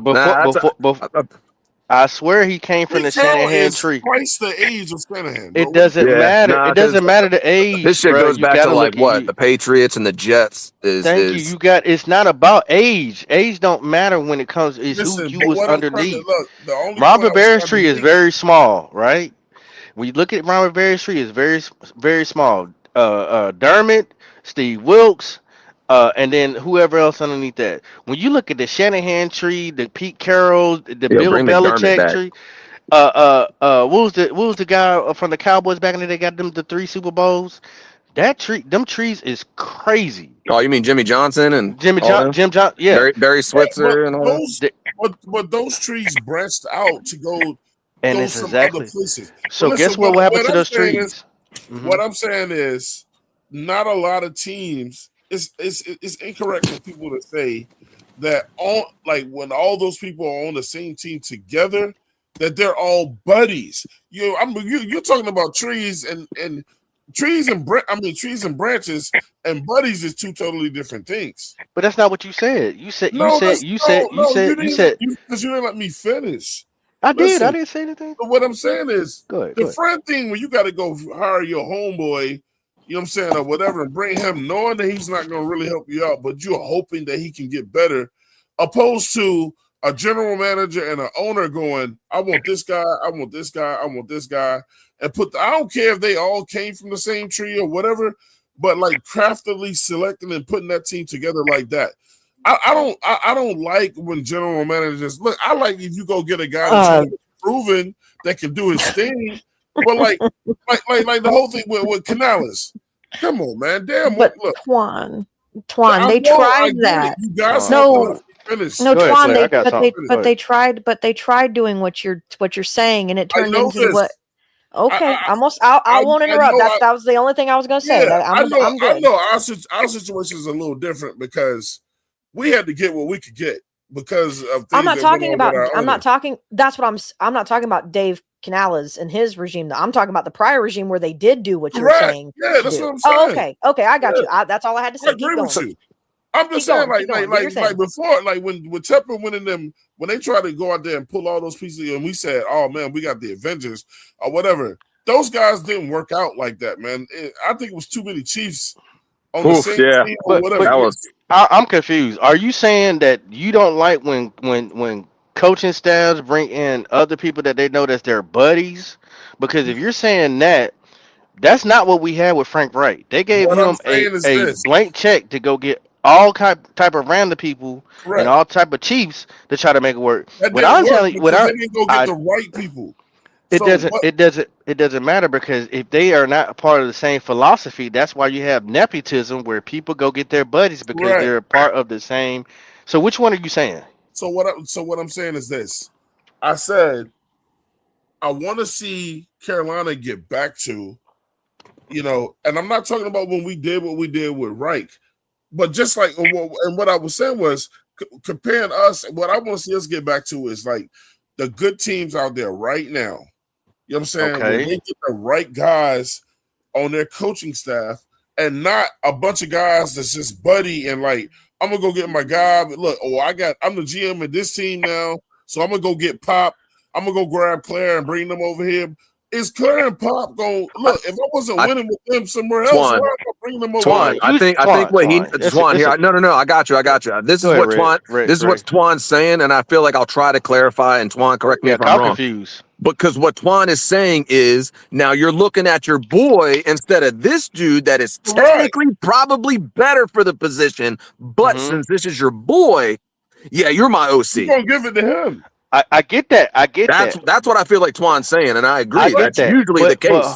But that's usually the case. What Twan is trying to say also is that if you're going to do that, that means you're plucking from people that you know has already had the experience that you can pull from that you may know or may not know. No, they can come in here and be. What Ray said. Listen, I know what Ray is saying. I care. Look, I like it when you don't even have to know or be familiar with the new guy you bringing in. The only thing you need to be familiar with is everywhere he goes, he wins. That's it. Not that's my homie and I'm gonna give him a chance. Like, well, then you shouldn't have a problem with Canales then because he did. We're talking about our OC situation right now. We're gonna have a guy making all these calls who ain't never did it before in the NFL because he's friends with Canales because they was in Tampa together and wherever else. If Canales has any power or he's starting to gain power, it's like, bro, if I really want to win as a head coach, I want to go get a real OC. And why you think they brought in Darrell Bevell? That's why he got the ace in the hole. That's what I feel like. That's what I feel like probably gonna end up happening. Twan. He is a security deposit and a placeholder. I get but you that. Also, but hold on. Hold on. Listen. I got you. No, Pop. Because look, I'm not even talking that much in the show, and every time I start talking, y'all keep cutting me off. Man, we're just discussing. I know, but you gotta let me finish too, man. All right, let me know when I can go. Listen, the dude. I thought we was having a back and forth. Right. Go ahead, man. No, go ahead. Go ahead.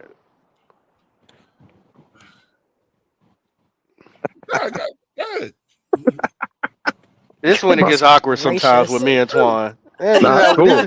This is funny. Everything's funny to me. So I just think I get what Twan's saying. Oh, In some point, no, I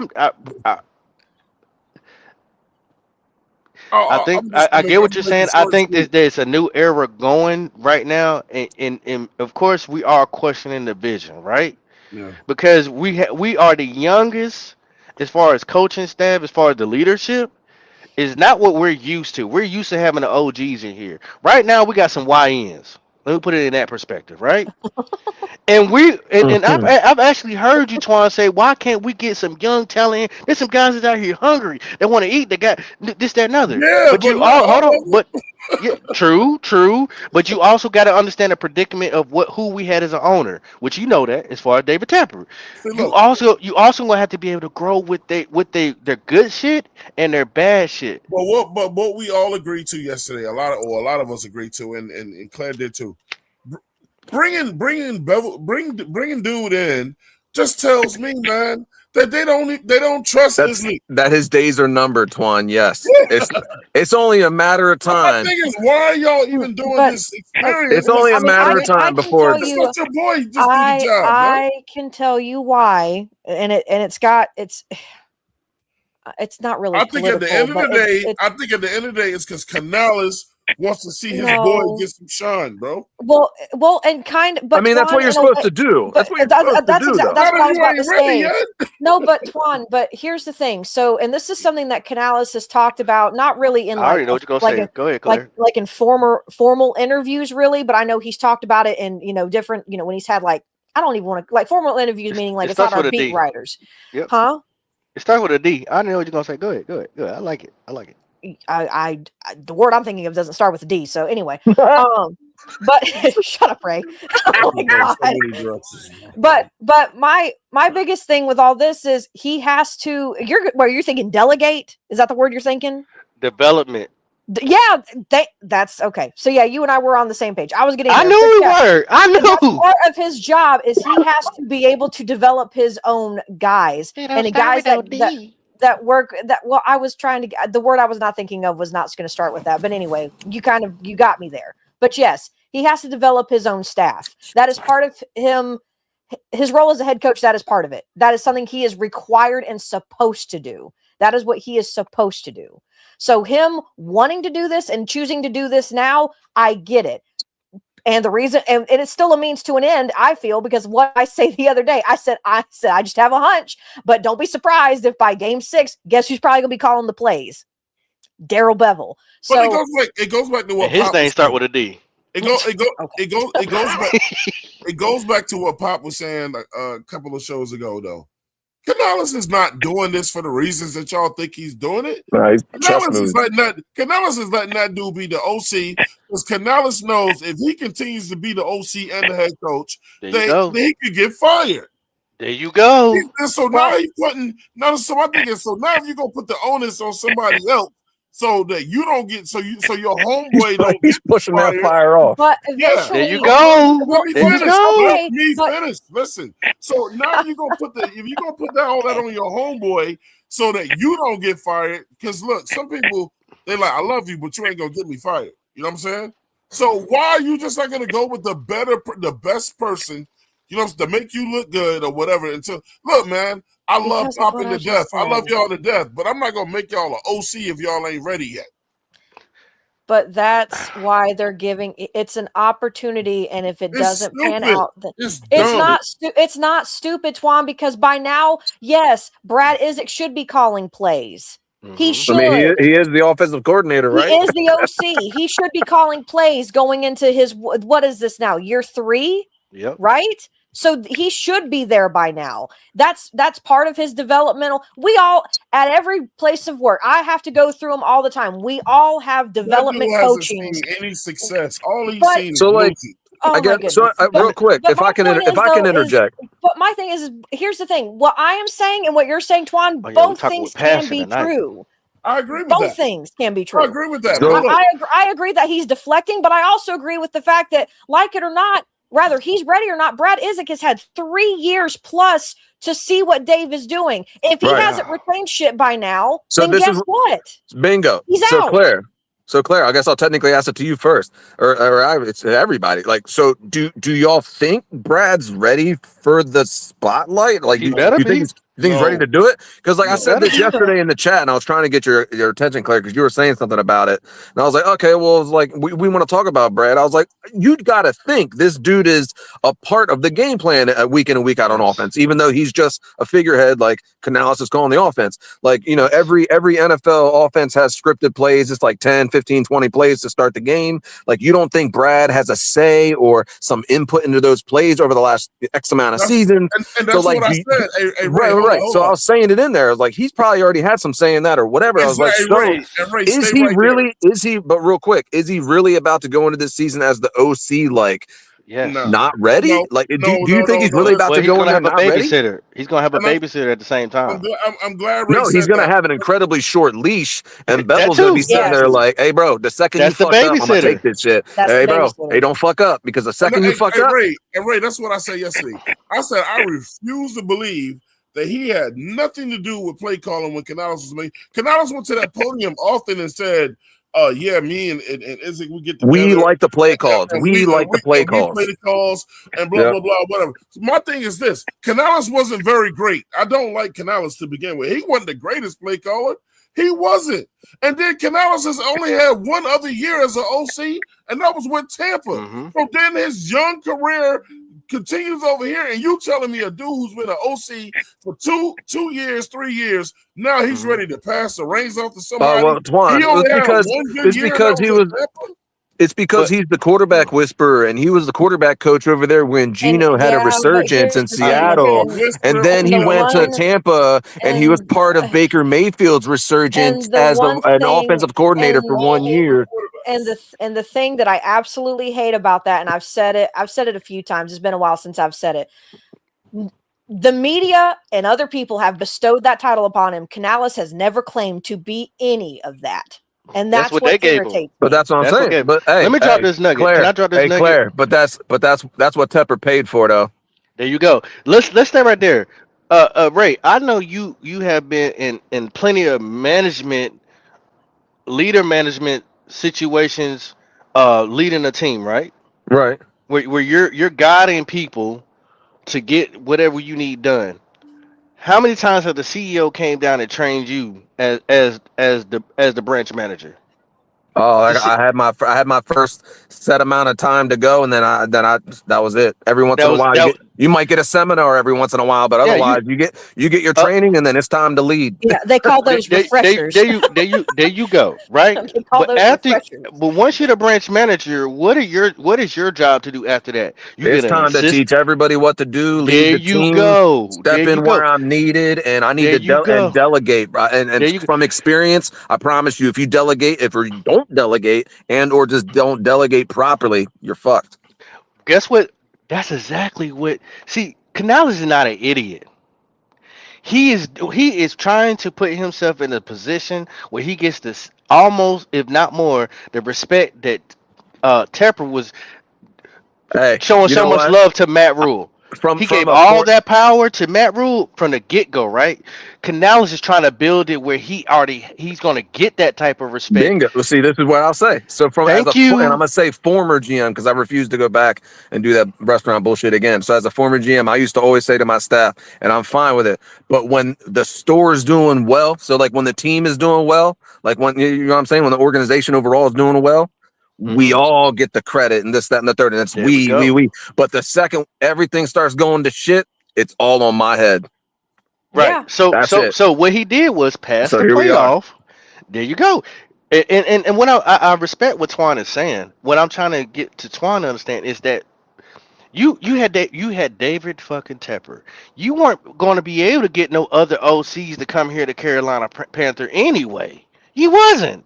Because ain't nobody, we all knew that nobody wanted to even deal with David Tepper. He didn't want no alpha male in here. That's why you wasn't going to get no hardball. So you had to get a beta male who is now trying to put his foot down and say, you know what?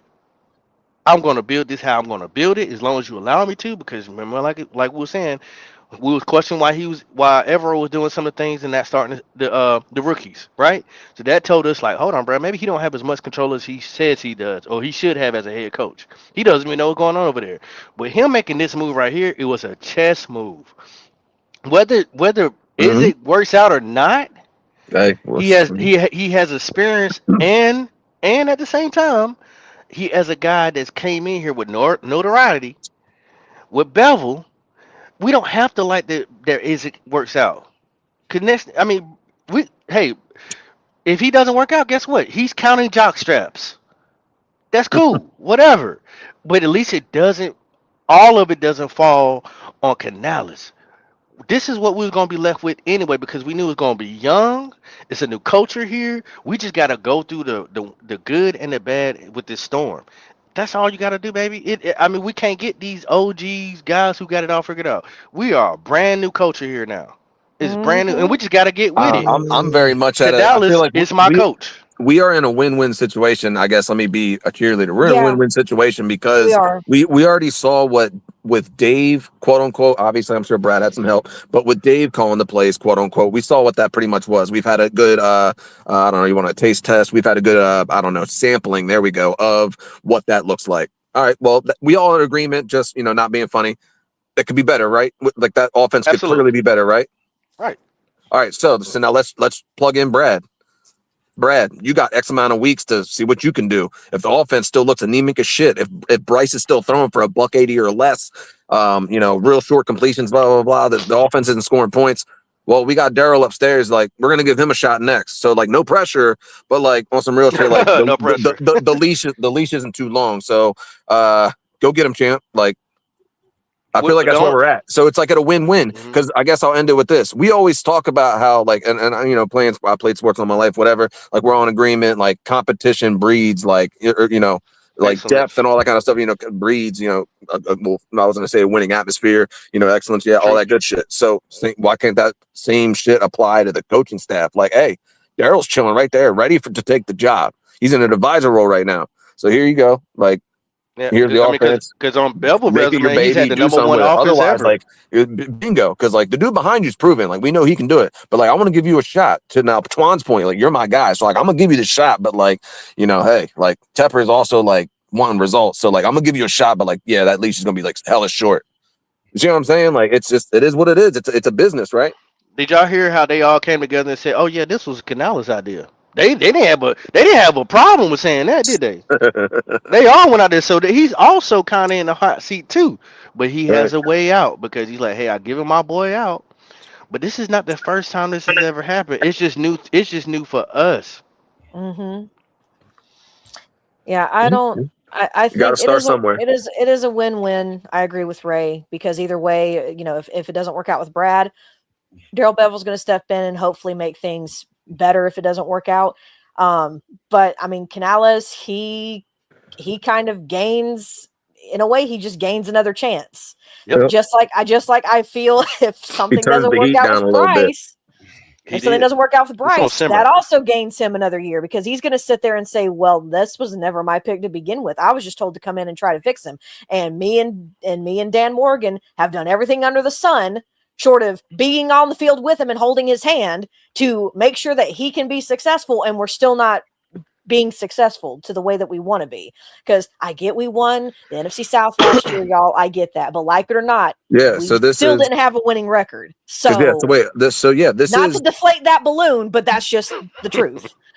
So this is year 4 for Bryce, correct? And the 5th. Yes. And the only person he has his name tied to is it.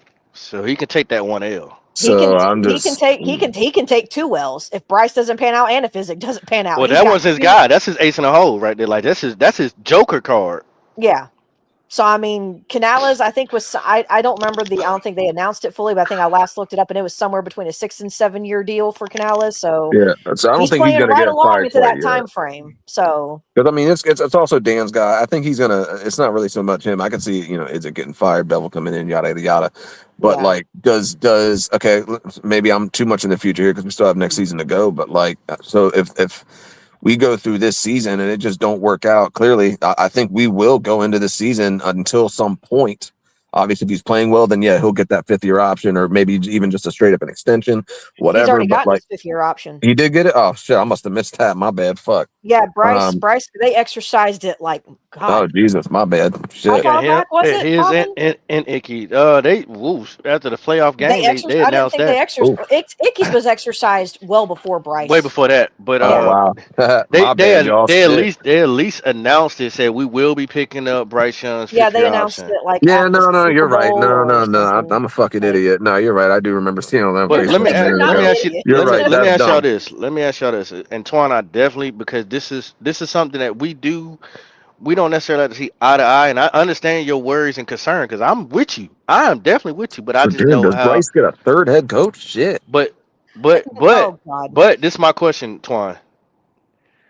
Do you think since Izek has been there for 3 years, or 3 years? Well, see, this is my thing. This is about to be 3. Hold on. That's what's fucking me up. I'm trying to get all these he's been there. correct. He's been with Canales 3 years.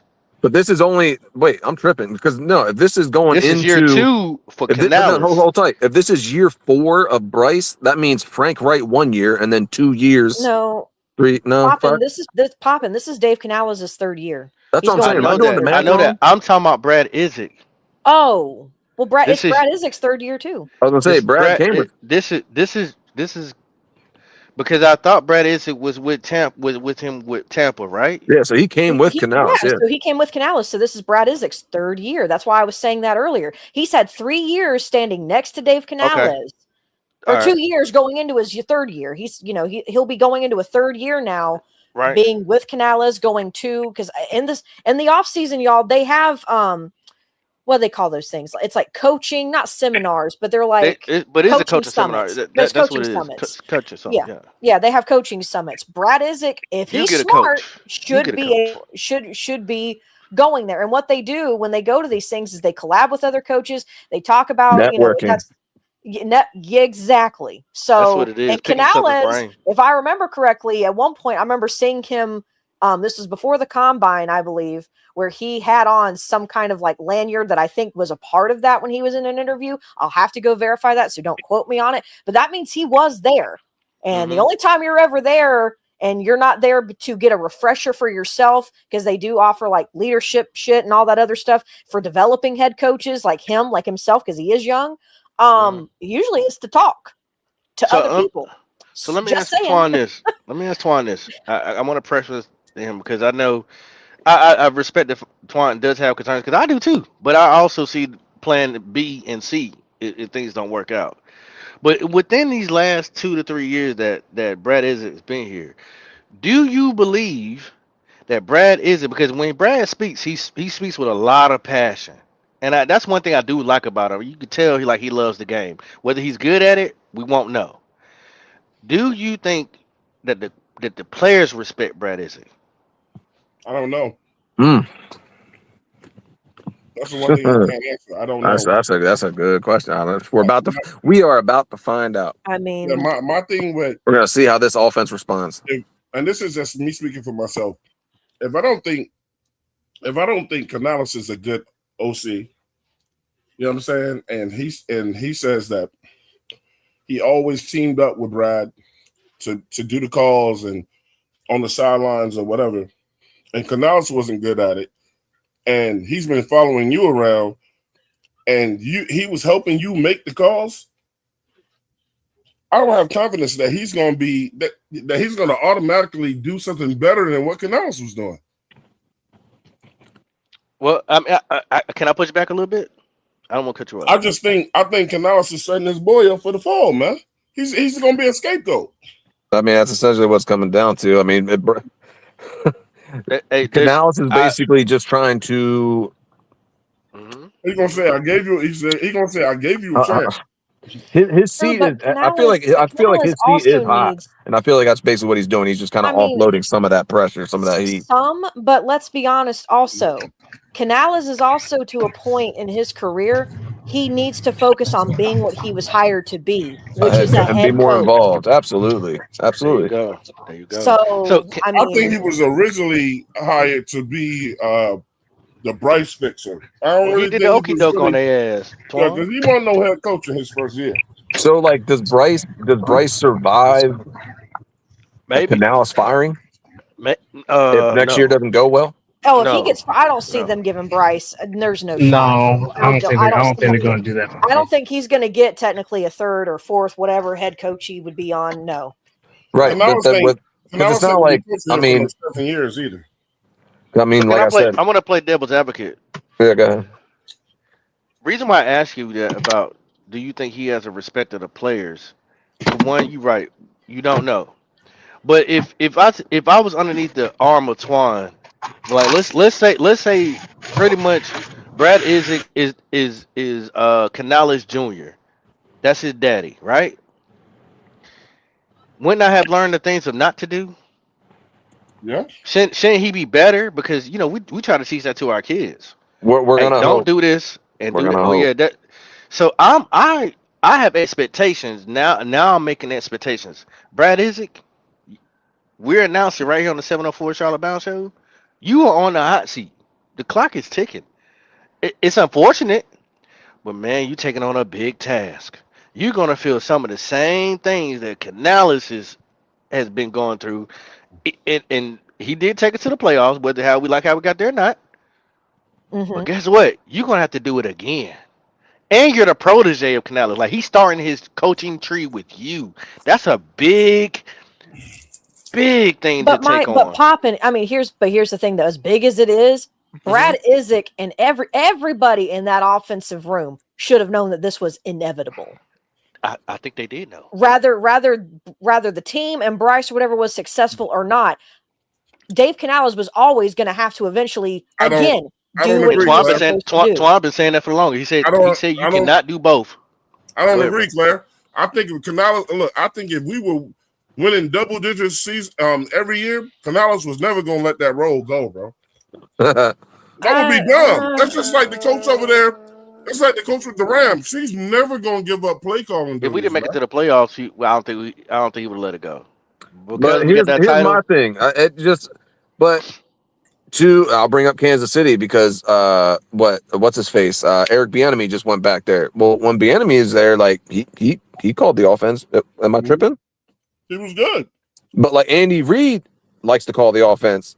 So it's one of those things where it's just like if the right guy's there, then let him rock. Again, to any other leader's point, you need to delegate and hopefully delegate properly. It didn't look like Andy Reid was doing a good job though. That's a fact. And guess who delegated? You know what I'm saying? But when you had a Bieniemy, which I mean, their offense has under Bieniemy was pretty solid. So here we are again. We're about to see a Kansas City led offense by Bieniemy. So I mean, but Andy Reid got the clout, so nobody's gonna question him. Also it's different with us because we're so young. That's why I'm trying to get Twan on the same train of thought of thinking. Like, we're so young and in transition. Guess who else is green? We just talked about this guy, Evero. He only called a defense for 1 year. He's green. Canales green. Brad Isaac green. Dan Morgan green. They all are new to their jobs. But I've said this so many times. Like, no one listens when I said everybody. No, we do listen to you. We're just saying that we're gonna have to get used to the growth that we're gonna have to go through, the growth pains going through it. I'm not saying you're not wrong with your opinion, Twan. You're absolutely right. What you're saying is true. I agree with you 100%. I'm just saying that we knew this, and it's like, it's right there in front of us. It's another. I think the new Carolinas. Are you trying to also say that it's also not? I don't like to use the word fair because they are they're getting paid to do a job. I get that, but is it also fair to say that it isn't necessarily fair to expect for all of this to have just gone smoothly, understanding how green everyone has been? Because I think anybody and your coming owner, your owner did this. Right. Your owner put us in this situation to talk about what we're talking about. Well, it started with your owner. Correct. But that's kind of my point. It's unfair to one person, and that's the fans. Huh? It's unfair. I feel like it's unfair to the fans, bro. I don't. I mean, it is ultimately unfair to us, but at the same time, it's just like every year we're doing some kind of experiment, bro. Every year. Well, I'm tired of the experiment. Keep trying shit. Yeah, but okay, I get it, but it was coming. You can only tell people to You can only tell people stay patient for so long, bro. But that's what every organization Trust the process. I'm so tired of hearing that, but it's also true at the same time. But I think the thing is, though, is I get what it is definitely not fair to the fans because we are the ones who are ultimately, we're the ones spending our hard-earned money to have the streaming services to be able to watch all the games and to buy all the memorabilia and to go to the games and everything else. I get it. And we also expect to be able to have our Sundays filled with watching a winning product on the field. I understand that too. But we at least once in a while, shit. We also can't sit there and act like that. If we also knew, now, I mean, we have to accept it because unless you just don't want to watch the Carolina Panthers anymore, you have to accept the fact that these are the moves that they made. You have to if you're going to watch this team. So with the understanding that we knew everybody was green, then we also can't sit here and unload a crap ton of expectations and just expect them to meet them, knowing they are also going to have to go through their growing pains. Green. I don't have any expectations. I already told you. I think we're gonna fall back this year. Well, true. Bad. Well, we can't say that we don't have any expectations because every single fan will tell you, "What do you want to have happen this year?" As to what? Win. I'm trying to win the division, yo. So there's your You've already set an expectation without knowing it. I don't think we are. Okay. Well, no, Twan. No. Like, and I feel like I'm gonna call you out. You know damn well you expect to win the division. You expect to win the division. As a fan, you want No, I mean, shit, I'm looking at it from the athlete's point of view. You gonna tell me that there's two dudes on that screen right there really just signed? I understand they're getting paid, so hey, enjoy your bread. But like, you think they're really coming here just to lose, bro? Just to dick around and I'll tell you right now, that dude on the right's from the U. I know for sure he's coming to play. I know how they get down there. I know he's trying to win for sure. So like I'm pretty sure he's coming with the expectation, like he's trying to win the division and go to the playoffs, right? And that's all he know. And Devin Lloyd came from, he was from what, Utah? Shit, he was just on a very good Jacksonville defense and a Jacksonville team that was in the playoffs, correct? Yes. Yeah, they won a lot of games this year, right? They affect more than us. Let's put it that way. Yeah, I think they won 12, if I'm not mistaken. They went to the playoffs. It was 12, I think. I could be wrong. Last time they checked, that's all they know. I want to say they won 12, 13 games in Jacksonville. So with that being said, I'm sure he would like to win as well. So I mean, they have the expectation to win this division, and I mean, shit. As Dan continues to fucking cook, shit, it should be the fucking standard. I think I'm consistent though. Like I've never. You're consistent. It's just I've never liked these coaches, man. The only I like the offensive line coach. Everybody's looking at this coaching staff side-eyed though. I've never truly cared for Canales or Evero, so I just don't trust them. It's the trust factor more than anything, bro. Yeah, see, we have the same, and Twan knows this. We do a special segment what we call crash outs. When we highlight the teams after we done whoop their ass, how they crash out about, oh my God, we got whooped by the Carolina Panthers. Like, duh. And so they are in the same.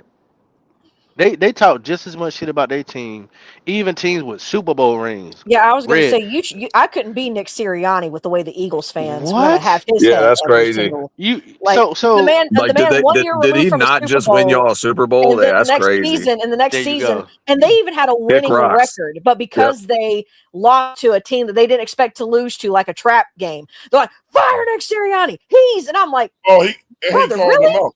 He called the fans out. Oh, he's called them out many times, I think. So I mean, Claire, it could be worse, I guess. it could be, but at the same time, we do have expectation because it's been set. It's been set. Dan Morgan is showing you that it's been set. Twan is up here saying Dan Morgan set the expectation wearing number 55 in that defense. That's when I remember an expectation being set when I was a kid and Dan was still on the field. Shit, Dan was setting the standard back in the early 2000s, bro. Yeah. So Twan, you agree with me saying he was now? From Miami, it's set. There's that. The bar has been You're welcome, set. Claire. You may not do record predictions, you may not do score prediction, but in your mind and heart of hearts, your expectation is to win. And you can't tell me I'm lying. Oh, Claire, Jonathan Beeson was from Miami too. Oh my God, yes, Greg Olson was too. We get it. Sit down. Fuck yeah. Third leg Greg. Jeez. How about them Canes, baby? From the 7th flow. How about them Canes, baby? I recall last year, like the same speech that you guys are trying to give to me. I was trying to give that same speech to Claire. Claire came in the season last year unenthused. I said we would probably go it wins either 0 games or at most 3. And now I'm saying the same thing. No, Twan, there's a difference. I was literally just full sending like no fucking way are we going to be able, and I got shut up by our team. That's what I want to have happen. What I'm saying is, even if we take a step back, I get that, and I'm not trying to say that you're wrong. I believe we will take a step back. I will. No, they did not. They did not, because I was here telling the moment the Jags game. God forbid. Shit. I'm not even gonna. Let's not take a stroll down amnesia lane right now. Anyway, I told y'all. But I want, and then I leave her alone before she get on the road. Damn. Shut up, Poppin'. I'm not going to hit any more deer. Stop. Anyway, Lord, I'm still going to get my freaking Disney thing revoked. God. Anyway, but either way, my whole point is, and I'm not saying that you're wrong for thinking what you're thinking either, Twan. But either way, my expectation on Sundays is to still win, even if in the back of my head I'm going, what we're putting on that field is not winning football. But the fan in me is still saying, I hope we win. That is still the thing that I battle. Every fan battles that. I'm never going to not want us to win. Well, exactly. But do I think we're going to take a step back this year? I kind of do, but it's not. But see, he's talking about that Cam factor, because like we were joking about it earlier. Like, we expect to win, but when he would walk out there, it's just like, oh shit, we can win. Like, you know what I'm saying? Like, it's just like, oh, it's expected, but it's just like, oh no, he makes me believe like we're legitimately going to win. Like, it's like, it's for sure happening. Like, we're going to win this game because he's walking out there. I was about to say that's because there's a big difference between expectations and hope. There's a massive difference. There you go. So hope is based on emotions, and expectations is based on usually, I don't want to say facts, but let me ask y'all this. Facts, data, all the good shit. Let me ask y'all this. Nick stayed on me. He kept saying, Twan, you never blame the players. It's just because I don't think these coaches set these guys up for success. Well, and that could also be that true, is part of the problem. A lot of our shortcomings came from them coaches, bro. We got the talent. We have the talent. And but hold on. No, it's just more. Real quick. Seattle head coach was a brand new coach. Oh no, I was gonna say Seattle in the sense of the quarterback. Clearly, it wasn't the player. He clearly had the talent to be a fucking Super Bowl winning quarterback. And we as a coaching staff, but Twan, here we go. We did it twice in the same room. We failed 2 quarterbacks that left us and went on to their very next, technically very next jobs to do well. Like, obviously Baker's doing well in Tampa, and then Sam left, took a backup job in San Fran, and then bang, went to Minnesota, played phenomenal. The only person that's not doing well is PJ. So all right. So PJ Walker. Let me ask you this, Twan. How many games do you blame Canales for? If let's go down this road. How many games do you blame Canales for us not winning? Just off of him not putting players in the right position. Can I be a smart ass?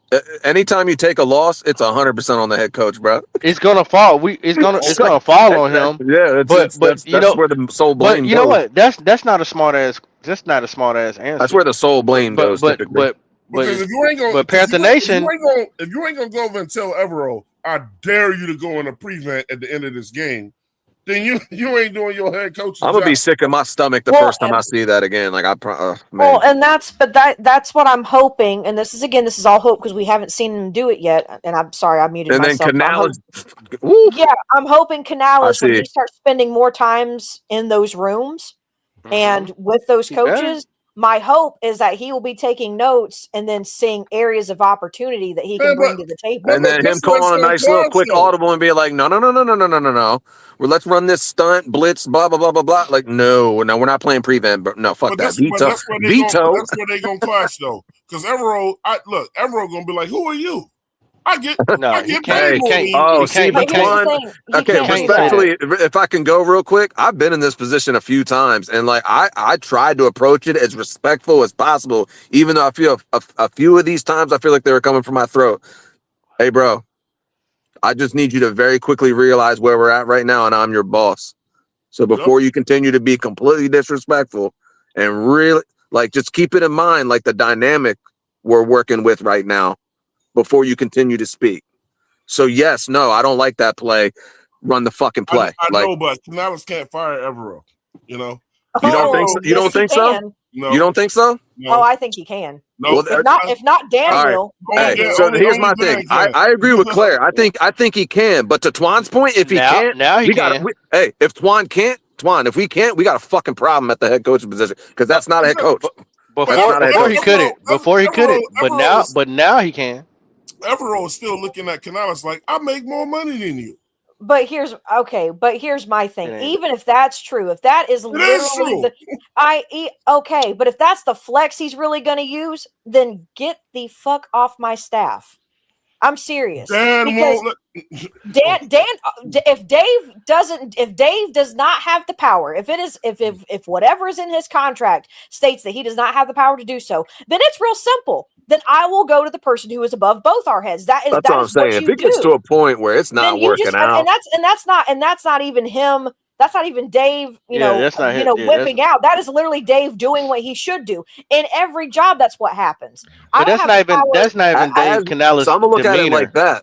As the leader, as the boss, he should be able to go up to the next higher up and be like, all right, listen, this is my team right here, right? That's neither one of their demeanors, though. That's not neither one of the demeanors. Like I need this right here fixed, or we're just going to continue to have a problem. But that's my thing. It's going to come down to a conversation that will probably this is all in theory because we have no idea how this is going to go. But if this were to happen, it's going to come down to having probably a meeting where it's going to be Canales, it's going to be Dan, and it will be Evero, and it'll be whoever else, probably Tepper, and they're going to have some kind of conversation. And if nothing can be met, or if some kind of not even compromise, but if just an understanding can be met with what Dave is trying to do now that he is trying to hone in on just his head coaching role, if Evero cannot respect that, which that is the biggest thing, is respect that, bingo. Then all Dave has to do is go, well, if you can't respect it, Dan. I mean, you tell me, Dan. If it's not in his power, then I'm just going to look at Dan and go, okay, well, you're hearing him. He's not going to listen. So, hey guys, listen. Because here's my point: if he's really the head coach, bro, there's no reason he should be in a position to where that would be a thing. Like, as the head coach, you shouldn't have to go to your GM and be like, yo, this defensive coordinator's got to go, or I gotta go. Like, that shouldn't even be a conversation. This ain't the first time Evero has been denied anyway, because he wanted to be a head coach here too, and they told him no. I'm glad Ray said what he just said. I just want y'all to think about this before you answer it. But what does this say, right? With our team and what I'm trying to tell you, I'm looking at these roadblocks before it goes down this road, bro. What does it say? That this is even a conversation. No. That Canales would fire somebody. Cowboys sign Sam Howell. Never mind. I'm sure. Go ahead. Sorry, Twan. Sorry. With the way that Canales it's like Canales is not a great coach. What does it look like him firing somebody when he ain't good? He's not in that role. He's not going to be necessarily in that role. Listen to this, and this is the second part to it. We all can remember that Evero wanted to be a head coach too, right? Carolina, who's saying he's not that good? Twan, he had an interview or two this cycle, I believe. I got you. Carolina wouldn't let him do it though, right? No, I'm pretty sure he had an interview or two this cycle. Yeah, but instead, this is what happens though, right? And this is where problems come in sometimes. Dan goes and gets his homie, Canales. So look, I already think there's some friction between them, the OC and the DC anyway, because Evero in the back of his head is like, I should be head coaching this team anyway. in his head. In his head. Right. And then Dan went out and got his homie. Evero ain't Dan Morgan's homeboy. So let me break this down real quick. It's simple, because if you try to flex on the head coach, especially if you're in Evero's position, you can't, because you went on interviews and guess what? Those teams that interviewed you said no. Crazy thing is your head coach, who's the head coach, he got accepted, so he can't flex on Canales. Nobody. No. Nobody has accepted good enough to be firing nobody. It doesn't matter. Evero is not. Evero hasn't got the opportunity. It doesn't matter. I'm saying it in terms of the friction that will be caused. There's no friction. There won't be friction if he gets fired. Then the friction's gone. Yeah, that's what I'm saying. I mean, I guess I'm looking at it too simplistic, where it's just like one person. Hold on. One person, and let Canales do it. One person got the job, and one person wants a job. And one as a head coach has had a better season than the other coach. Not when it comes to the record. I'm sorry, because you can call me a bitch or whatever, but I would walk right up to Dan and be like, "Hey, yo, 100%, just got to be direct and honest with you. If I'm truly the head coach of this team, this defensive coordinator's got to go. It's just not working. Like, we cannot go forward until this is fixed." Hey, Ray, who's in front of the mic? And as I leave this room, I got to be very clear. I can't continue to lead this team with that roadblock in my way. Okay, Ray, let me ask you, Ray, who's in front of the mic, Ray? Ain't nobody doing no interviews with Evero at the combine. Well, listen to this. Answer this truthfully. Let's say Canales can't deal with it or whatever. Man, right. Look, who's gonna hire Dave Canales? Who? You think Dan is gonna see? Dan and Dave came from Seattle. If you really think about it, because they were together there. So if anyone's, in my opinion, that's how he got here, right? I feel like Evero would be out for sure. Right. Absolutely. But Canales can't get freaky either. Who's gonna pick up Canales? He'll be picked up immediately. Who'll go back to like an OC role or a quarterback coach role? Who'll get a quarterback coach job? Yeah, he will. Yeah, but he ain't gonna be no head coach. Okay, but Probably not too not. many. But Yeah, okay, Matt. but- Yeah, same shit with Matt. But I let's mean, be honest. Not often do most head coaches who get fired turn around and then get head coaching jobs. unless you're a big name, yeah. Shoot, Brian Daboll was fired, and guess what? He's not a head coach right now. OC, He's an yeah. OC. Yeah, but What? I mean, but okay, but like I said, unless you're a big name, like obviously Harbaugh went straight from the Ravens parallel to the Giants, but and like if it's John Tomlin fucking wouldn't have Harbaugh. taken, and Like, if Tomlin wouldn't have taken a year off, he'd be a head coach right now somewhere else. correct. Too. Let's not play. It's the names and the resumes and shit. Dave Canales ain't got the fucking resume to be able to get fired and go get a job. Just like Frank, even though he had like a football playing resume, his coaching resume isn't that great outside of an OC. And that was the OC run when he was in Philly. So, like, that's why he gets fired and he goes and he's a head coach of a fucking high school team. Like, I mean, now he's back. No, I think he's like the Jets OC, but you get my point. Like, it's depending on your resume. Yeah, a lot of times you get fired. Like, you're going back and you got to work your way up again. By the way, just to throw it, the Cowboys have pulled out of the Max Crosby trade potential. So. Dang, okay? All jokes aside, what the fuck is going on with Max then? I mean, he failed a physical. They haven't said why, but I mean, So that's what I'm saying. So like what surgery? What was his last injury? Like, is there something, you know what I'm saying? Like, doesn't he have like back issues? Hasn't he always kind of had back issues? Is there something disc related? They have to pass a physical before every league year anyway. And he's passed it up until what's part of the physical too? Drug test. Yeah, drug test. I know we're. I was saying that jokingly earlier because obviously Vegas is, everything's it's the wild west out there. But let me ask you this one: who has a better opportunity of getting a head coach job with their resume? One guy who has Bryce Young, who went to the playoffs in his second year, or one guy who went to the playoffs who had the worst defense ever in NFL history and then finally went to the playoff in his third year? Who you think gonna have a closer chance of getting a freaking job, Evero or Canales? Hey, that's a good question because I've watched Evero strike or swing and miss 2 straight off seasons with trying to get a head coaching job. So I mean, it's all about your resume. He's clearly not. I ain't seen nobody do what they done with Bryce Young yet. But I think, well, look, this is just Bryce Young still technically has a little bit to prove. I don't think that's really. I think I'm going to answer it. Me personally, I think Evero could be a good head coach, but he can't be. He can't be the DC and the head coach. I think Evero would be forced to go get a real DC and a real OC. I don't think Canales can be a good head coach. I mean, I don't like him, bro. I feel like the reasons are the dude is just a motivational speaker, man. But Twan, so here's the thing, and I said this earlier. But here's the thing: the guys really weren't before, right? But the guys did not really respond well to Matt Rule. This for whatever reason, this team more or less is responding to Dave Canales at least. So I feel like the reason why, and I've said this too, I've even made jokes about the fact that I feel like it's, like why in the world, if somebody just had a bad play, are you slapping them on the back and pretty much almost making it sound like, and you're saying good job when they just went 4 and out, whatever. Like, why are you doing that? But either way, the guys like him. So, I mean, I guess my point is that I've said it before, don't try to fix what isn't broken. And if it's working, then just let him be the culture setter, because that's what matters more as a head coach than calling plays. Claire, was you on the show yesterday when I said it don't matter how much I like Canales or not? What did I say after that, Pop? I said, but they love him. Yeah, but I can want Canales off this team all day, but he ain't going nowhere because they love him. Canales my head coach. Oh shit!